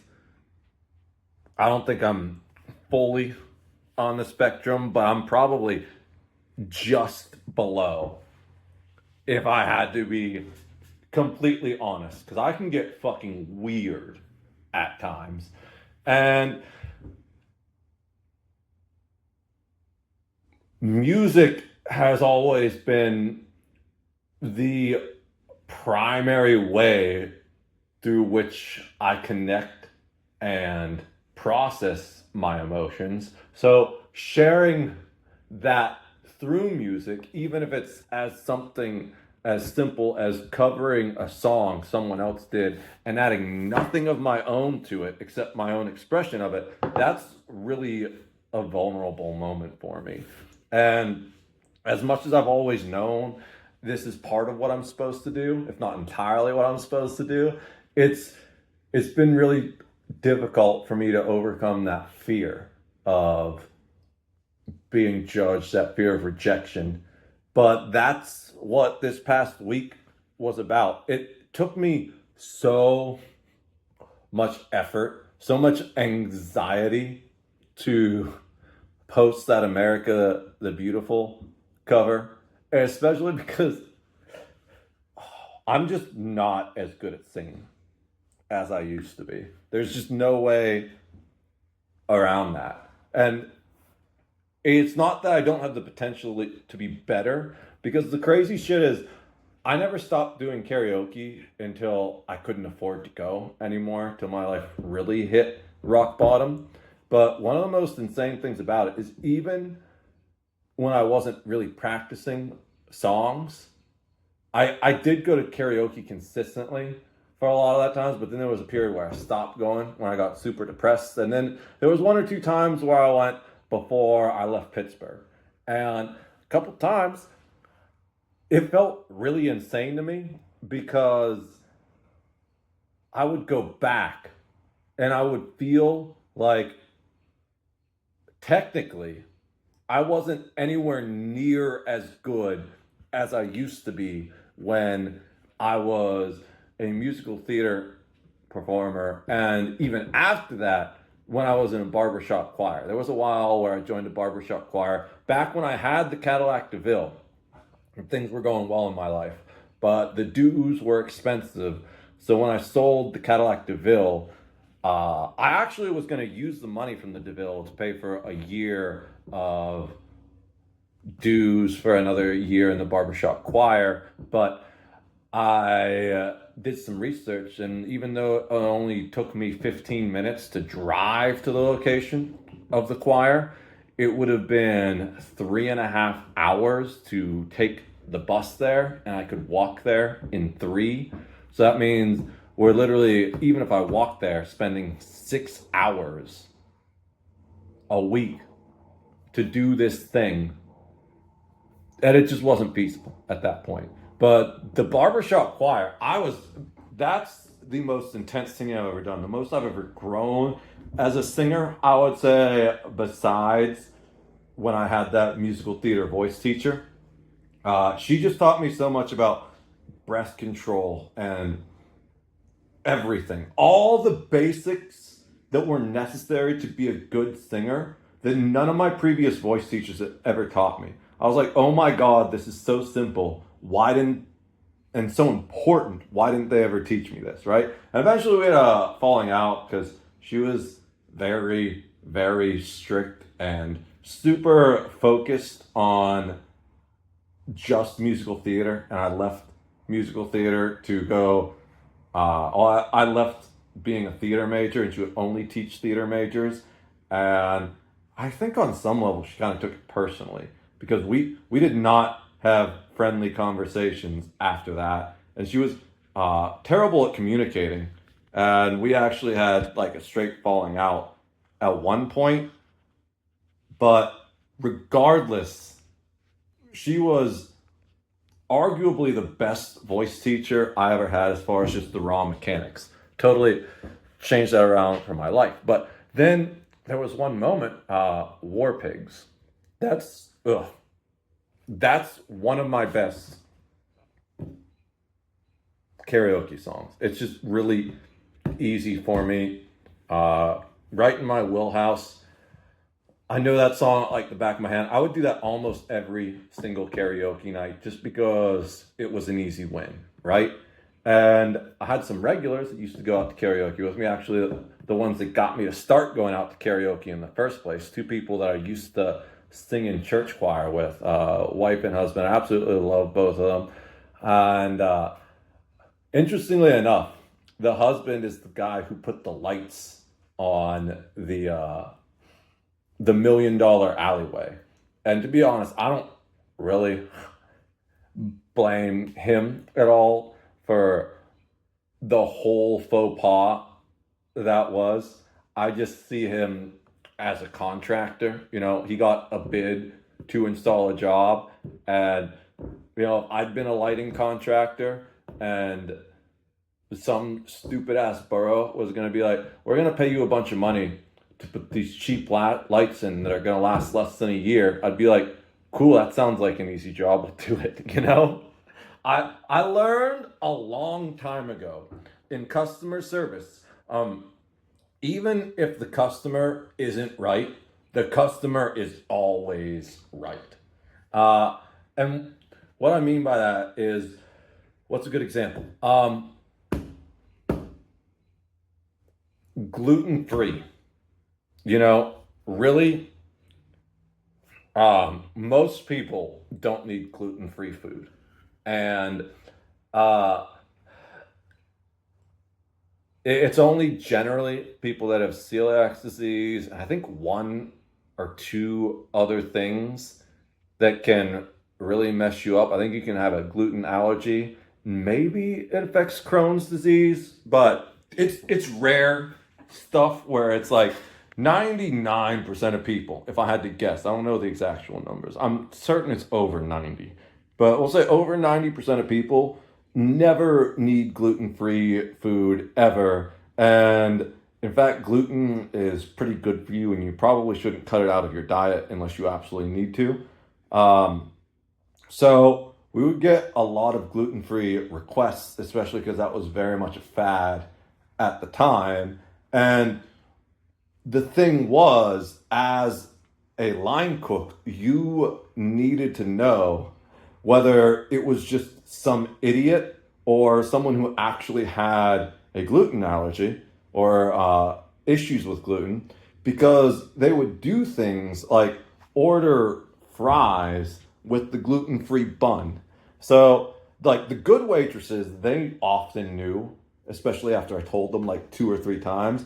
But I'd often have to call a waitress back, or even if someone did, sometimes even the good waitresses would just miss it, like as they were just like writing it down, put it in, whatever. Oh, like, oh yeah, that's right. I'd have to call the waitress. I'd be like, are they actually like gluten allergic? Because they ordered French fries with this gluten-free bun, but we don't have a separate fryer to do that. So the French fries are going to be put in the fryer where like everything else goes, which is exposed to gluten because of like the breading and anything like that. So if they have a gluten-free allergy, I can't I can't give them these French fries because I would be poisoning them, right? If they have a gluten allergy or a gluten issue, I can't give them these French fries because I might poison them with the exposure to gluten from cross contamination from the deep fryer. So like I need to know, because like I are they good to have gluten or are they just a fucking idiot? Because the gluten-free buns were fucking disgusting, right? We had really good, nice buns we got from a place. I think it was, I don't remember. I don't remember where we got our buns from, but there's some amazing bakeries in Pittsburgh. We got really good buns. And uh, like very good quality hamburger buns. But these gluten-free buns were absolute shit. You know, they came pre-wrapped in like these plastic sealed containers. They didn't toast well. They were like kind of hard and really spongy, just absolutely disgusting. And they cost more. So I needed to know. I was like, do you actually have an allergy problem? Because if you do, I can't give you this other stuff because it might send you to the hospital. Or are you just a fucking idiot that wants to pay more for a worse burger? And 90% of the time, it was the second one. I think there was only ever one time that I sent someone back and they actually were like, okay, yeah, we can we change that to like the coleslaw or something. I don't even remember what they fucking changed it to, but they just changed it because they couldn't do the side of fries. I was like, okay, yeah, thank you for checking in on that. Cool. We didn't kill anyone today. Awesome. So that's what I mean by even when the customer is wrong, the customer is always right. In the end, once you make sure they're not going to physically hurt themselves, you give them that gluten-free bun, even though the gluten-free bun is worse and it costs more, because that's what they want. And the most important thing is to make sure the customer feels satisfied, even if they didn't get what they said they wanted or what they thought they wanted. They just need to feel like they got their money's worth, and they need to feel like they got what they wanted, even if they didn't get what they said they wanted, either because they didn't understand what they wanted or whatever reason. You know, I don't remember why I went on that whole little specific rant. I forget my point there. But the overall thing is coming back to the karaoke. One point I had that couple. Oh, the lighting stuff. So it's like, yeah. As far as him installing the lights, go for it, dude. Even while I think that's the stupidest, most controversial thing that happened recently in that town, at least while I was still paying attention to what was going on in that town, I have no qualms. I know a lot of people were kind of mad at him that the lights sucked. But it's like, I mean, those are the lights he was paid to put in there. So I only see that as an issue that the borough had because they were the fucking idiots that bought the lights in the first place, you know? Uh, but yeah, I love this couple. I went out to karaoke with them once, and after it had been a while, I hadn't been practicing. I felt like I was doing really bad. And but what I did was I poured more raw emotion into it. Even though I felt like I was maybe only at 50% of the skill I used to be, I I fucking poured twice the raw emotion into it. And this couple, who were both singers and good singers, by the way, too. The guy, he was kind of like a one trick pony. He had like 3 songs he would sing, but he was really good at them. Uh, they said, that's the best I think I've ever seen you do this song. I had, I got along with uh, the woman a lot more just because I'm definitely more.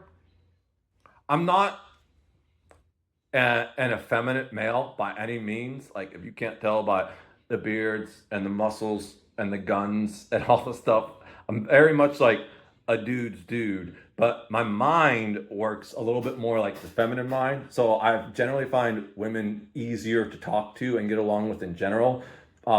Primary 2 reasons are: one, I don't have any of that need to like ego battle. I don't understand why men are so interested in ego battling one another, because that doesn't make you look big or powerful at all. It does exactly the opposite. It makes you look small and pathetic, in my opinion. Right? That is the devil shouting to be heard through you, when what you really need to do is be quiet and let the Almighty speak. So that's the other thing. The other thing, it's just like all the like locker room talk and boys will be boys behavior. I never really vibed with that. So I generally got along with the woman more, but it was kind of like friendly antagonistic with the dude. Like, we would bust each other's balls all the time, but in a friendly way. Like, I absolutely love him to death. And one of his favorite things, originally he would complain about me doing metal. So I do like the War Pig song, and then there was once I remember he was like, "Okay, but don't do any more metal." So I went up there and I did the most metal song I could find on the karaoke playlist that I knew, and it was Blood by In This Moment, which is just like full on growling and screaming the whole time. It's just like straight up edgy metal. If you've never seen In This Moment, it's like, imagine Lady Gaga but metal. It's kind of like that type of stuff. Just like really extreme, not necessarily super extreme metal. They do have some pretty intense stuff, but they also have some really melodic stuff too.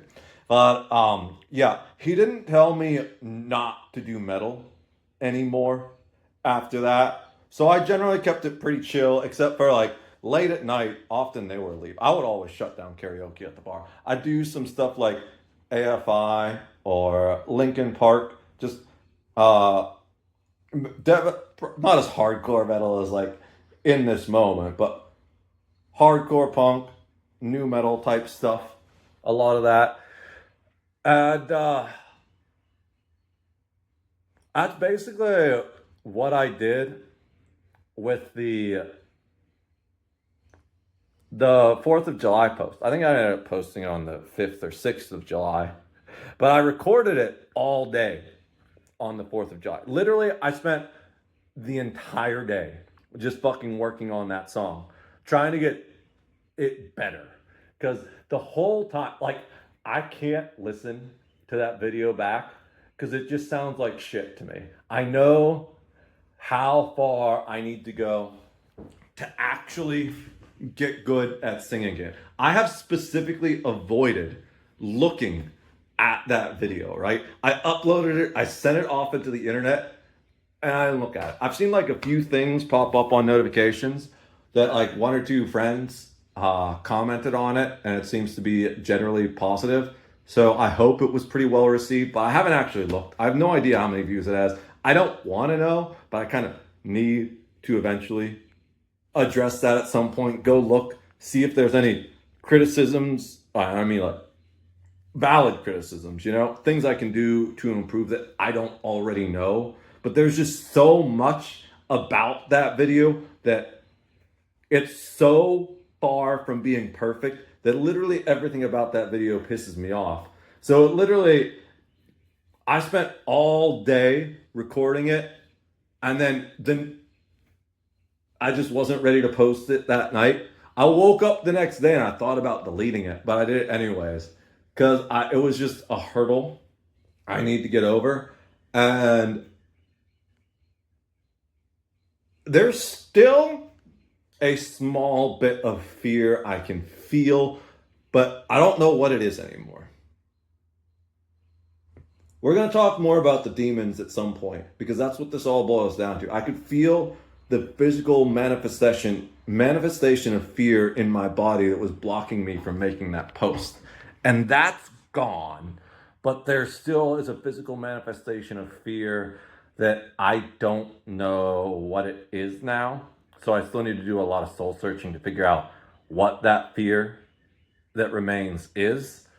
But now that I've conquered that fear about posting that video, the crazy thing is I've uploaded covers before, two specifically that I can think of, but they were both unlisted. I made that one public, and it was a waterfall moment, a watershed moment. I think that's the proper term for me. So I'm finally going to be able to start working towards that goal of making music, recording my own songs. I want to do a bunch of covers of songs that have always inspired me, primarily as a means to keep stomping that fear down, you know? And specific, but it's more, well, I'd say secondarily as a means to keep that fear at bay. Because one of the things I've noticed from content creation is if you make a piece of content and you stop making content, or you switch your content up and then you try to go back to that content, there's an anxiety there, you know? Kind of like when you've had a fight with someone and you really want to apologize to them, but you're not sure if they want to talk to you yet. It's like that when you step away from content creation and go back. It's like, oh shit, man, I really want to interact with my community again, but I don't know if they're mad at me for disappearing, or I don't know if they're mad at me for like stopping to upload songs or things like that or whatever. So I'm gonna do covers. I'm not sure when. It would be cool at some point to do like a cover a week, but I don't know if that's sustainable. Again, I mentioned I don't feel the pressure of time anymore. I do want to get to that, but we're like 5 hours in. I haven't even really covered that. So I'm just going to touch on that real quick before I sign off, and we can have a whole conversation about that another time. Really, all this though is about conquering those demons, getting over that fear, and just putting it out there. Now that it's out there, I feel such a weight lifted off of my shoulders where I feel like I could just start to create the content I want to create.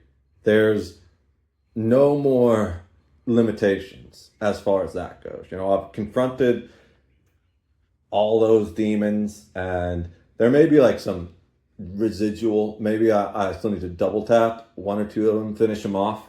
But for the most part, they're all down and out for the count. So I'm really willing to just search for it. And the crazy thing is, even while I've been quiet, I haven't stopped making content. I think I've recorded like 2 cereal review videos and like another 2 soda pop review videos. Those just haven't been edited and uploaded yet. I've got a big backlog of streams I haven't uploaded in addition to those videos. So it's just a matter of coming back to it, getting back on that grind. But the doors are open now. And that's really what this like second week of me disappearing again was just literally pushing myself over the edge. And we are on the downhill slope now. So now that it's out there, even if I go and look at that upload and everyone that commented on it fucking hated it, it doesn't matter anymore. It's really weird. Like, I was so anxious to post it, but now that I've posted it, it doesn't matter.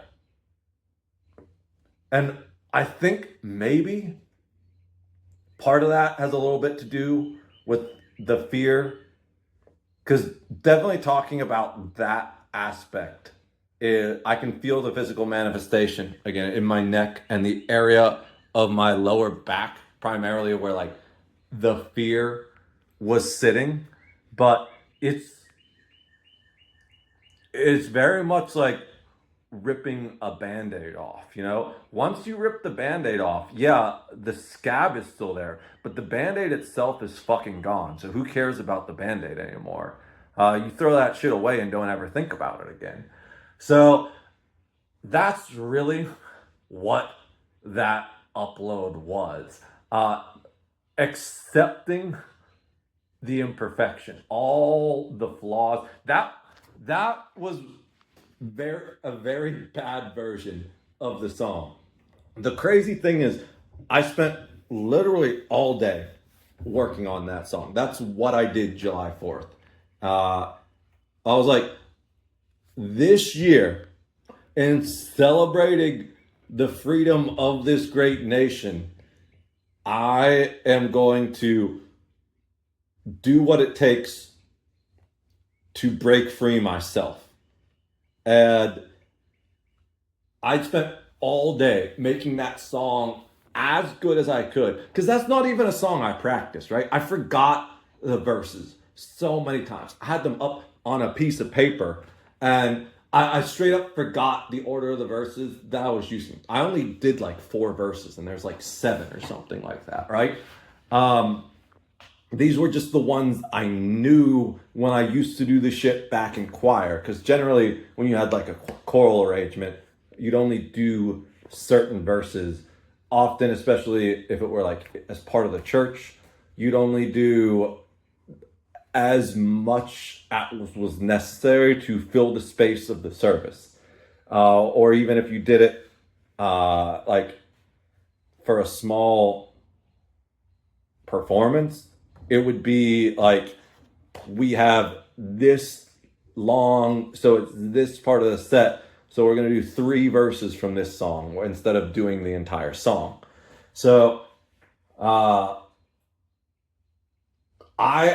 actually forgot the verses at one point, even during the recording.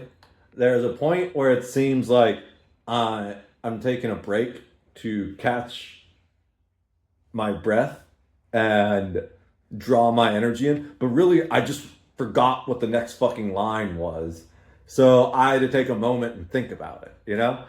And because I spent all day doing that, by the time I actually did the recording, and the recording, I started over like twice during the recording, which is why the video says, I think it says if this gets 100 likes, I'll upload the full version.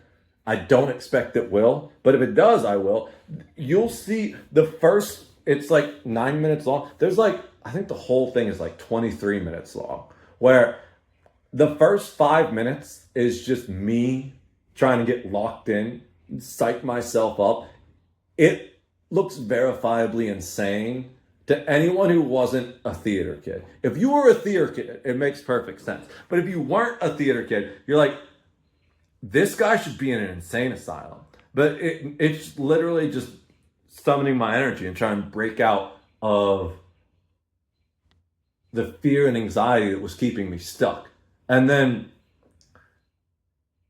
my voice was already so worn out by the time I actually recorded it that even though like a lot of the mistakes I made were like 50% better, a lot of the things that stamina wise get affected as far as like tone and like scratchiness, whatever it was like 50% worse. So all the time I spent making that song better, it ended up balancing out to be basically the same. But because I had a little bit more confidence, I was able to throw more emotion into it. And I really, really thought about re-recording it the next day. I was like, I did all that practice yesterday. I can do it so much better. And I was like, you know what? Or I could just practice again today, not necessarily like wear my voice out so much. Just focus on doing all the little tweaks, especially because that's not a song I've ever practiced to perform before. There are other songs I've practiced to perform, but that's not one of them. So like I could have done War Pigs and it would have been 1,000% better, hands down, without a doubt. But then I thought about it. I was like, you know what? I could record it today and it would be better. I could practice today and record it tomorrow and it would be even better. Or I could practice today and practice tomorrow and record it the next day and it would be even better. Or I could practice today and practice tomorrow and practice the next day and then record it the day after that and it would be even better. And that's when I realized I was sliding into that perfectionism obsession, because literally no matter how much I practice that song, no matter how many days I spend fucking 8 hours singing it, just to lock in all the little tweaks, undo all the progress I've lost, because it's absolutely a muscle memory thing where even though I know how to sing like fucking Hugh Jackman, my body doesn't remember how to do that. So I will hear every little imperfection, especially when I listen to the video back. It's even worse than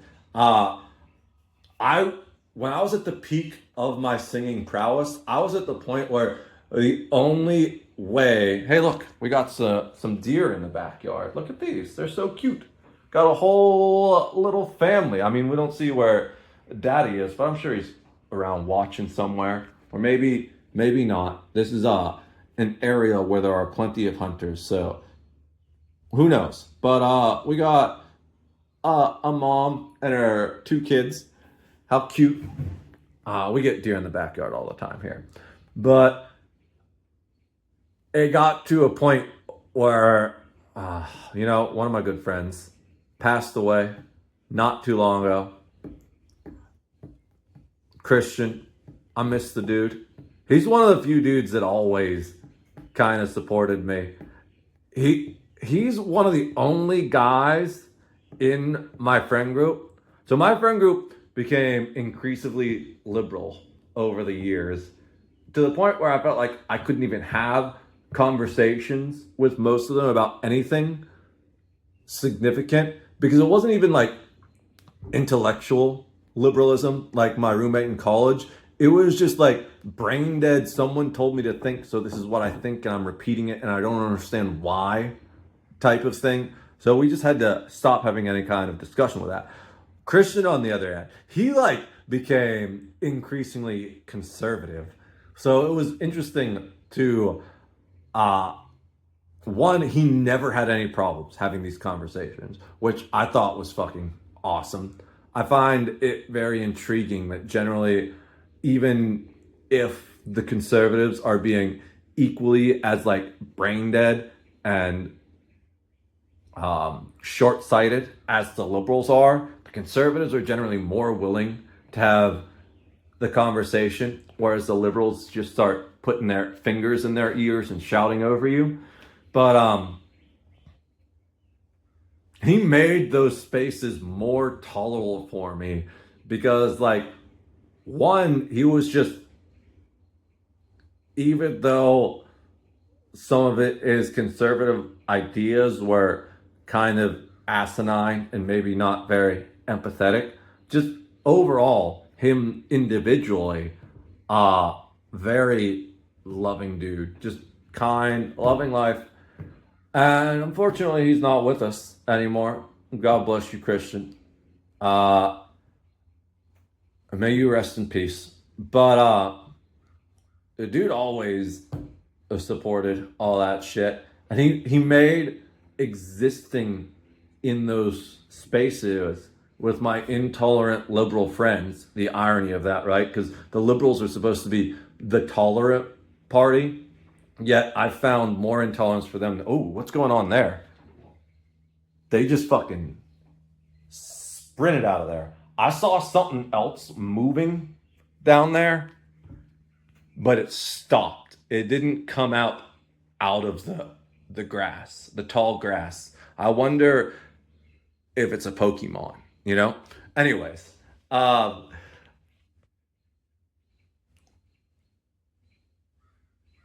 only did he always support all that stuff, he's one of the only friends I had that ever came out to karaoke night with me.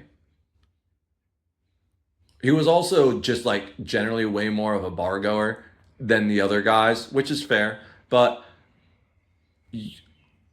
I don't want to talk about anyone else. I don't want to talk about anyone negatively, right? I feel like I've done so good just being positive this video as compared to the last one. I had the one thing talking about the one place I worked at with tax issues, but other than that, everything else has been positive in this video.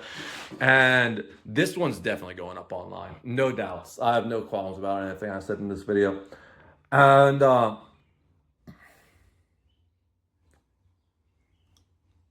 he really made that space much more accessible to me, where I felt like I was still able to hang out with those friends, because he was just always pushing the limits in the opposite direction. And I really liked that I got to play like the moderator. You know, he'd say some stupid, insane conservative shit when we got all crossfaded and stuff. My friends would say some stupid, insane, liberal shit. I would get to be like, listen, this is why you're both wrong. That was fun for me. I was like playing the referee. It's crazy looking back, and it makes sense. Literally my first job was as a softball umpire. I used to be the guy at Boy Scout camp when we were like 10 fucking years old that people would go to for Magic the Gathering questions, because I like obsessed over the rule book and I read all the rules. For a while, I was well into the process of becoming a Magic the Gathering judge. I just didn't have time to finish all of it when I fell on hard times and didn't really have the money to keep playing on that level. But I was at the point where I'd done most of the quizzes and I was ready to go look into being a there you need to essentially be an assistant, temporary, not actually a judge where you like assist some other judge. But I literally had a card store that does the Friday Night Magic or whatever the fuck they call it now, and I was gonna go there. I just needed to find a judge to shadow, and I was starting those conversations. But that was in Pittsburgh before I moved out of there. And when I was in college, and I was a political science major, which is what I continued after I dropped theater. I did 4 years of political science, 2 years of theater. I considered going to law school, not because I wanted to be a lawyer, which would have been a necessary step to this final goal, but I wanted to be a Supreme Court justice. I've always had a very strong moral compass and an ability to like see past all the bullshit emotional arguments just to strike at the truth. So I was like, yeah, I can do that. And then I was like, wait, you mean I got to go to school for 4 more years and it's going to cost me like another $250,000? Nah, fuck that. I'm good. I've already got too much debt. uh, but yeah, he ended up making that really accessible for me. And I miss that guy. And I don't even know why I went on that random tangent. But the important thing is, I am over that hump. So now I can just actually sit there and work on improving my craft. And that's what these cover songs is about. So it's like a secondary effect of like, yeah, I'd say there's secondary and tertiary effects. The the secondary effect is really to like these are the artists that inspired me. You know, it's like this is where my influences come from. Just pay homage to that. Also, get back on that grind and be like, these are my heart songs, so to speak. If you don't understand that term, just listen to the song Heart Songs by Weezer, and it should describe all of it to you. The tertiary reason is I want to make sure that fear doesn't come back. You know, the best way to deal with stage fright is to simply never leave the stage. I don't mean that like physically, but more mentally, right? If you get in that mindset of this is what I do, and if people don't like it, oh well. Because here's the thing, you can sing the best Frank Sinatra cover ever, but if the person's really, really into Black Sabbath, they're gonna feel like that's kind of lame and campy, right? You can sing the best Black Sabbath cover ever, but if the person's really, really into Of Mice and Men, they just might feel like it's not hardcore enough and your vocals are too low energy.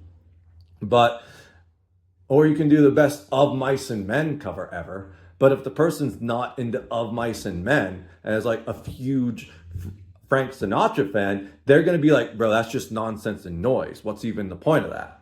So that's one thing. That's what my granddad called Linkin Park once. He was like, I don't understand why you just listen to that nonsense and noise or something like that.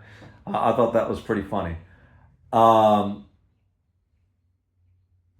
It's important to realize, especially as a performer, that you're never going to please everyone. And trying to please everyone is a recipe for failure. And it's important to realize that you're never going to be perfect. No matter how much you practice, there's always going to be room for improvement, right? So you just gotta, oh, I remember now. I remember exactly why I went on that tangent. This saying that Christian had that I feel like utterly epitomized this kid's life. was sometimes you just gotta rip it. He would say that shit all the time.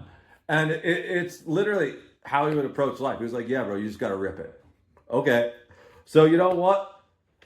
I was sitting there July 5th, July 6th, whatever day I posted it. I was like, you know what? I could iterate on this for days, weeks, make it so much better. You give me 1 month, I could get this back to like 70% probably of where I used to be, where I was at the peak. 70 to 80%, a month or two. Give me that time. I will be, if I do every day of practice, I'll be damn close to where I was, to the point where people who've never seen me at my peak don't know that I used to be better. Or I can just fucking rip it, send it off right now. So that's what I did. And Christian, I hope you're down there looking down at me and you're proud of me. There's lots of other people I feel that way about, and we'll talk about them at other points, I'm sure. There's a lot of those covers I want to dedicate to people that I either don't really talk to anymore or have left this planet, unfortunately, so I can't talk to them anymore. But that's what the first aspect is. I said the second is I want to pay homage to these artists. The third is I want to make sure that fear never comes back just by doing it consistently and just like, this is something I do now. I send off these covers that aren't perfect, but I'm working on it. That's what the first part is, the I'm working on it part. They just get better. So I've been saying for a while there's going to be a change in the content I produce. That is the number one thing I want to do most, is just finally lean into music. And I'm not making any more barriers for myself. The biggest thing that kept me going was, but I'm not good at playing guitar anymore.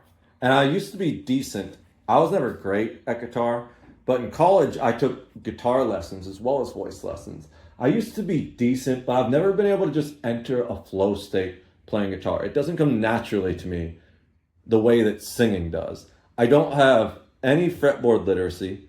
No matter how much I try, I just can't get my brain to wrap around the intervals on the fretboard the way I can visualize it on a piano. And part of that's making me wonder if maybe I should play more piano and work on that. I don't really know how to play piano, but especially when I was taking voice lessons, I had basic piano literacy. I'm pretty sure I can still find middle C today.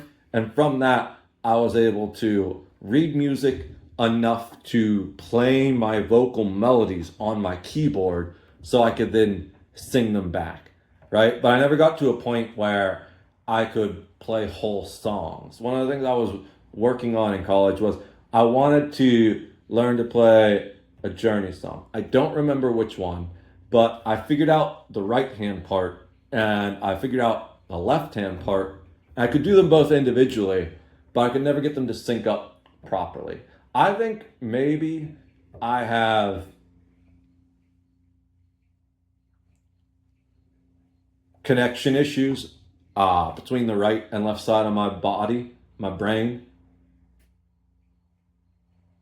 I've had some head injuries over the years doing random things, so maybe it has something to do with that. But one of the things I've noticed is, especially like rhythmically, I can have one side of my body absolutely fine, keeping perfect rhythm. Can also have the other side of my body absolutely fine, keeping perfect rhythm. But when I try and do them in conjunction, one of them will just randomly get out of sync with the other. And that's a big frustration I have. I noticed that when I was in college, I was also learning to play drums, right? Even though I wasn't a drummer at all, we had a band that formed with one of my roommates, the one that ended up not sticking around, uh, and then like one or two other friends. Definitely one other friend. I think we tried to get a fourth friend in there, but they never really showed up. You know, me being me, my roommate, and this other guy who was the guitarist. Uh, I don't know who the vocalist was supposed to be. I don't think we had a bassist because they were both guitarists. All three of us were guitarists, and both of them were way better than me at guitar, especially because even though I was taking guitar lessons, it never clicked the way anything else did. I always wanted to play drums, so I was like, fuck it, I'll learn to play drums. I was really good at like doing one side. I could get one side perfectly in sync with like the snare and the hi-hat or the toms. I could get the other side perfectly in sync with like the drum and the snare. And it was just, but when I put it all together, it was just fucking garbage. It was just, I would lose it. And it's something I really need to work on. But I don't have those issues when it comes to singing. It just happens naturally. And it's just a matter of iterations where I can automatically hear what I'm doing wrong. And 90% of the time, at least at this level right now, I can just instantly identifying it without even listening back. You know, when I was at the peak of my vocal prowess, I had, it was so good that I couldn't even hear it live where I needed to improve. The only way I could improve was by recording it and then listening to it back and getting better. But I've fallen off so far from that peak that anytime I sing, it's just immediately I hear 10 things that are wrong. And then I'll iterate on it 10 times and I hear 7 other things that are wrong. You know, and then I iterated on it 7 times and I hear 11 other things that are wrong. And lo and behold, 8 hours of singing have gone by. And I feel like I've made all these incremental improvements, but also I don't feel like I've actually gone anywhere. So that's what the real thing of these covers that I'm going to post are going to be, is just me getting my chops back, shaking the rust off until I feel like I'm actually at the point that I can just rip it. Just enter that flow state and body a song without thinking about it too much.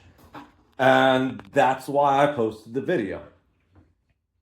I know that it's imperfect. I know it's probably the worst in my life since college that I would have ever sung that song, but it's out there. Yet, it's also probably double the emotion I would have ever sung it with in a previous point.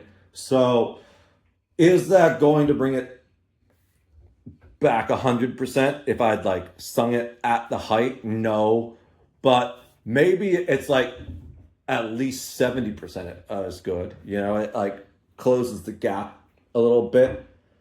And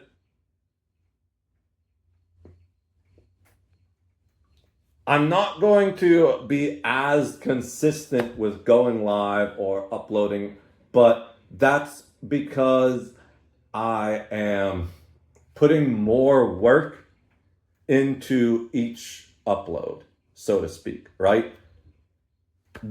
I might not be going live today because this is going to be a 5 or 6 hour long video. So that's going to take like 5 or 6 hours to upload with my mediocre internet connection. So it's going to be, we'll just say 12 hours. That's not even counting all the other time I've been awake today. There's just 12 hours of work already on this one conversation I'm uploading. So am I going to stream today? I don't know. I can't stream while the video is uploading. Maybe I upload this tomorrow and I just maybe I'll upload this before I go to sleep and I stream and then upload this afterwards. I think that's probably the plan. But in addition to that, I don't feel the pressure of time anymore, right?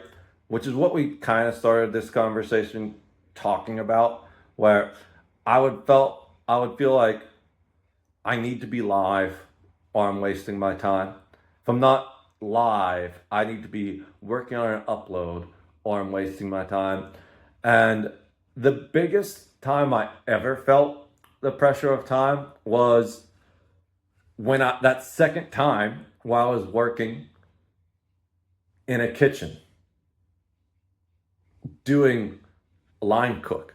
Because anytime I had even a moment to think, even when I had the music on, and I feel like in some ways the music made it worse because I just felt like a part of me was screaming in my head, this is what you should be doing instead. Anytime we weren't getting absolutely slammed, or I was just locked in, like there's 10 tickets up right now, we need to crush this and get these out as fast as possible. When I wasn't just totally locked in, my brain was screaming at me the whole time, you're wasting your time here. And no matter how much I told it, but I'm making money, I need to pay bills. The response was always, you're wasting your time here.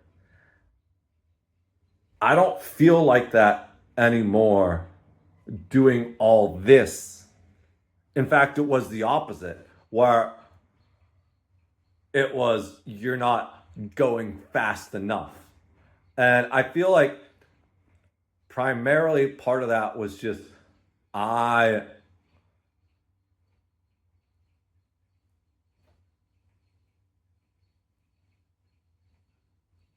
it's two things really. The first one is I felt the pressure of the competitive nature of streaming and content creation, where it's kind of a zero sum game, but also not, because you can only watch one YouTube video at a time. You can only watch one Twitch live streamer at a time, right? And really give them your full attention. You can have 5 streams up. You can have 3 videos playing in the background that you're like giving metrics to. But as far as who you're actually interacting with and is settling in your brain as the person you really want more content from, generally for the vast majority of us, that only happens to like one person at a time. And I obviously, I don't mean people only watch one streamer or only watch one YouTuber. I'm sure that happens.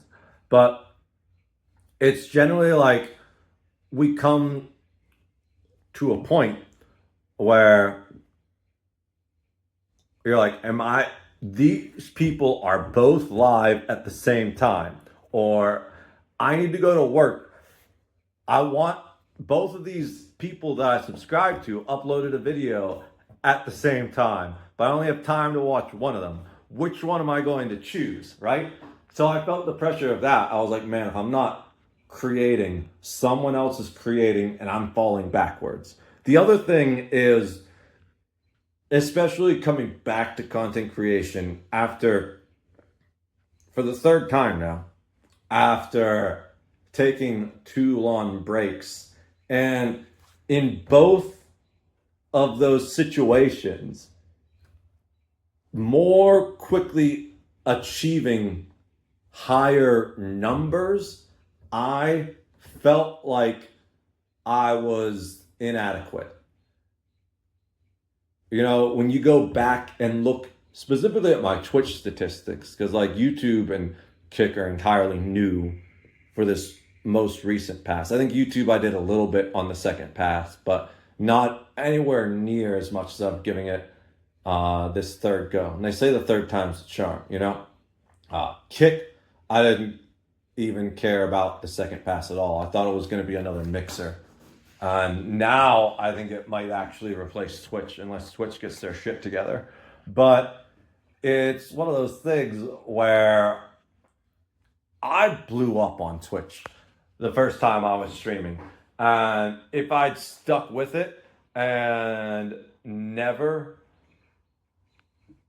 given up, because that's really what happened. I gave up. And now I know the cost of giving up.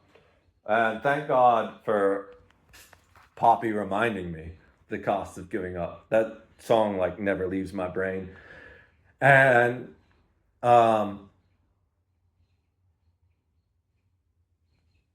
like I had a meteoric rise at first, and then it just stops.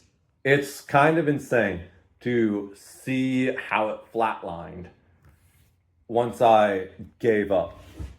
And it was like the graph was like this basically. Then the second time I came back, instead of being like this, it was more like this. And the third time I came back, it's almost flat with just a tiny little upwards trickle at the end. And I let that get to me. I was like, man, I'm putting so much more effort in, but I'm getting so fewer returns. I don't understand why. Well,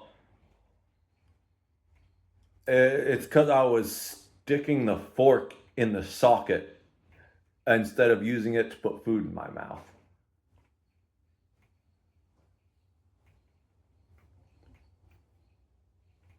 You know, I was really just scared to do music at all on my stream. So, or channel or upload in general. And the crazy thing has it's always been one of my goals. From the moment I started making content creation YouTubes, I specifically made one channel for that I was going to upload music on. And then I made one channel specifically for streams. I made another channel for gun stuff, which I haven't done anything with, primarily because YouTube is absolutely evil when it comes to guns. I'm just going to come out and say it. They are one. That's where YouTube proves they're a truly evil corporation, if you ask me. But well, that's a whole other conversation. That's another 5-hour rant. So that one I didn't make content for. And then I also have two other channels where one is for uploading AI and specifically AI only music, which is primarily just for me to use for my content creation purposes. And it's all uploaded under Creative Commons license. So like literally any content creator can use that. And I won't claim anything that's uploaded on that unless it's just a straight up re-upload. Because then you're just stealing something I'm offering for free. So can you get more scummy than that? But like literally someone could take that and use it in a full feature length film or make their entire background for their stream or a YouTube upload all music from that account, which it's Download Emotion, by the way. And I've slept on that account for a while. I need to bring back. That's one of the plans for this week is to finish. I want to make a section of like atmospheric rock and background music to bring back for the Sunday philosophical streams. And so that's one of the plans for this week and next week is to actually resurrect that channel. I got to find all the old logins and stuff. I have them saved somewhere.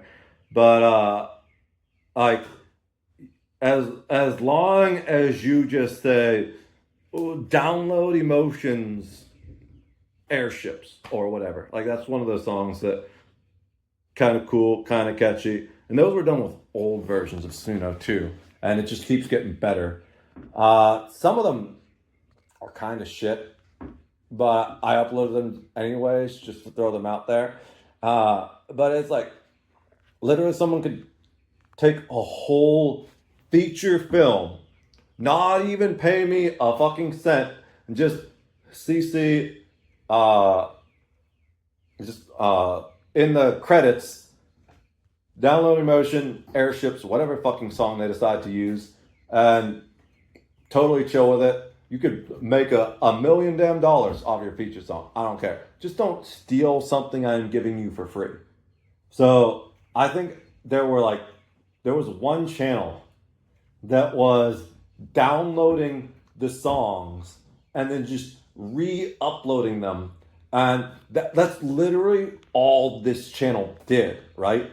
I went and I looked at the channel, and none of these songs were created by themselves. I think they downloaded 3 songs I created. This entire channel was just stealing other people's music and trying to make money off it. So you bet your goddamn ass I claimed the songs on that channel, because holy shit, someone's gonna make their entire living off stealing off creatives. Now that I have a problem with, and I will absolutely go in on that dude. But like 99% of scenarios in which someone uploads any of that music, I don't give a fuck unless they're just straight up stealing it. It's out there primarily for myself to just use and not get copyright claimed. But the reason I put it on YouTube instead of just keeping it on my hard drive is so that other content creators can have that same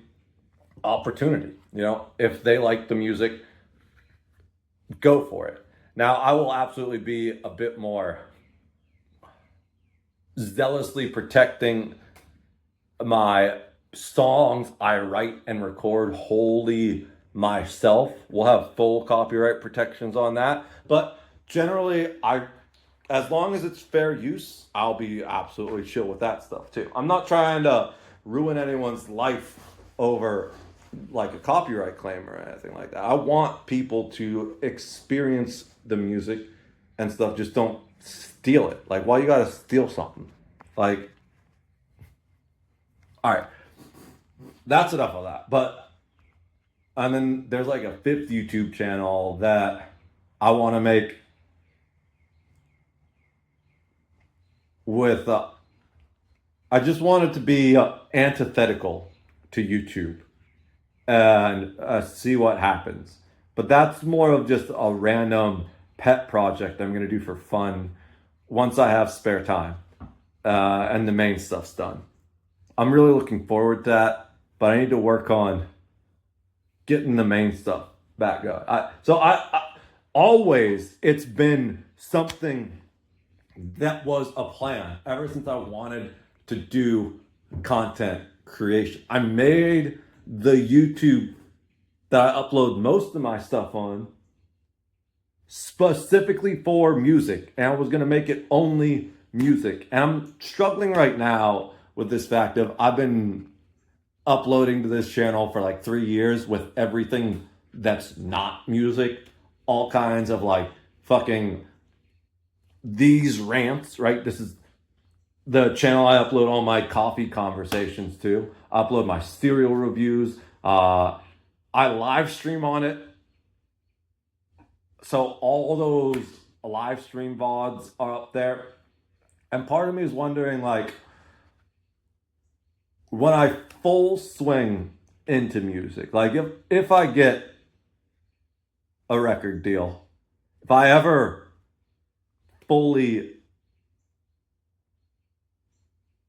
am like verified, making this truly a music account, what do I do with all the other content?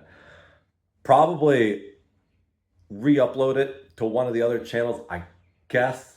Because at some point, like, the YouTube algorithm is weird where I think I kind of need to remove the non-music content. There's some weird exceptions though, like with Poppy, right? She's got her music content and she's also got her variety show, which is the best goddamn show I've ever seen in my life. Nothing has ever made me laugh so hard. I honestly get a little embarrassed at how hard I laugh at those shows, I feel like I'm really glad no one else is in the room with me when I'm watching those, because like the things I laugh at, people would side eye at me for so hard. And like Poppy's the only person that can make me laugh like that. But anyways, it's just a random. The point is, some people do manage to upload different types of content to their YouTube and make it work. And I'm wondering what the steps forward are with that now, because as I start to upload more music, is the algorithm going to fix itself over time, or do I need to move all that other stuff, or does it just become one Steel Drifter media empire? I don't know. I'm going to be completely honest. We might be moving stuff around between the different accounts as my content matures. But needless to say, I'm always going to be a gamer. I'm always going to be a philosopher. I'm always going to be a fat ass stuck in a skinny kid's body. So I promise you're going to see me stuffing my face with pizza as I commentate on other people's YouTube content and stuff like that. But we're going through an evolution as a content creator right now. Shedding my old skin and focusing more on what I believe I was meant to do. So there's a lot of back end work with this, and it's gonna seem like I'm inconsistent on the surface, but that's only because I'm being more consistent low key than ever before. It's just a process, right? So that's why I don't feel the pressure of time anymore. The biggest, at least for me, the most difficult part of trusting in God's plan is being patient with God's timing, right? Because I do believe when you let the universe flow the way it was meant to, everything's going to happen in perfect timing. It's when you try to force things that nothing happens and everything seems like it's as wrong timing as it could possibly be. It's because you are fighting against your own destiny. So of course everything's going wrong, right? And I do not feel any of that pressure anymore. I do feel bad that it takes me so long to respond to friends and fans and communications, but that's it. And the only reason why is because I'm considering their emotional weight. You know, it doesn't bother me at all, really, if people don't get back to me. I'm kind of like a whatever, unless it's something where it's a serious conversation we're in the middle of, or a serious accusation or a question. Don't fucking ghost me. You know, that's childish bullshit. If you have a problem with me, if you want me to stop something, just say it to my face and it will literally happen that moment. I understand hints, but I'm probably going to ignore them until you act like a fucking adult, because I'm not interested in playing goddamn guessing games at this point in my life. So it's like, unless you explicitly tell me something, I'm just going to keep operating the way I do. So be explicit and be open. But like if it's one of those things where I'm like I like reach out like, hey man, how's this going? Like how's life? And I don't hear back from you for 2, 3 months. Will I be concerned? Yeah, but it's like as long as I know you're all right, like maybe I just see you got a lot of shit going on in life. You're posting odd line occasionally, but you're still all right. I'm not gonna be worried. I'm gonna be like, whatever. They'll get back to me when they have time, when they have the mental energy, the fortitude. But I feel weird about it being a content creator because I've literally had this conversation with friends in the past where they'd be like, "Bro, you're always on Facebook, like, but you don't ever respond to my posts." It's like I'm not actually on Facebook. It's this weird thing where I don't think people understand. I think this is one of the things I talked about in the previous 5 hour video, maybe one of the whole hours. We're just gonna do a quick 30 seconds on it, then maybe a minute or two. You either consume or you create. You can't do both at the same time because if you're trying to do both at the same time, then you're literally just stealing other people's content, right? So you either consume or you create. There's just so many things in life like that. You either are a predator or you're prey. And even if you're predator, there's generally a bigger fish, right? You know, uh, a house cat. Look at how cute he is. Yes, I'm talking about you. Um, Bro, I can't tell you how many like goddamn dead birds and rabbits and squirrels this dude has left on my porch. Thank God there's been fewer up here. I think it's because it's more of a wild area. So like most of the animals here are actually wild animals that know how to fucking survive in this situation. Whereas back in Pittsburgh, we lived in like a suburb where it's like there were endless rabbits that existed in that place that I'm sure just grew out of control because like some parent bought it for their kid and either got away or they let it go. And then like the number of rabbits that existed in that old town was fucking insane. And these weren't like wild rabbits. I believe they were domesticated rabbits that got released and then just fuck like rabbits do, of course. They were just all over. It was like I would go for a walk at night and see like a dozen rabbits. I'm not even kidding. Here, I'll go for a walk at night and I see one or two, right? And I'm sure they're absolutely more wild than those ones back where I lived in Pittsburgh because there was no wild left area left. It was like it was like the gray area between it was kind of an urban but also kind of suburban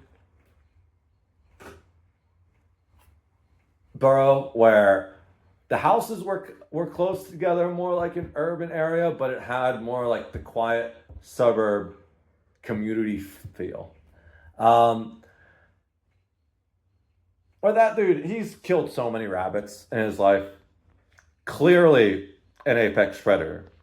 But the other night, I was actually scared shitless for him because I was sitting here on the porch and there was something scary back there making a lot of noise. I wouldn't be surprised if it was a coyote. I heard that apparently several months ago there'd been a coyote spotted in the area, but he was out there in the backyard somewhere. There was shit going down, right? Something got chased down and killed. And I was like, God, please don't be Charlie. Uh, like 5 minutes later, he came out. It was totally fine. I knew it wasn't him killing it, because whatever it was, it's way bigger, way more aggressive. I want to go online and actually listen to what coyote call sounds like, figure out if it was the coyote. But I swear to God, this shit had glowing red eyes too. It might have just been like a fucking demon dog out of hell. But whatever it was, I was seriously worried for him.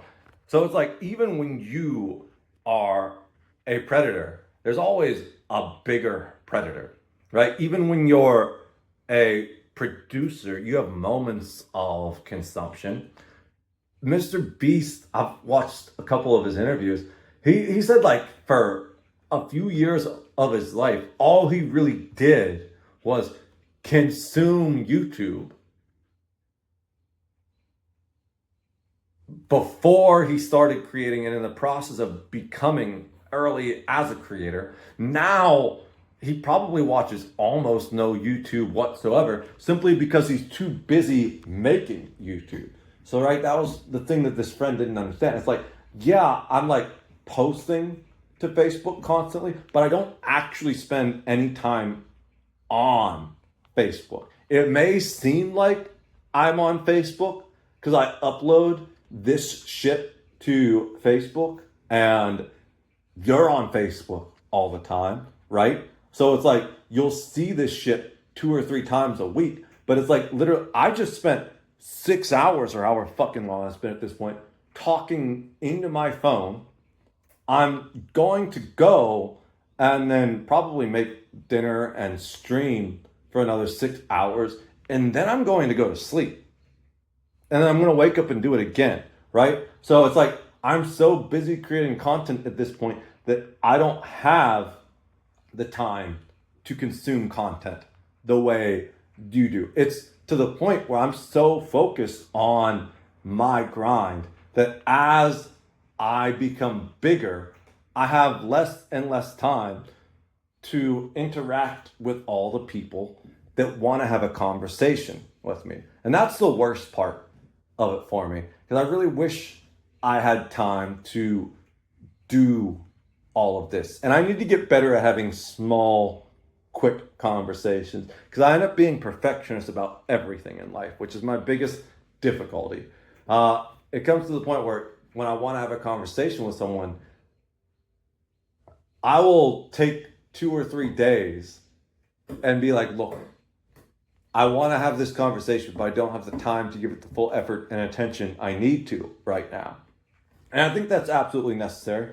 Sometimes you need to say that, but I also feel like there are parts where, much like firing off my imperfect upload of America the Beautiful, sometimes you need, when it comes to conversation, you just got to rip it, right? I need to get better at just shooting off these mediocre texts, keeping in touch with people.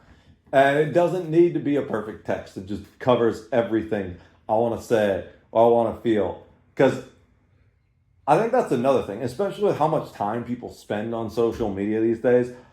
They'll like send so many messages in a day. I don't understand how people stay stuck in their phone. I don't know what it's at right now. I like pretty much never have more than an hour of screen time on my phone per day. The only time I spend more than an hour on my phone is when I'm responding to people. It will actually take me like 2 or 3 hours just to go through messages and respond to shit, because I throw myself 100% into every conversation I have. So but then I get this weird thing, especially because I had those conversations with people in the past, where it's like, man, I like need to keep moving forward and I want to upload, but at the same time, there's like 10 people I need to get back to that I haven't messaged back in like 2 weeks. Hell, one of them I haven't messaged the dude back in a fucking month, because I messaged him before I hit my void thing, my void phase.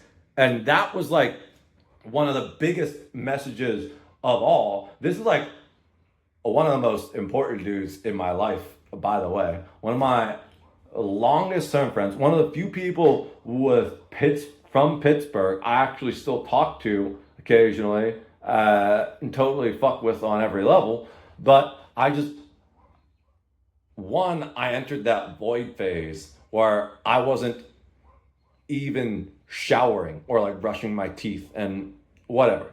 I'm over that and out of it. But now I'm entering this phase where, all right, I'm back on my grind. Do I keep moving or do I keep stopping to pick up all these things I dropped? And obviously the answer is both, right? But the problem is finding that balance. I can't keep stopping. I feel like that's one of the biggest problems people make, which is also why I generally don't have notifications on my phone turned on. Well, they're on, but they're all silent. Because one of the biggest things I learned about when I was trying to optimize my time, when I was focusing on optimizing my time, was these micro fractures of time, where these people that spend 6 hours, even like 2 or 3 hours a day on their phone, they really don't realize they're doing it, because it's often 15 minutes here, 30 minutes here, but it's constantly throughout the day to the point where it adds up. End of the day, you've spent 4 hours on your phone without realizing it. And I don't even mean creating content like I'm doing right now. I mean just either mindlessly consuming shit or doing nothing, like playing Bejeweled or whatever the fuck you're wasting your time on. Spending $10,000 on Clash of Clans or whatever weird mobile or gacha game you got sucked into, right? I can't fathom that, because that's just not something that really I am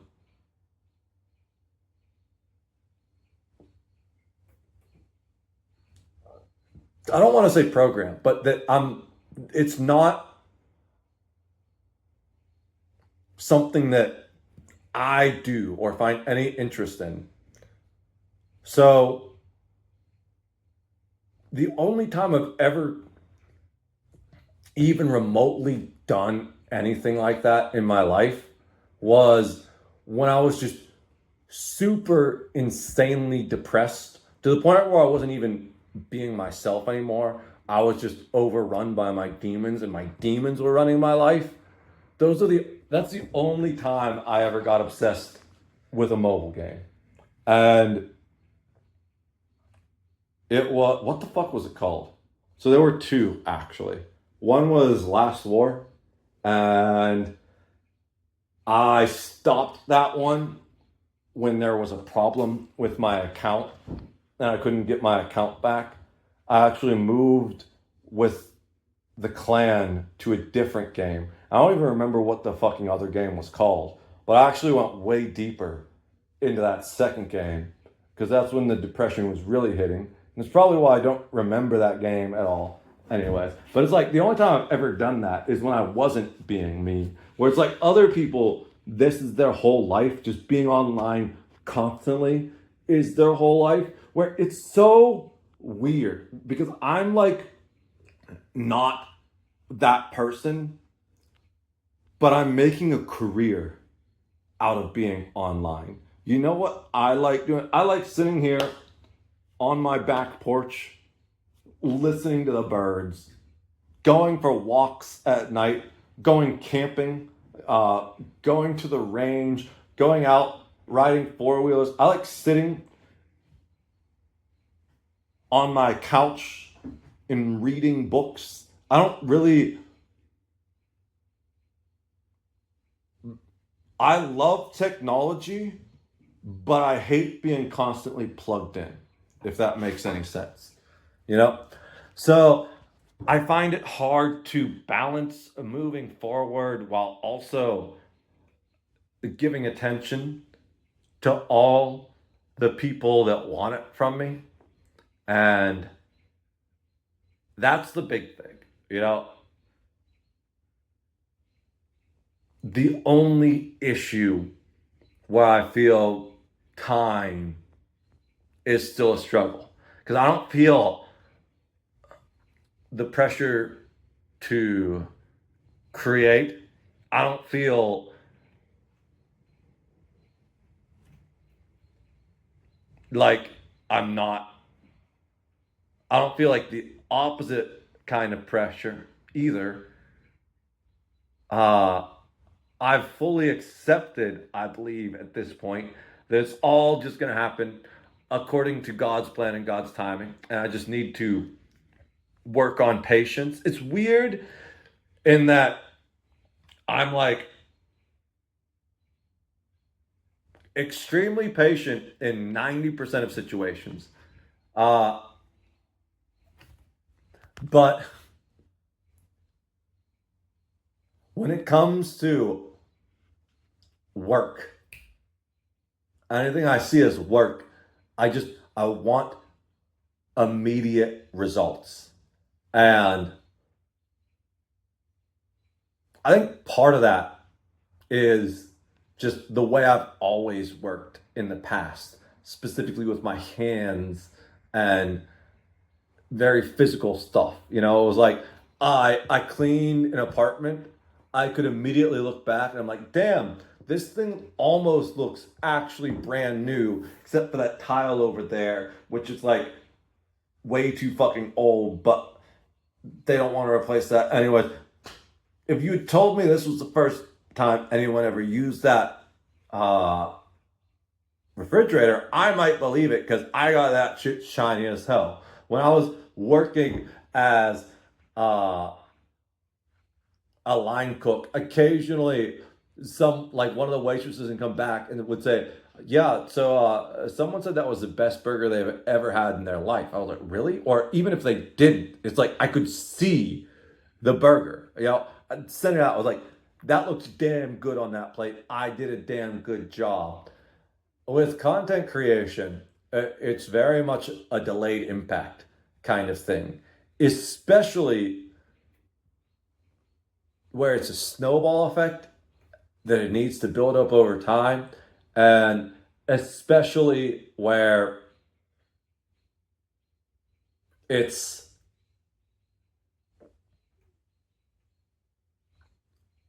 you let the snowball melt because you walked away for too long, which I've done twice at this point. So, like, there was a point where I was just like, bro, you know? And I was just getting really frustrated that it wasn't happening according to the time I want it to happen to, the plan I want it to happen to. But it was because I was sticking the goddamn fork in the outlet. And it was like, yo, just chill. First of all, instead of like endlessly beating your head against a brick wall to see what sticks, maybe just go back to the things you're good at, the gifts that God gave you. So that's really the first thing that we've been doing.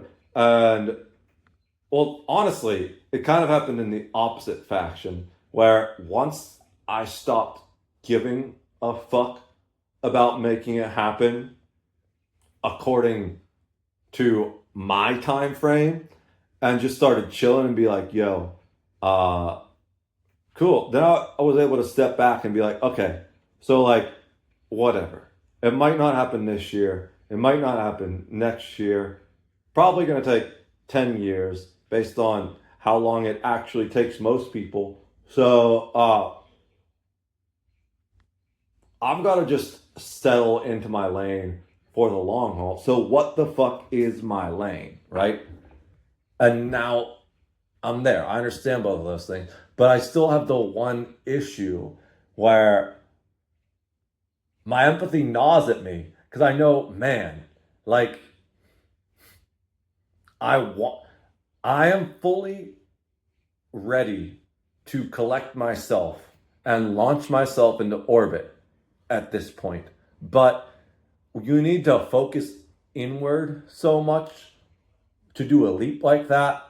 that I know there are people in my life that feel neglected or ignored, but it's not that at all, especially when they see me posting and I haven't responded to a message they sent or something. It's not that at all. It's one of those things where it's just, I want to give you the time and presence that you deserve, but I also need to make sure that I don't fall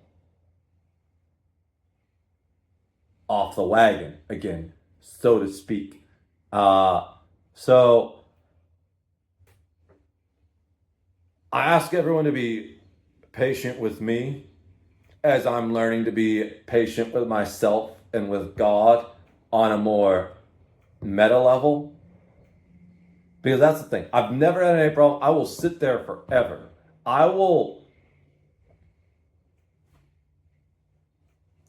like thinking back, good example right here. Elder Scrolls Online, I used to run so many veteran dungeons, specifically as a tank. And as a tank, you needed to know all the mechanics because you always got blamed for anything that went wrong. Didn't matter if it was like a DPS check or like the healer didn't heal you when the healer needed to heal you because you were going to take like 2 cleaves in a row because it either like you needed to block it because it was like, or you couldn't dodge it for whatever reason. It was like, there are situations where sometimes as the tank, you would just need to face something and block it, and then the healer needed to heal you up before that attack hit again or something. There were just so many times where, like, as the tank, I would get blamed for something going wrong in a veteran dungeon when there was literally nothing I could have done to change it. And I feel like the best example is, I forget which one of the DLC dungeons it is. It's one of the Dragon DLC dungeons. There are these no, is it? It's a vampire. I think it's the Vampire Dragon DLC dungeon. Is that Fang Lair? I don't know. It's been fucking 3 years since I played that game consistently. But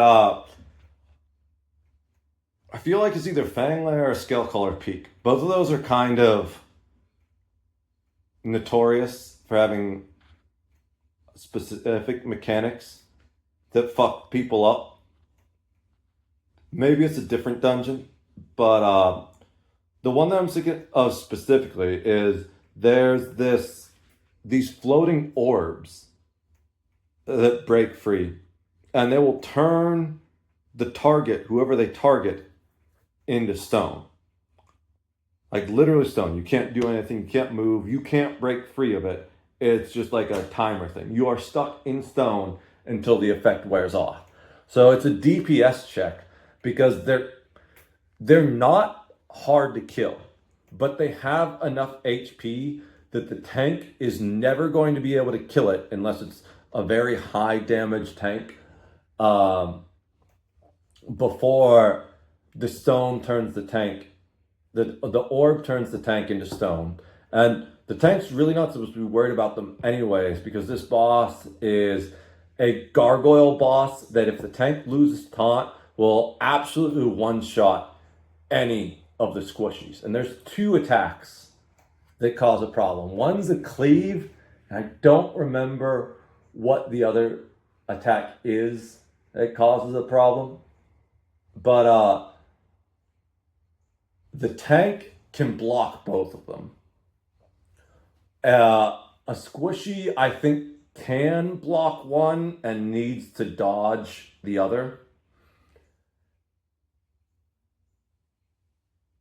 But I think the block is iffy, and it depends on your damage resistances and HP. Both attacks can kill a squishy no problem, whereas they're not an issue for the tank. The cleave hurts. I think it does like 50 or 3/4 of your health, but it's not a very common attack. And that's with the block. As the tank, you need to block the cleave or it just one-shots you. And that's why the orbs are so important. Because what happens in that dungeon is I'll be tanking the boss and the orbs will break free, and the DPS won't kill the orbs, and I get frozen in stone. So one of two things happens at that point. Either I'm frozen in stone and I can't re-taunt the boss, and it just starts running around chasing people and one-shotting people, which is kind of fucking hilarious to watch. Or I'm frozen in stone and taunt is still up and the cleave comes up and it one-shots me because I can't block. And then people are like, oh, we keep wiping because this tank is a fucking idiot that's losing taunt and not blocking. I can't do anything when I'm frozen in stone because you aren't killing the orbs, you stupid dumbass DPS, right? And I would just leave groups like that. But if I was with a group of friends, I would literally wipe on the same boss for 3 hours if that's what it took, even though basically every dungeon in ESO, no matter how hard it is, maybe some of the newer dungeons can't, it should never take more than 40 minutes to do a dungeon, even on vet. And that's going slowly, right? I feel like most vet dungeons can be cleared in around 20 minutes or so, but that's with good DPS and a tank that is gathering all the mobs and allowing you to crowd controlling everything so you can burst it down. That's your cruising. You're gonna beat this in 20 minutes, and I think you usually get an achievement for that. But I will spend literally 6 times as long as it takes to beat that dungeon with a group. Probably even more. Like what? I don't feel like doing the math. But I'll spend 3 hours sitting in that same dungeon that I've cleared in 20 minutes before with friends. It's like I've got that level of patience with some things, but with certain things, I definitely need to accept that certain outcomes simply take years, you know? Especially when you're leaning into fully creative careers.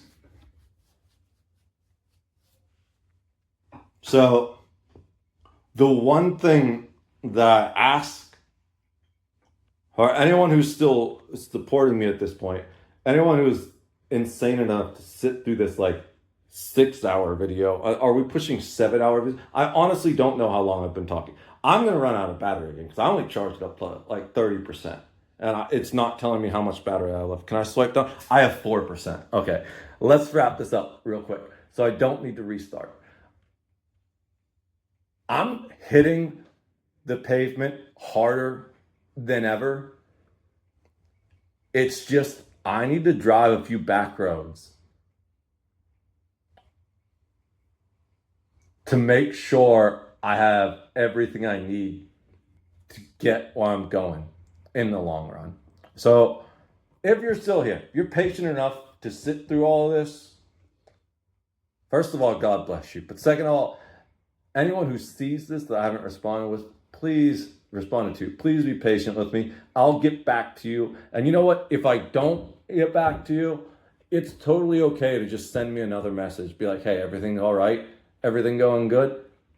I ain't gonna hold that against you at all. I love every single one of you. God bless. I'm going to go stitch this all together, make some pizza, watch some YouTube videos, and then we'll upload this before I go to sleep. Cheers.